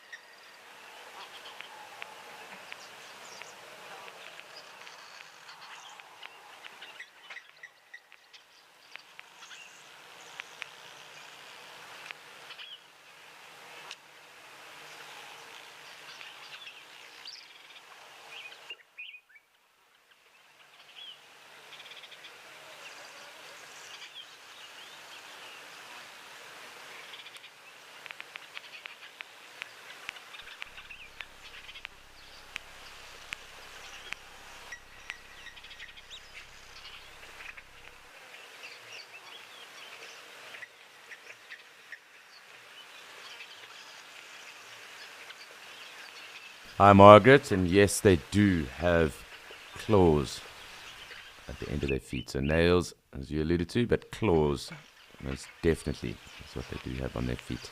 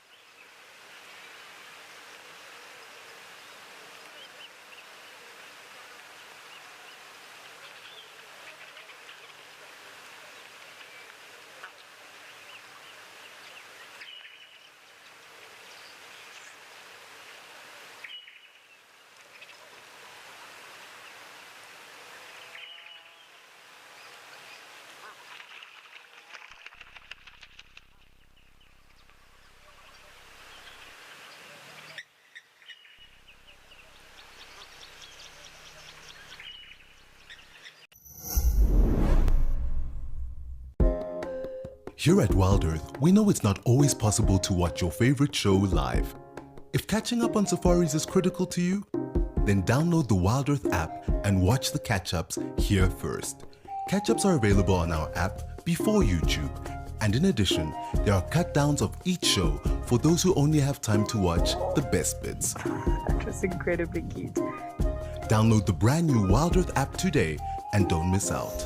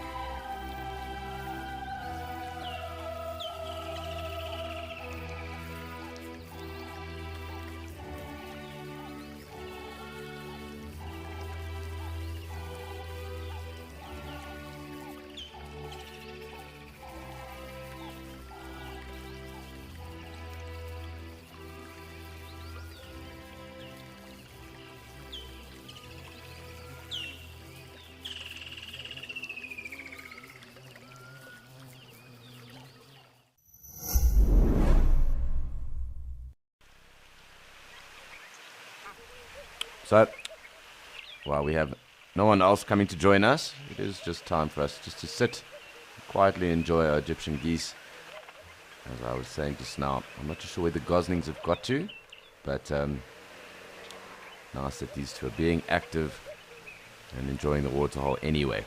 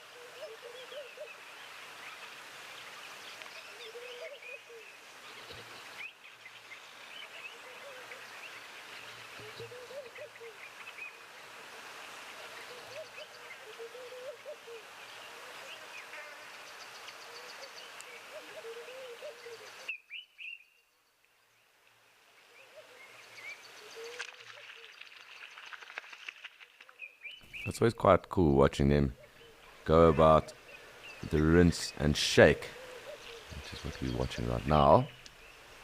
It's always cool just to watch birds as they do bath or bathe. Of course, we can expect some preening to go on momentarily as well. It looks like after having swum, the one on the left, I think is actually the male. We'll just have to look and see, but kind of drying out its wings and the rest as well.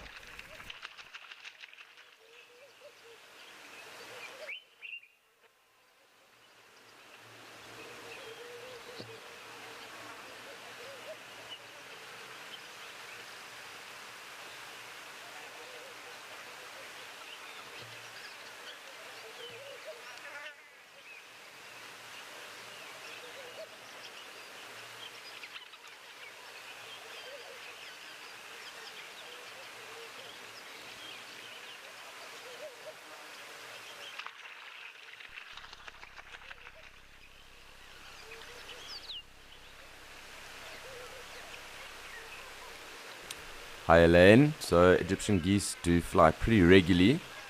So it isn't that rare to see them flying. Of course, obviously when they're spooked, they do then fly away as well. So it's actually probably one of the more common things to see is an Egyptian goose in flight or moving around. Obviously they do like to hang near water bodies, like all other waterfowl, but they do fly pretty extensively as well.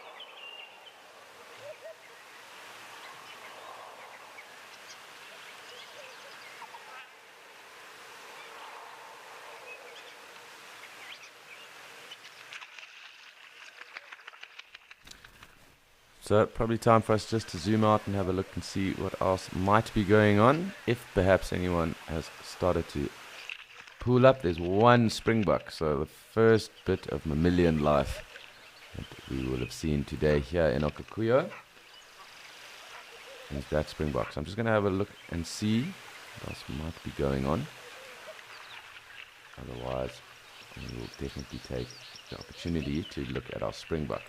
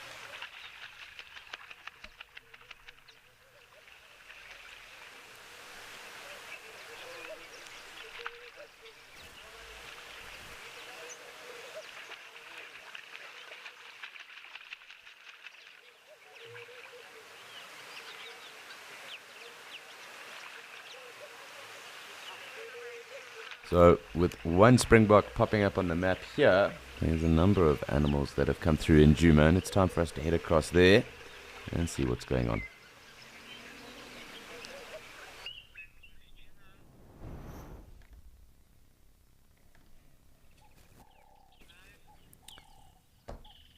So very fortunately, the wildlife has started to come out for us, and we've got lovely Ellie and this waterbuck bull that are in frame at the moment. But what I am going to do, because I do think this waterbuck is going to sit and relax for some time, I'm going to zoom in on our elephant and perhaps get some of that spraying going on. So we can expect him to obviously start to spray under his belly, behind his ears, and on his back to kind of thermoregulate. Of course, with it being hot and humid, this will be very welcomed. He's clearly lost his left trunk, or left tusk, not trunk. In all likelihood, that might have happened when he was maybe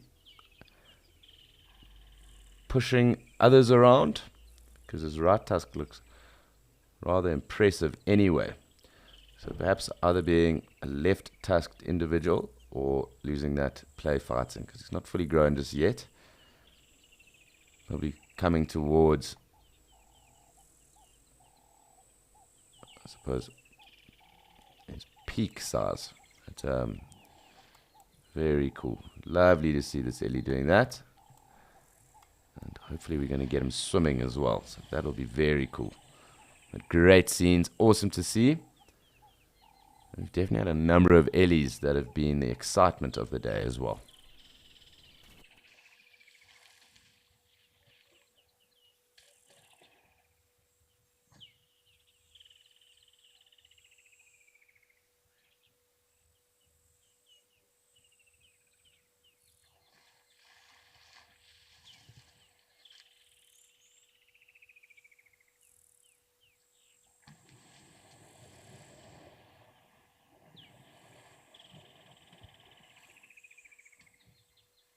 So I really am hoping that we do get this Ellie swimming. He's obviously walked right into kind of the center of the dam. And here we go.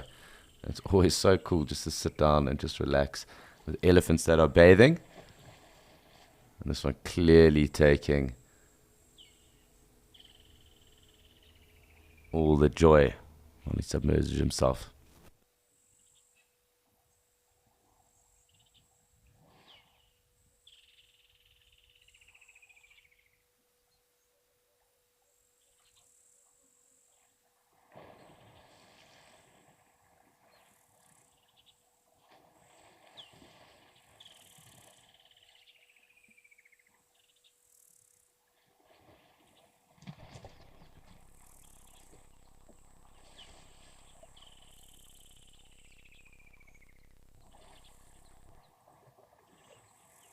Hi Gerald, and they do really make it look so inviting and enjoyable. But as you can see, elephants, and in particular this one, enjoying the water. But elephants do love water, and they love swimming as well. And it's always so cool to see them, and that kind of state of elation that they do kind of go into once they are in water. Looks like this one's going to kind of come out now. Perhaps still spray himself a little bit. Thinking probably mud himself more so than anything else, and then head off to start to graze.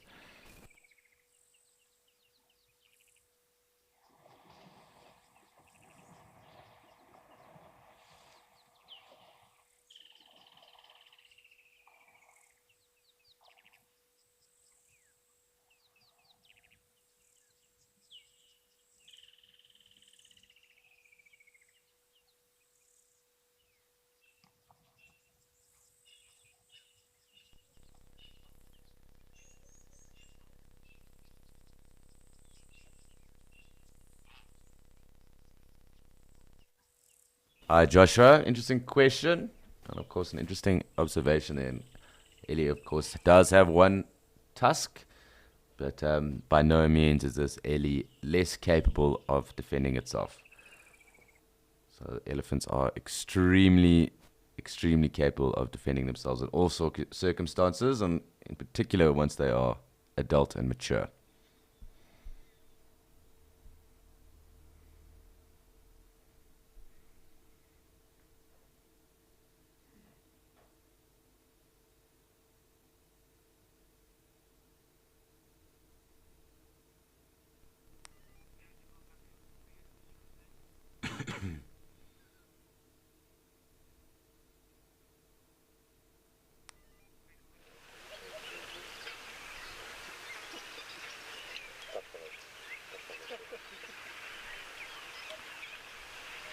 So sadly, we did just lose Djuma, and we'll be back. But we are here, obviously, in Okaukuejo, and just off underneath the camel thorn is a lone springbok that doesn't seem to be wanting to come and join us at the water, but enjoying some of the fruits of rainfall that have started to fall, or that has started to fall, and of course the green shoots that are starting to pop through here in the Kalkriet. So we'll spend some time just watching the springbok and see what it gets up to.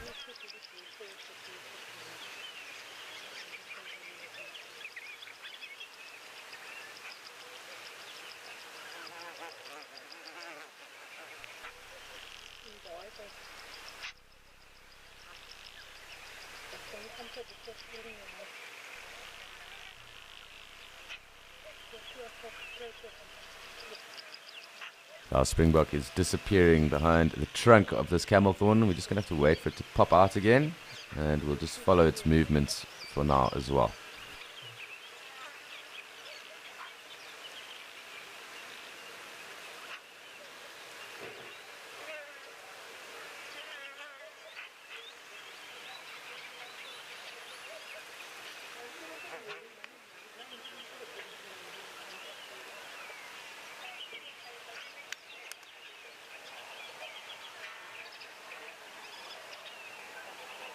But just popping out from behind that tree trunk. I'm just going to scoot a little bit over. Watching this springbok graze. Terribly interesting, but nice to see the springbok anyway.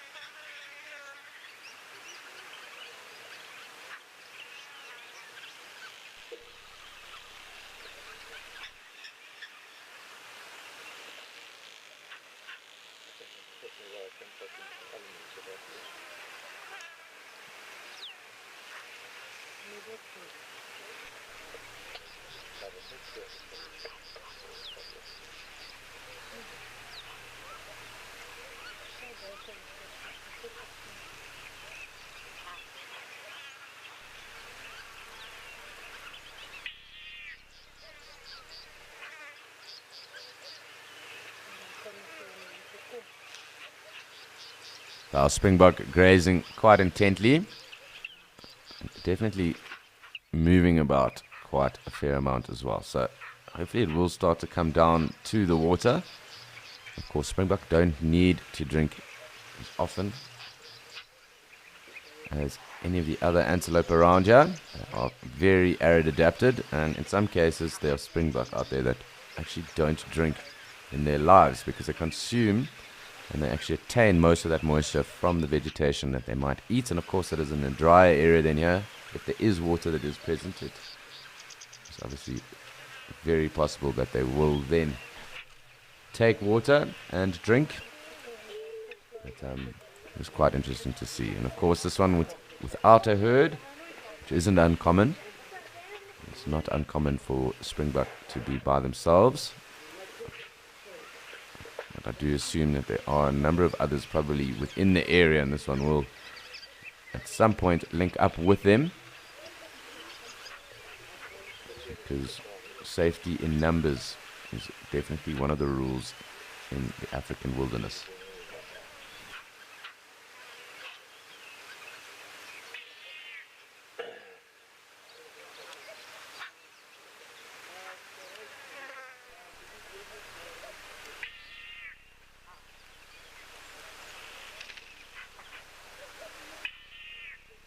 Hi Elizabeth. So the springbok isn't the only arid adapted antelope. There are a number of antelope that actually are pretty arid adapted, and in the area there's an endemic black-faced impala that is arid adapted, far more arid adapted than the common impala that we do get in South Africa and up the eastern coast of Africa itself. The gemsbok is also very arid adapted. Wildebeest are also very good at maintaining themselves in an arid environment. And further north up into the Sahel and into the Sahara and that, we do get different types of gazelle as well as the Arabian oryx and even scimitar-horned oryx as well. But also there is another springbok just off in the distance. There are also a number of antelope, and probably the weirdest looking antelope being the gerenuk that is found up in Kenya and into Sudan as well. So it's got a very long neck and a very tiny head. So probably one of the more interesting antelopes out there that is also arid adapted. But there are a number of arid adapted antelope in the world.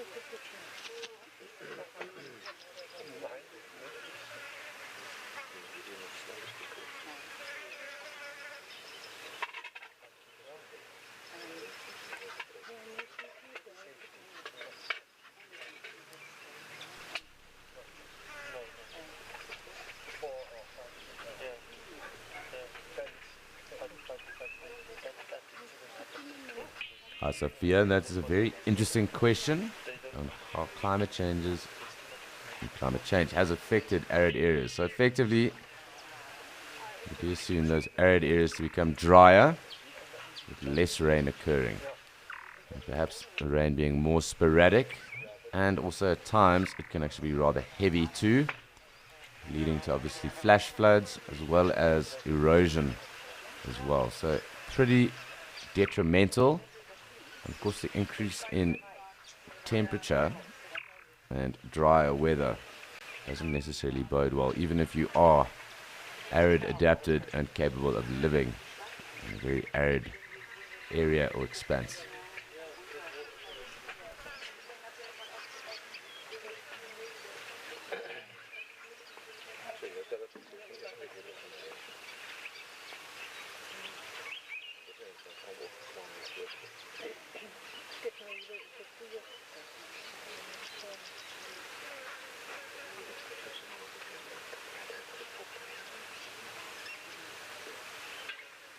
So I'm going to just zoom out and let's wait to see where our Egyptian goose family has got to. Just down there, but it does seem that the springbuck that are in the area are finding it rather pleasant. Oh, it looks like an egret has joined the fray, but finding it rather pleasant to hang around and stick behind those thickets. So I just want to have a look here and see what egret this is.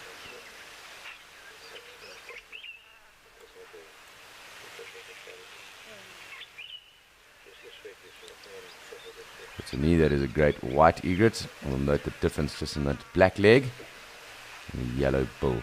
So lovely to see. First one of those here up in Okaukuea, and I'm assuming that has also got to do with the rains that have started to fall here as well.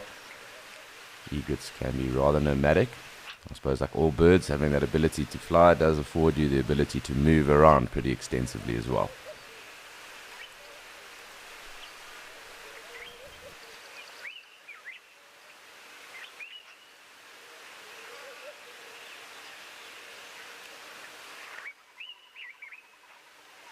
Currently no sign of the goslings or jokes. There is one actually, so I'm assuming they're all kind of just perched there on the ground,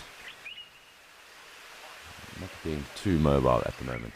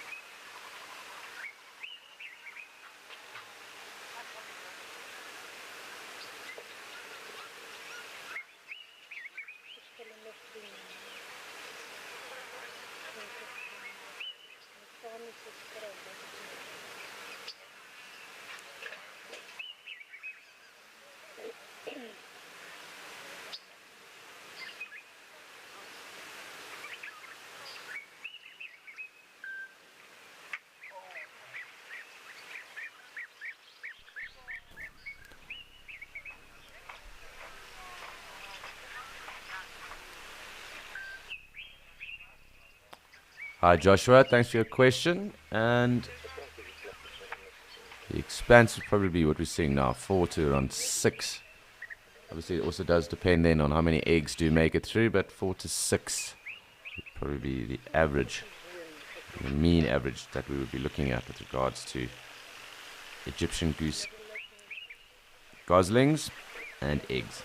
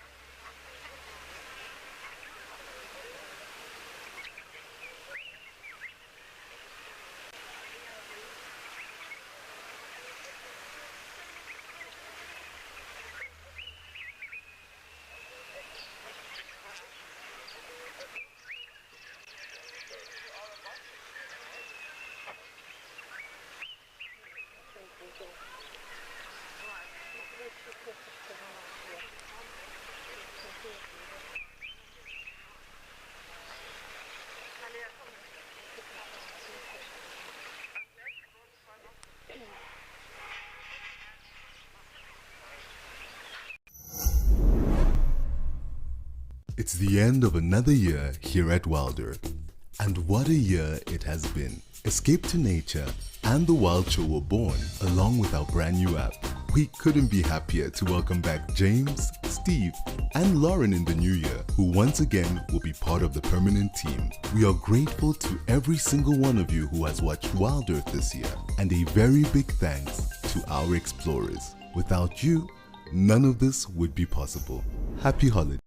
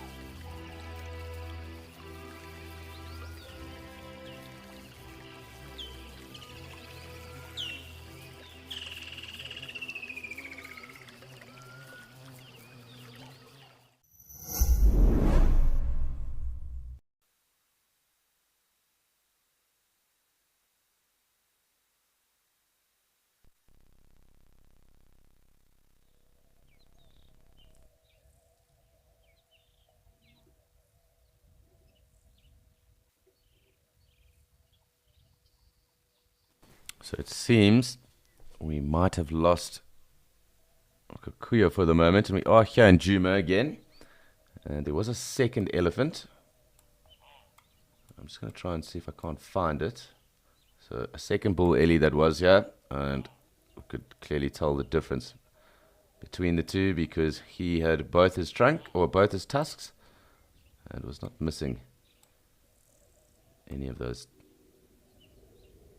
adapted incisors that elephants obviously do have. I'm going to just try and have a look to see where our waterbuck got off to.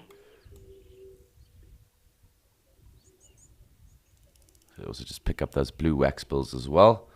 And we are here with this waterbuck bull. There's a second one that's just off to the right of us. Of course, I can't seem to find where those elephants have got to. So I do think they're in the thicket. Very thick vegetation across the side of the dam.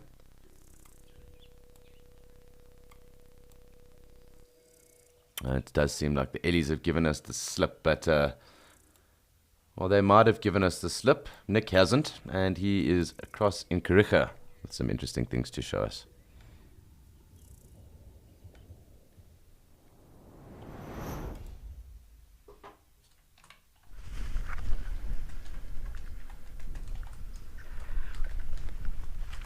And we've got two beautiful giraffes here.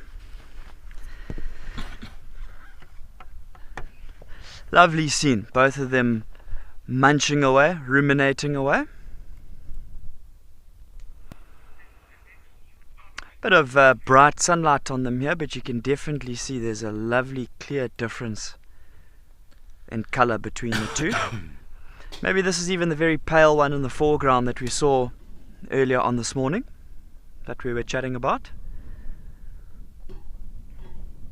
And this giraffe in the back definitely more of a sort of a caramel color than the one in the foreground.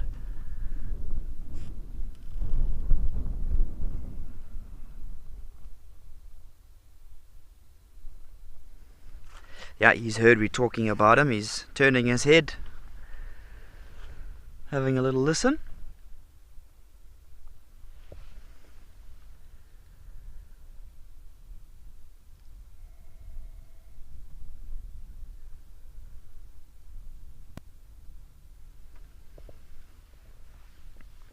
Yeah, right out in the open, they're quite happy to ruminate here. It's interesting, there's a few little ravines and things not too far away from here. And, you know, there would definitely be some shady spots for them to rest if they wanted. Although it'll be quite tricky to find their footing down there. It'll be a lot denser, a lot thicker. Possible that they might even lose their footing slightly, kind of skid down the hill a little bit. So they've got themselves a lovely spot here.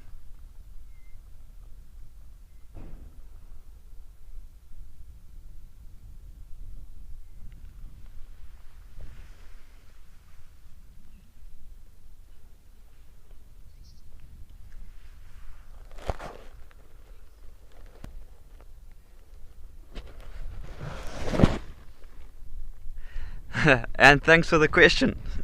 How do giraffes protect their neck from flies? That's such a good question. With difficulty is going to be the answer. Yeah, it's not so easy. Obviously their tail's not going to reach all the way up to the neck there. And you'll sometimes see them kind of moving their neck around, kind of swaying it. Obviously the flies get on their stomach and things like that, so you know, they'll try and flick them away with their head, but not very easy for the giraffes to get the flies off of their neck. Basically by movement. That's going to be the name of the game. Or if they're lucky enough to have some oxpeckers taking the ticks off of them, you know, if the oxpeckers are going up and down the neck of the giraffe, maybe they might help to flush those flies off a little bit.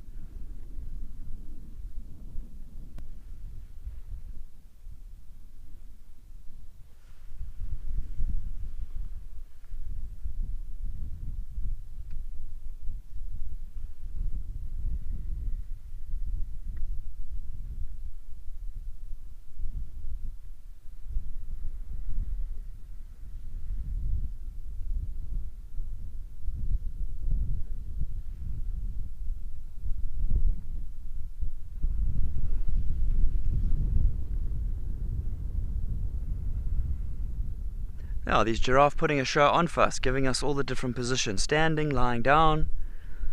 A little bit easier to get closer in here. This will be quite a nice opportunity. Obviously our giraffe is now ruminating, and it's always amazing to see if we can watch when that bolus of food goes from the mouth down into the stomach. And if you are close enough, you can sometimes see that bolus going all the way down the neck there. So I've zoomed in nice and close here in the hope that we might see that. There we go. Did you see that? Amazing. It's sometimes easier to see when it's being regurgitated as opposed to being swallowed. But I hope you guys saw what I was trying to convey there. That was amazing. Read the script perfectly, that giraffe. Thank you, sir.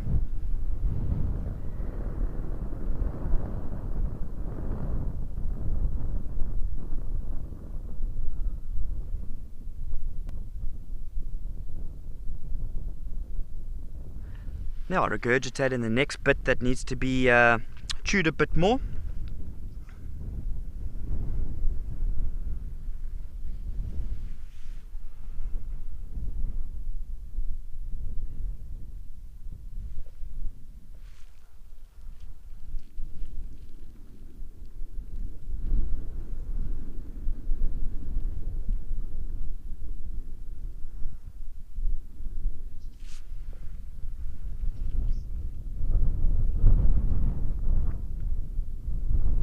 Lloyd, do giraffes migrate?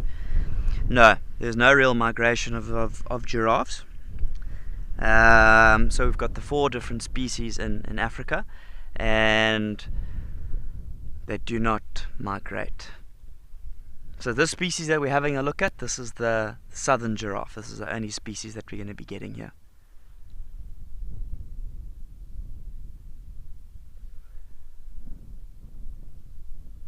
But if you look at migrations of other animals and things like that, normally they're migrating for food, to follow the rains and things like that. The most well-known migration is obviously the Great Migration in Africa of the wildebeest. Quite a few zebras that go with them, 300,000 zebras or so. And they're just basically following the rain for good pastures, for good feeding. You can see in the frame here and in the background how nice and lush and green it is. So there's definitely going to be no need for any of these giraffes to be doing any migrating here.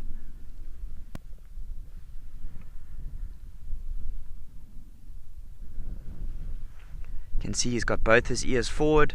He was listening to something there. He'd stopped chewing momentarily. Now some zebras far in the distance. Maybe they caught his attention.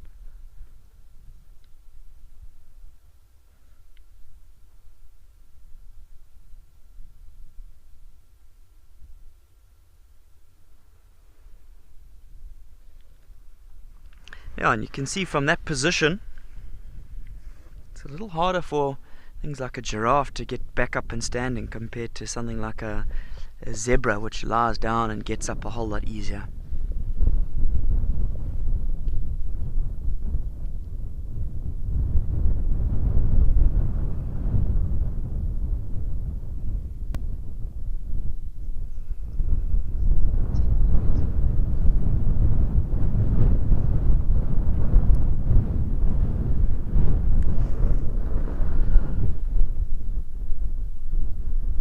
You think of taking down a giraffe or something like a lion. We've mentioned it previously of flushing them over slippery surfaces, loose rocks, tarmacs of airstrips and things like that. It's still not easy. It's still a mammoth task. I worked in an area before where the specific pride of lions, they were not known for hunting giraffe. In the time that I'd been there, nobody, or I hadn't at least, and nobody else that I knew of had seen these lions hunting giraffe. And all of a sudden, 2 of the lionesses gave birth to 5 cubs. 3 for the one lioness and 2 for the other lioness. And the moment they took down those cubs going forward, interestingly, the pride started hunting giraffe. In a year and a half from when the cubs were born, the pride took down 15 giraffe, ranging from fully grown males down to juveniles. The big fully grown males, they didn't take as often. There was only 2 of them that were taken down.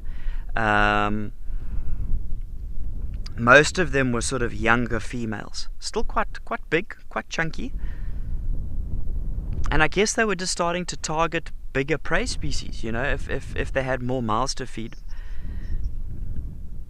Maybe that's the simple reason of just having a carcass that's going to last longer, go an extra day and a half, and feed more mouths. Obviously you compare a giraffe to something like an impala, massive difference in the amount of meat that's going to be available.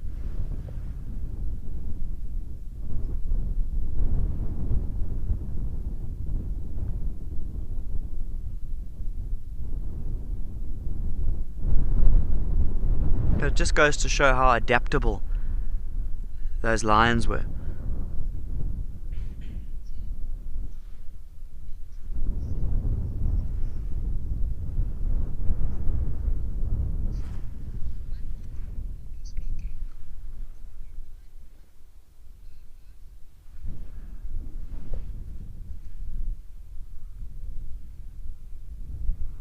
So a friend of mine witnessed a 2-male cheetah taking down a young giraffe.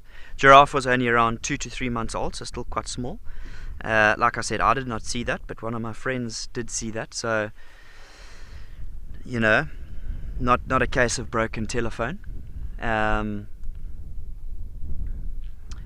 I mean, those specific male cheetah were quite big. Genetically, they were very gifted. But that's not very common to hear of at all. Cheetah attempting to take down giraffe. That's a bit of an anomaly.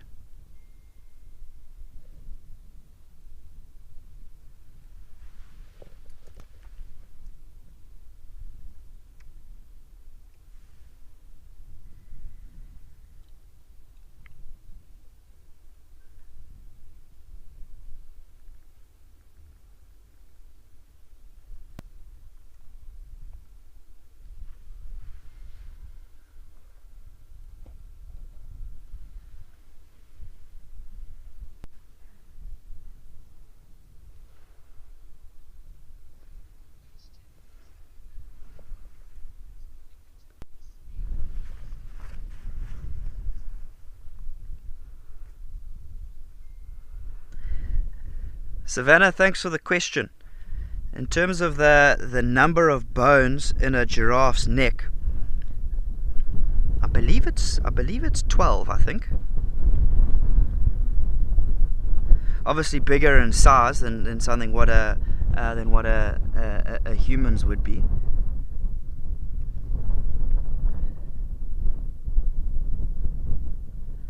No, sorry, if it's the same as humans, it's not going to be 12.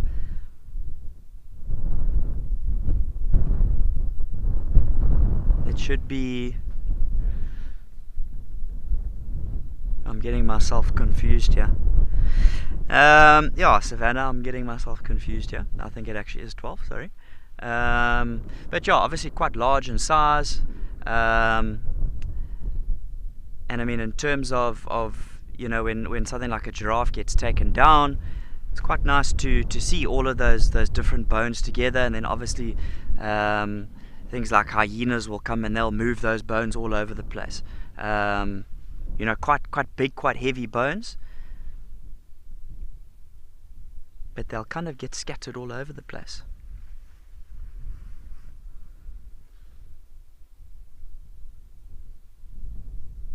You know, remember your hyenas are able to crush bone and digest that bone because of such high levels of acids in the stomachs and things like that. But I mean, giraffe bones are huge. You know, you think of your tibia, your fibula, the leg bones. They'll kind of crunch the ends of them, but quite often you see some of them lying around. Think of pelvises and things like that, massive bones.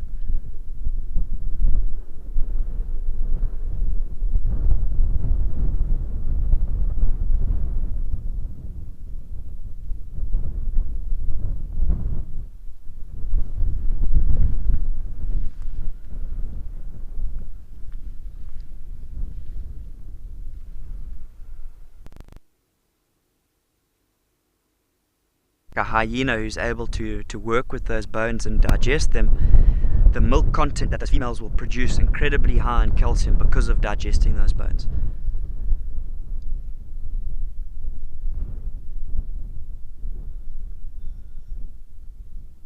Another animal, a whale, may not be eating bones, but whale milk is also incredibly high in calcium. You look at a humpback whale. Will drink about 200 liters of milk a day and put on about 50 kilos per day because of that nutritious milk.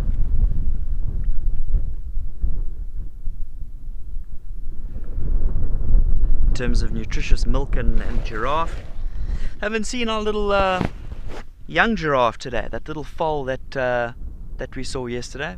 Tiny little thing. Been keeping an eye out for it.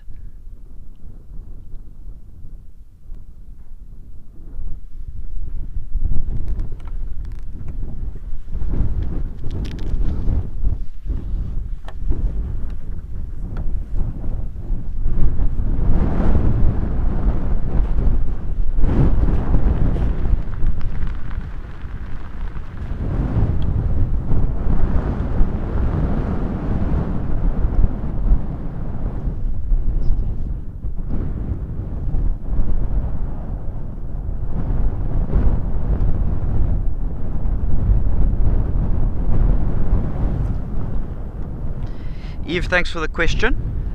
Is there any plant that's dangerous in terms of eating to something like a giraffe? Not that I'm aware of. In terms of it sort of being fatal to something like a big-bodied giraffe, no.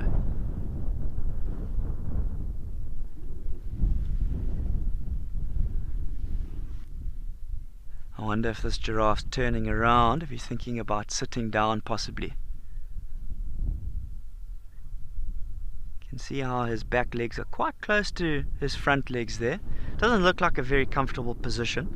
You look at a lot of animals, even things like buffaloes, rhinos, potentially before they do sit down, they kind of do a few circles every now and then.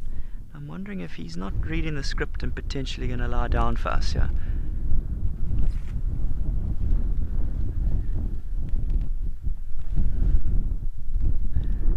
Got a little itch that he's sorting out there.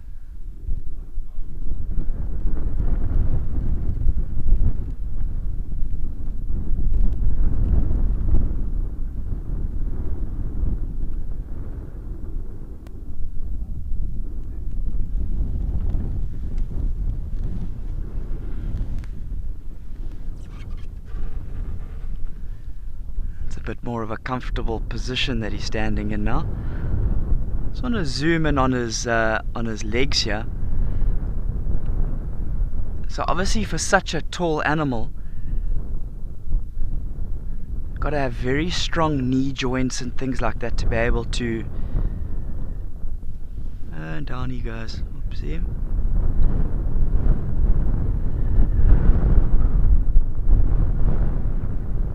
And a big stretch there. Yeah, he kind of didn't want us to have a look at his knees there. That's a sensitive topic. I'll leave him alone with that.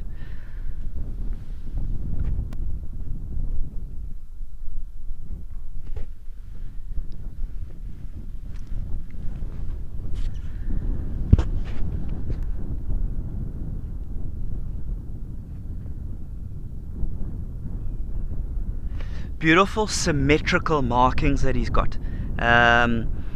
Or maybe symmetrical is not the best word, but the sort of the patterns are very sort of blocky. You sometimes see some giraffes with very sort of asymmetrical patterns, quite sort of jaggedy on the edge when you look at the sort of the patterns on the neck area. Beautiful giraffe, this one.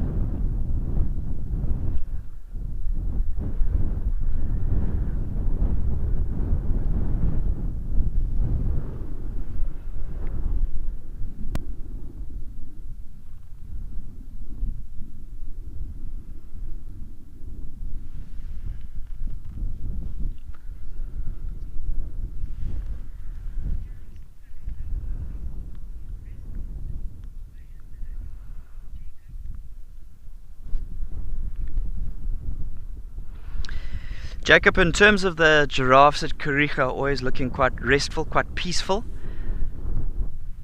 They're tall animals, you know. They've got a very good sort of height advantage to scan around and look for any potential threats. And you know, obviously they feel quite safe. They've got to be alert. They definitely need to be looking around. In terms of if a giraffe has seen a potential threat, remember things like baboons will give alarm calls, impalas will give alarm calls. Giraffes generally don't tend to give off an alarm call, and neither does their expression really change other than focusing their attention on whatever it is. So ears coming forward. If it's a nice big open area, the giraffes will generally bunch together and sometimes even start to walk towards whatever that potential threat might be. You know, with the purpose of, you know, if they've seen something, rather keep it in sight while it's in the immediate area than kind of run away a little bit and not know where it is. So, you know, in terms of, you know, getting back to your question that they always look quite peaceful, there's not a huge change in demeanor if they did have to see something, other than ears coming forward. You know, they wouldn't be lying down like this. They'd kind of be standing up and checking out what's there. But I think as a general rule of thumb, a giraffe is a very peaceful animal. I mean, it's just, they're graceful. You know, you watch them walk, their legs kind of glide, both legs on the same side of the body moving at the same time.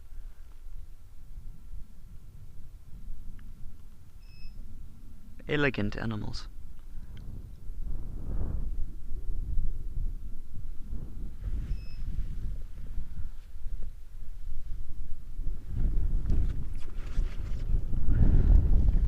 So the rest of the group is on the left-hand side. We'll maybe have a look and see if we can get a view of them here. So that's our initial chap that we saw earlier, who's been lying down the whole time. You can see some of the beautiful valleys in the background there and gorges and things like that. One giraffe standing up, one sitting down.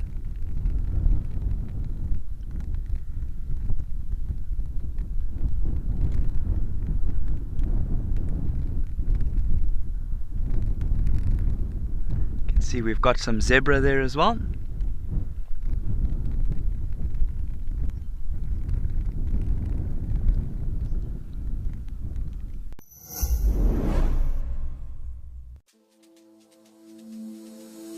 This is unbelievable. Unbelievable. Join me, James Hendry, on an odyssey through the most adorable, fascinating, and heart-stopping moments that we have experienced here on Wild Earth.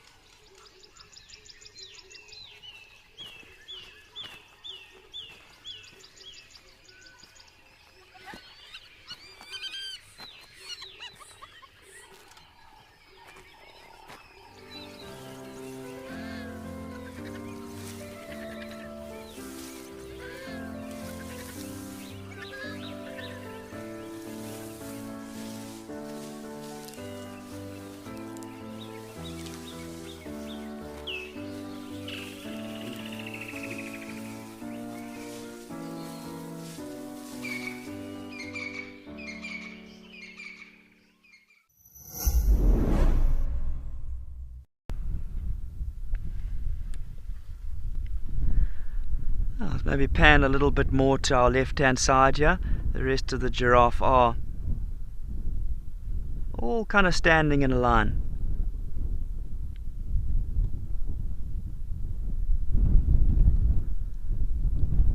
Quite a few here, and all the way on the left, our giraffe attempting to get some shade.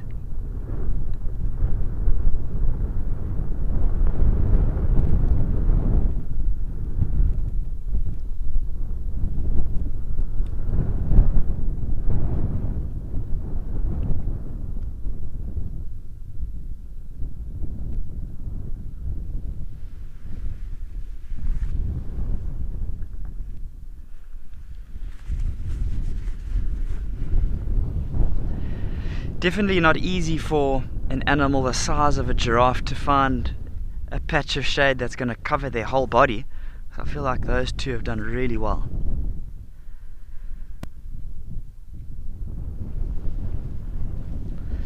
And being good about sharing their shade with each other as well.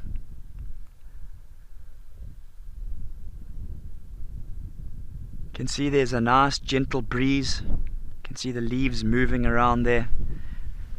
That's definitely helping just to take the edge off of the heat.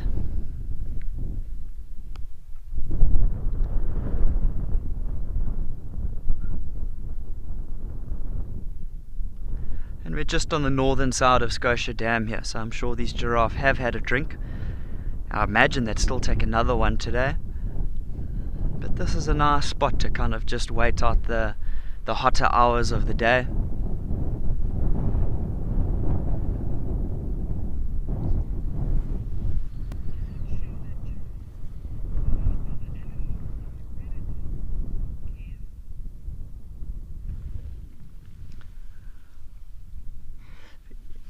Yes, yeah.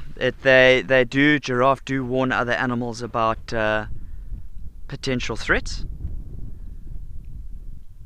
Not by sort of audio communication, but more by visual cues.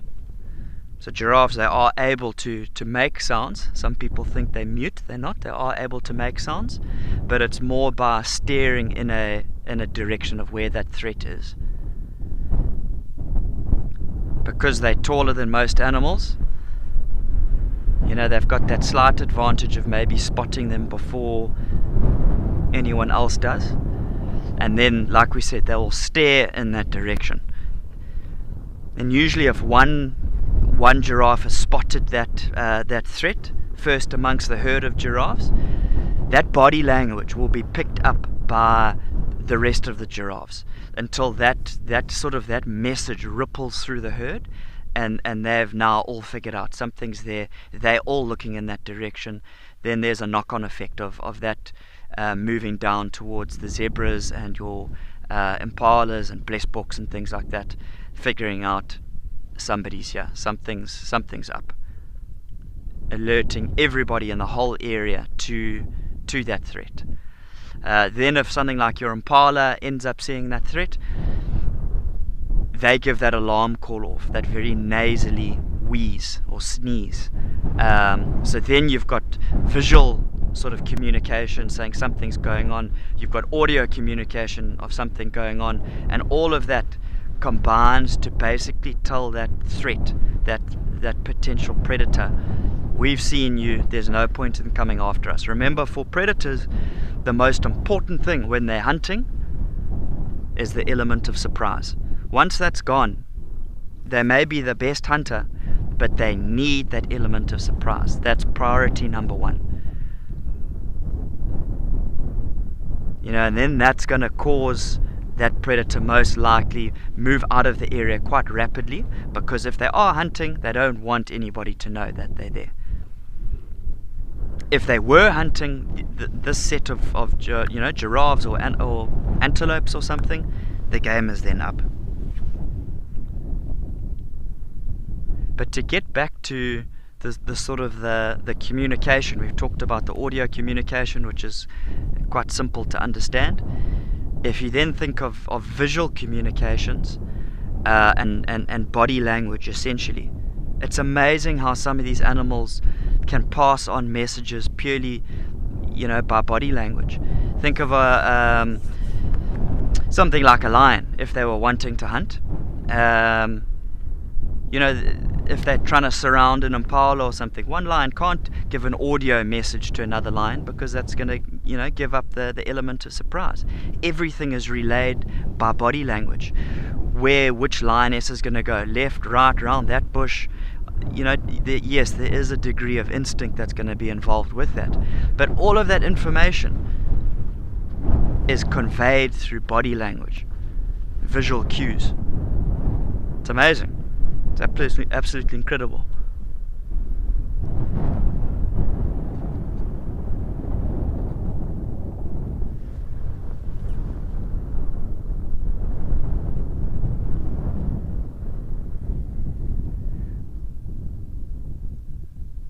take a scan across here down towards Scotia Dam.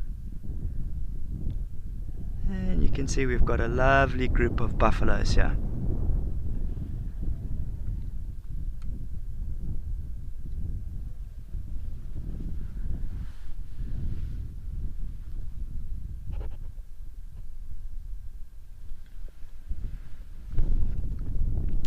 So I'm sure if those buffalo were not by that big Scotia tree there, I'm sure there would be a giraffe right by the tree. Seems to be a firm favorite with the giraffe. You know, it's got a high browse line in terms of the canopy of leaves, so it's not going to poke the giraffe in the head when it's standing in the shade there. And because it's a tall tree, it casts a nice big shadow. Well, I guess the buffalo have got numbers on their side, and there's a few that are taking advantage of that shade there.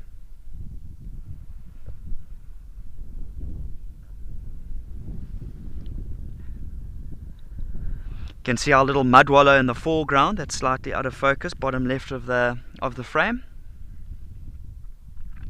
being a little bit churned up by the buffaloes that have moved through there, protecting their skin from the sun. So I'd imagine they would have moved off from that mud wallow towards Scotia Dam, where it's got that cleaner water to have a little bit of a drink.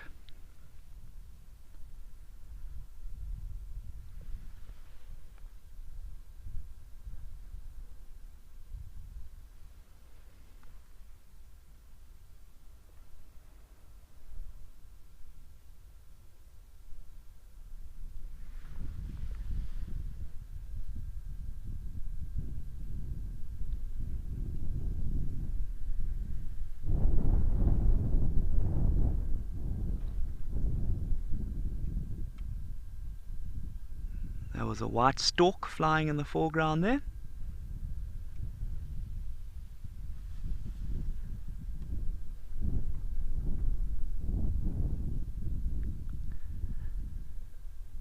You can see we've got those 3 buffaloes by the tree there, and that buffalo on the right hand side, he's got a lot more shade than the other chaps. That looks to be one of the big bulls, throwing around his weight to get the best position.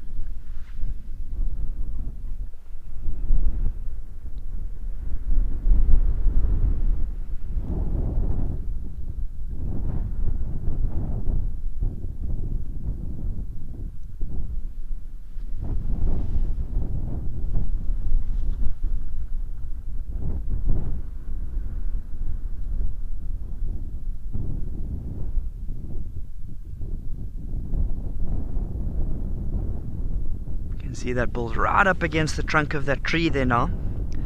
Remember, sometimes when you look at the boss of a male buffalo, where the horns meet, you get different colors there. Sometimes, you know, rufous colors, chestnut colors, and that's from rubbing their head up against the trunk of a tree. Donovan, your question of do buffaloes sometimes get separated into breeding herds and bachelor herds? Yes, they do. That's a good question. Hey, got some more buffaloes joining us from the left here. So older male buffaloes, they will end up leaving a herd like this one, which is, if you want to call it, a breeding herd of buffalo. We've got a lot of females in this herd. We've got youngsters and things like that. Once those males kind of get to the age of sort of 10, 11 years, 12 years, they start to shift out away from the herd and the breeding herd, and if they can find other individuals of the same sort of age and sort of life situation, they will join these groups called bachelor herds. And those bachelor herds, the individuals in there, like we said, are those older males that are quite often known as the Daga boys. So Daga, that's your Zulu word for mud. D-A-G-H-A, Daga. Yeah, and obviously by the time they get older, you can understand they've got lots of cuts, lots of wounds.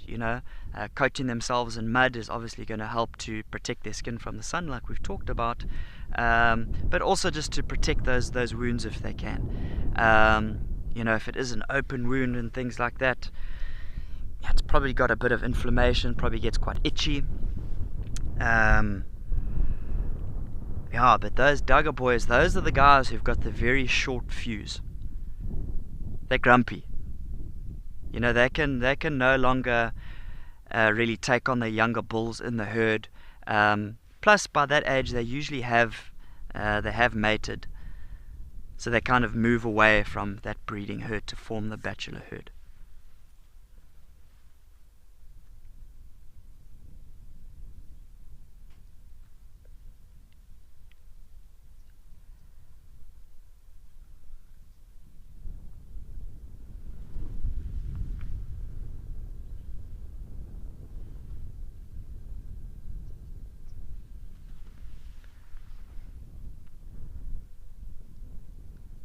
Yeah, maybe our buffaloes are feeling the heat a little bit there. Everybody kind of gathering around the tree.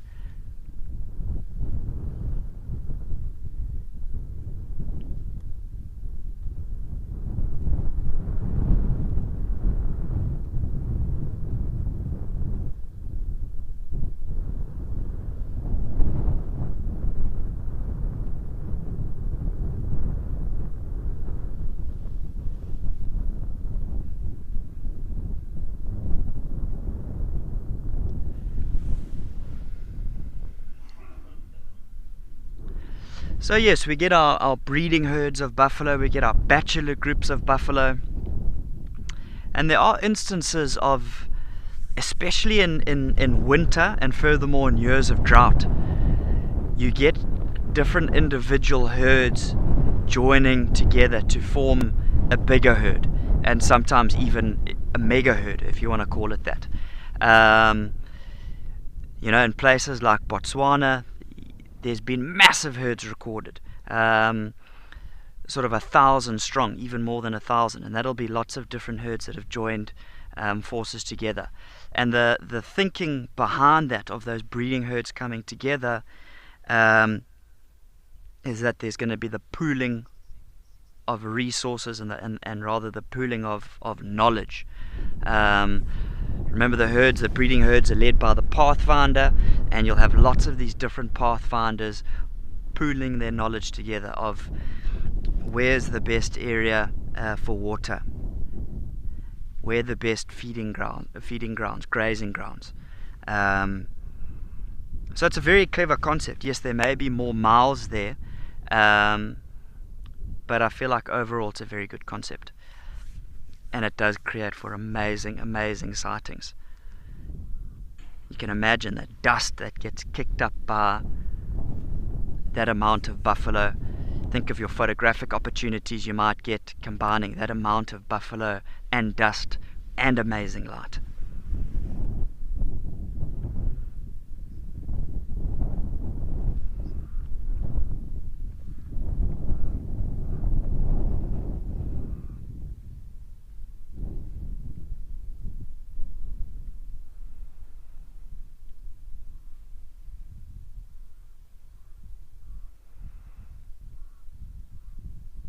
We've talked a little bit about, can't remember if it was yesterday or the day before, my favorite time to photograph. And if you think for a herd of buffalo, sort of 1,000 strong, if they're moving around an area that's sort of in a drought and they're kicking up dust for the whole day, and winds come through and whip up the dust, by the time the sun starts to go down, there's a lot of dust that's been kicked up in the atmosphere. And if you can get your subject, the buffalo, between the sun and you, essentially when the sun gets lower down, so it's not as harsh, backlighting that scene, it'll catch that dust, and it'll create such an emotive type of picture. I can tell you one thing, it's definitely easier said than done. Not easy to pull off a picture like that.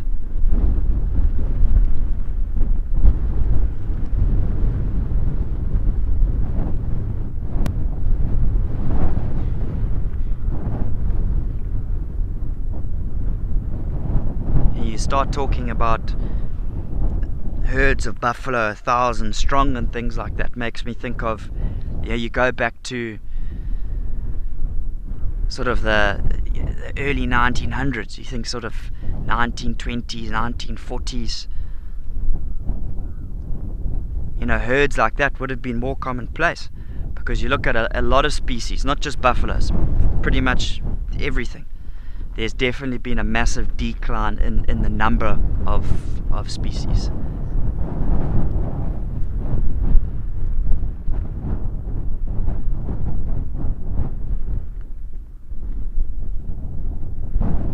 You look at something even like a lion.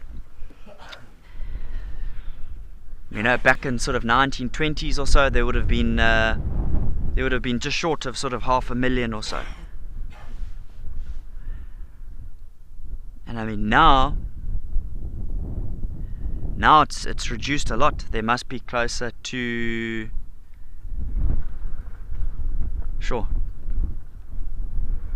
30,000, even somewhere around there. And if that's your total number, your population of male lions, should be less males than sort of females. Now it makes you think, I mean, the numbers have gone down a lot, and that's why, conservation is so important.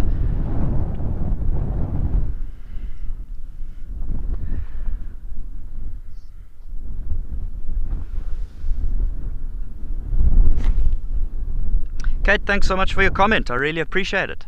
I'm glad you've learnt a lot. I'm glad you found it interesting, that the animals have put a good show on for you. And yeah, I guess all of us from the Wild Earth team, all we're trying to do is get across our passion of the bush, and if we can get some tidbits of information out there that everybody enjoys, and we can instill that passion into everybody and try and conserve our wildlife, that's what we want. So thanks, Kate. Thanks for the comment. We appreciate that.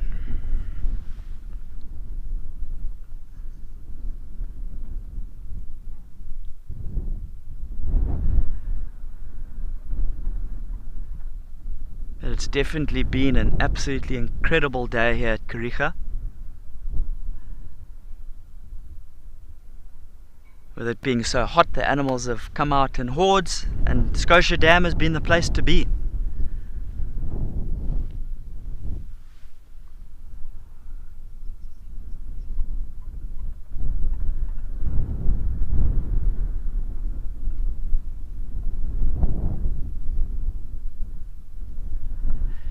Yeah, and thanks to everybody for watching, and we'll see what the rest of the day unfolds. See what the afternoon has in store.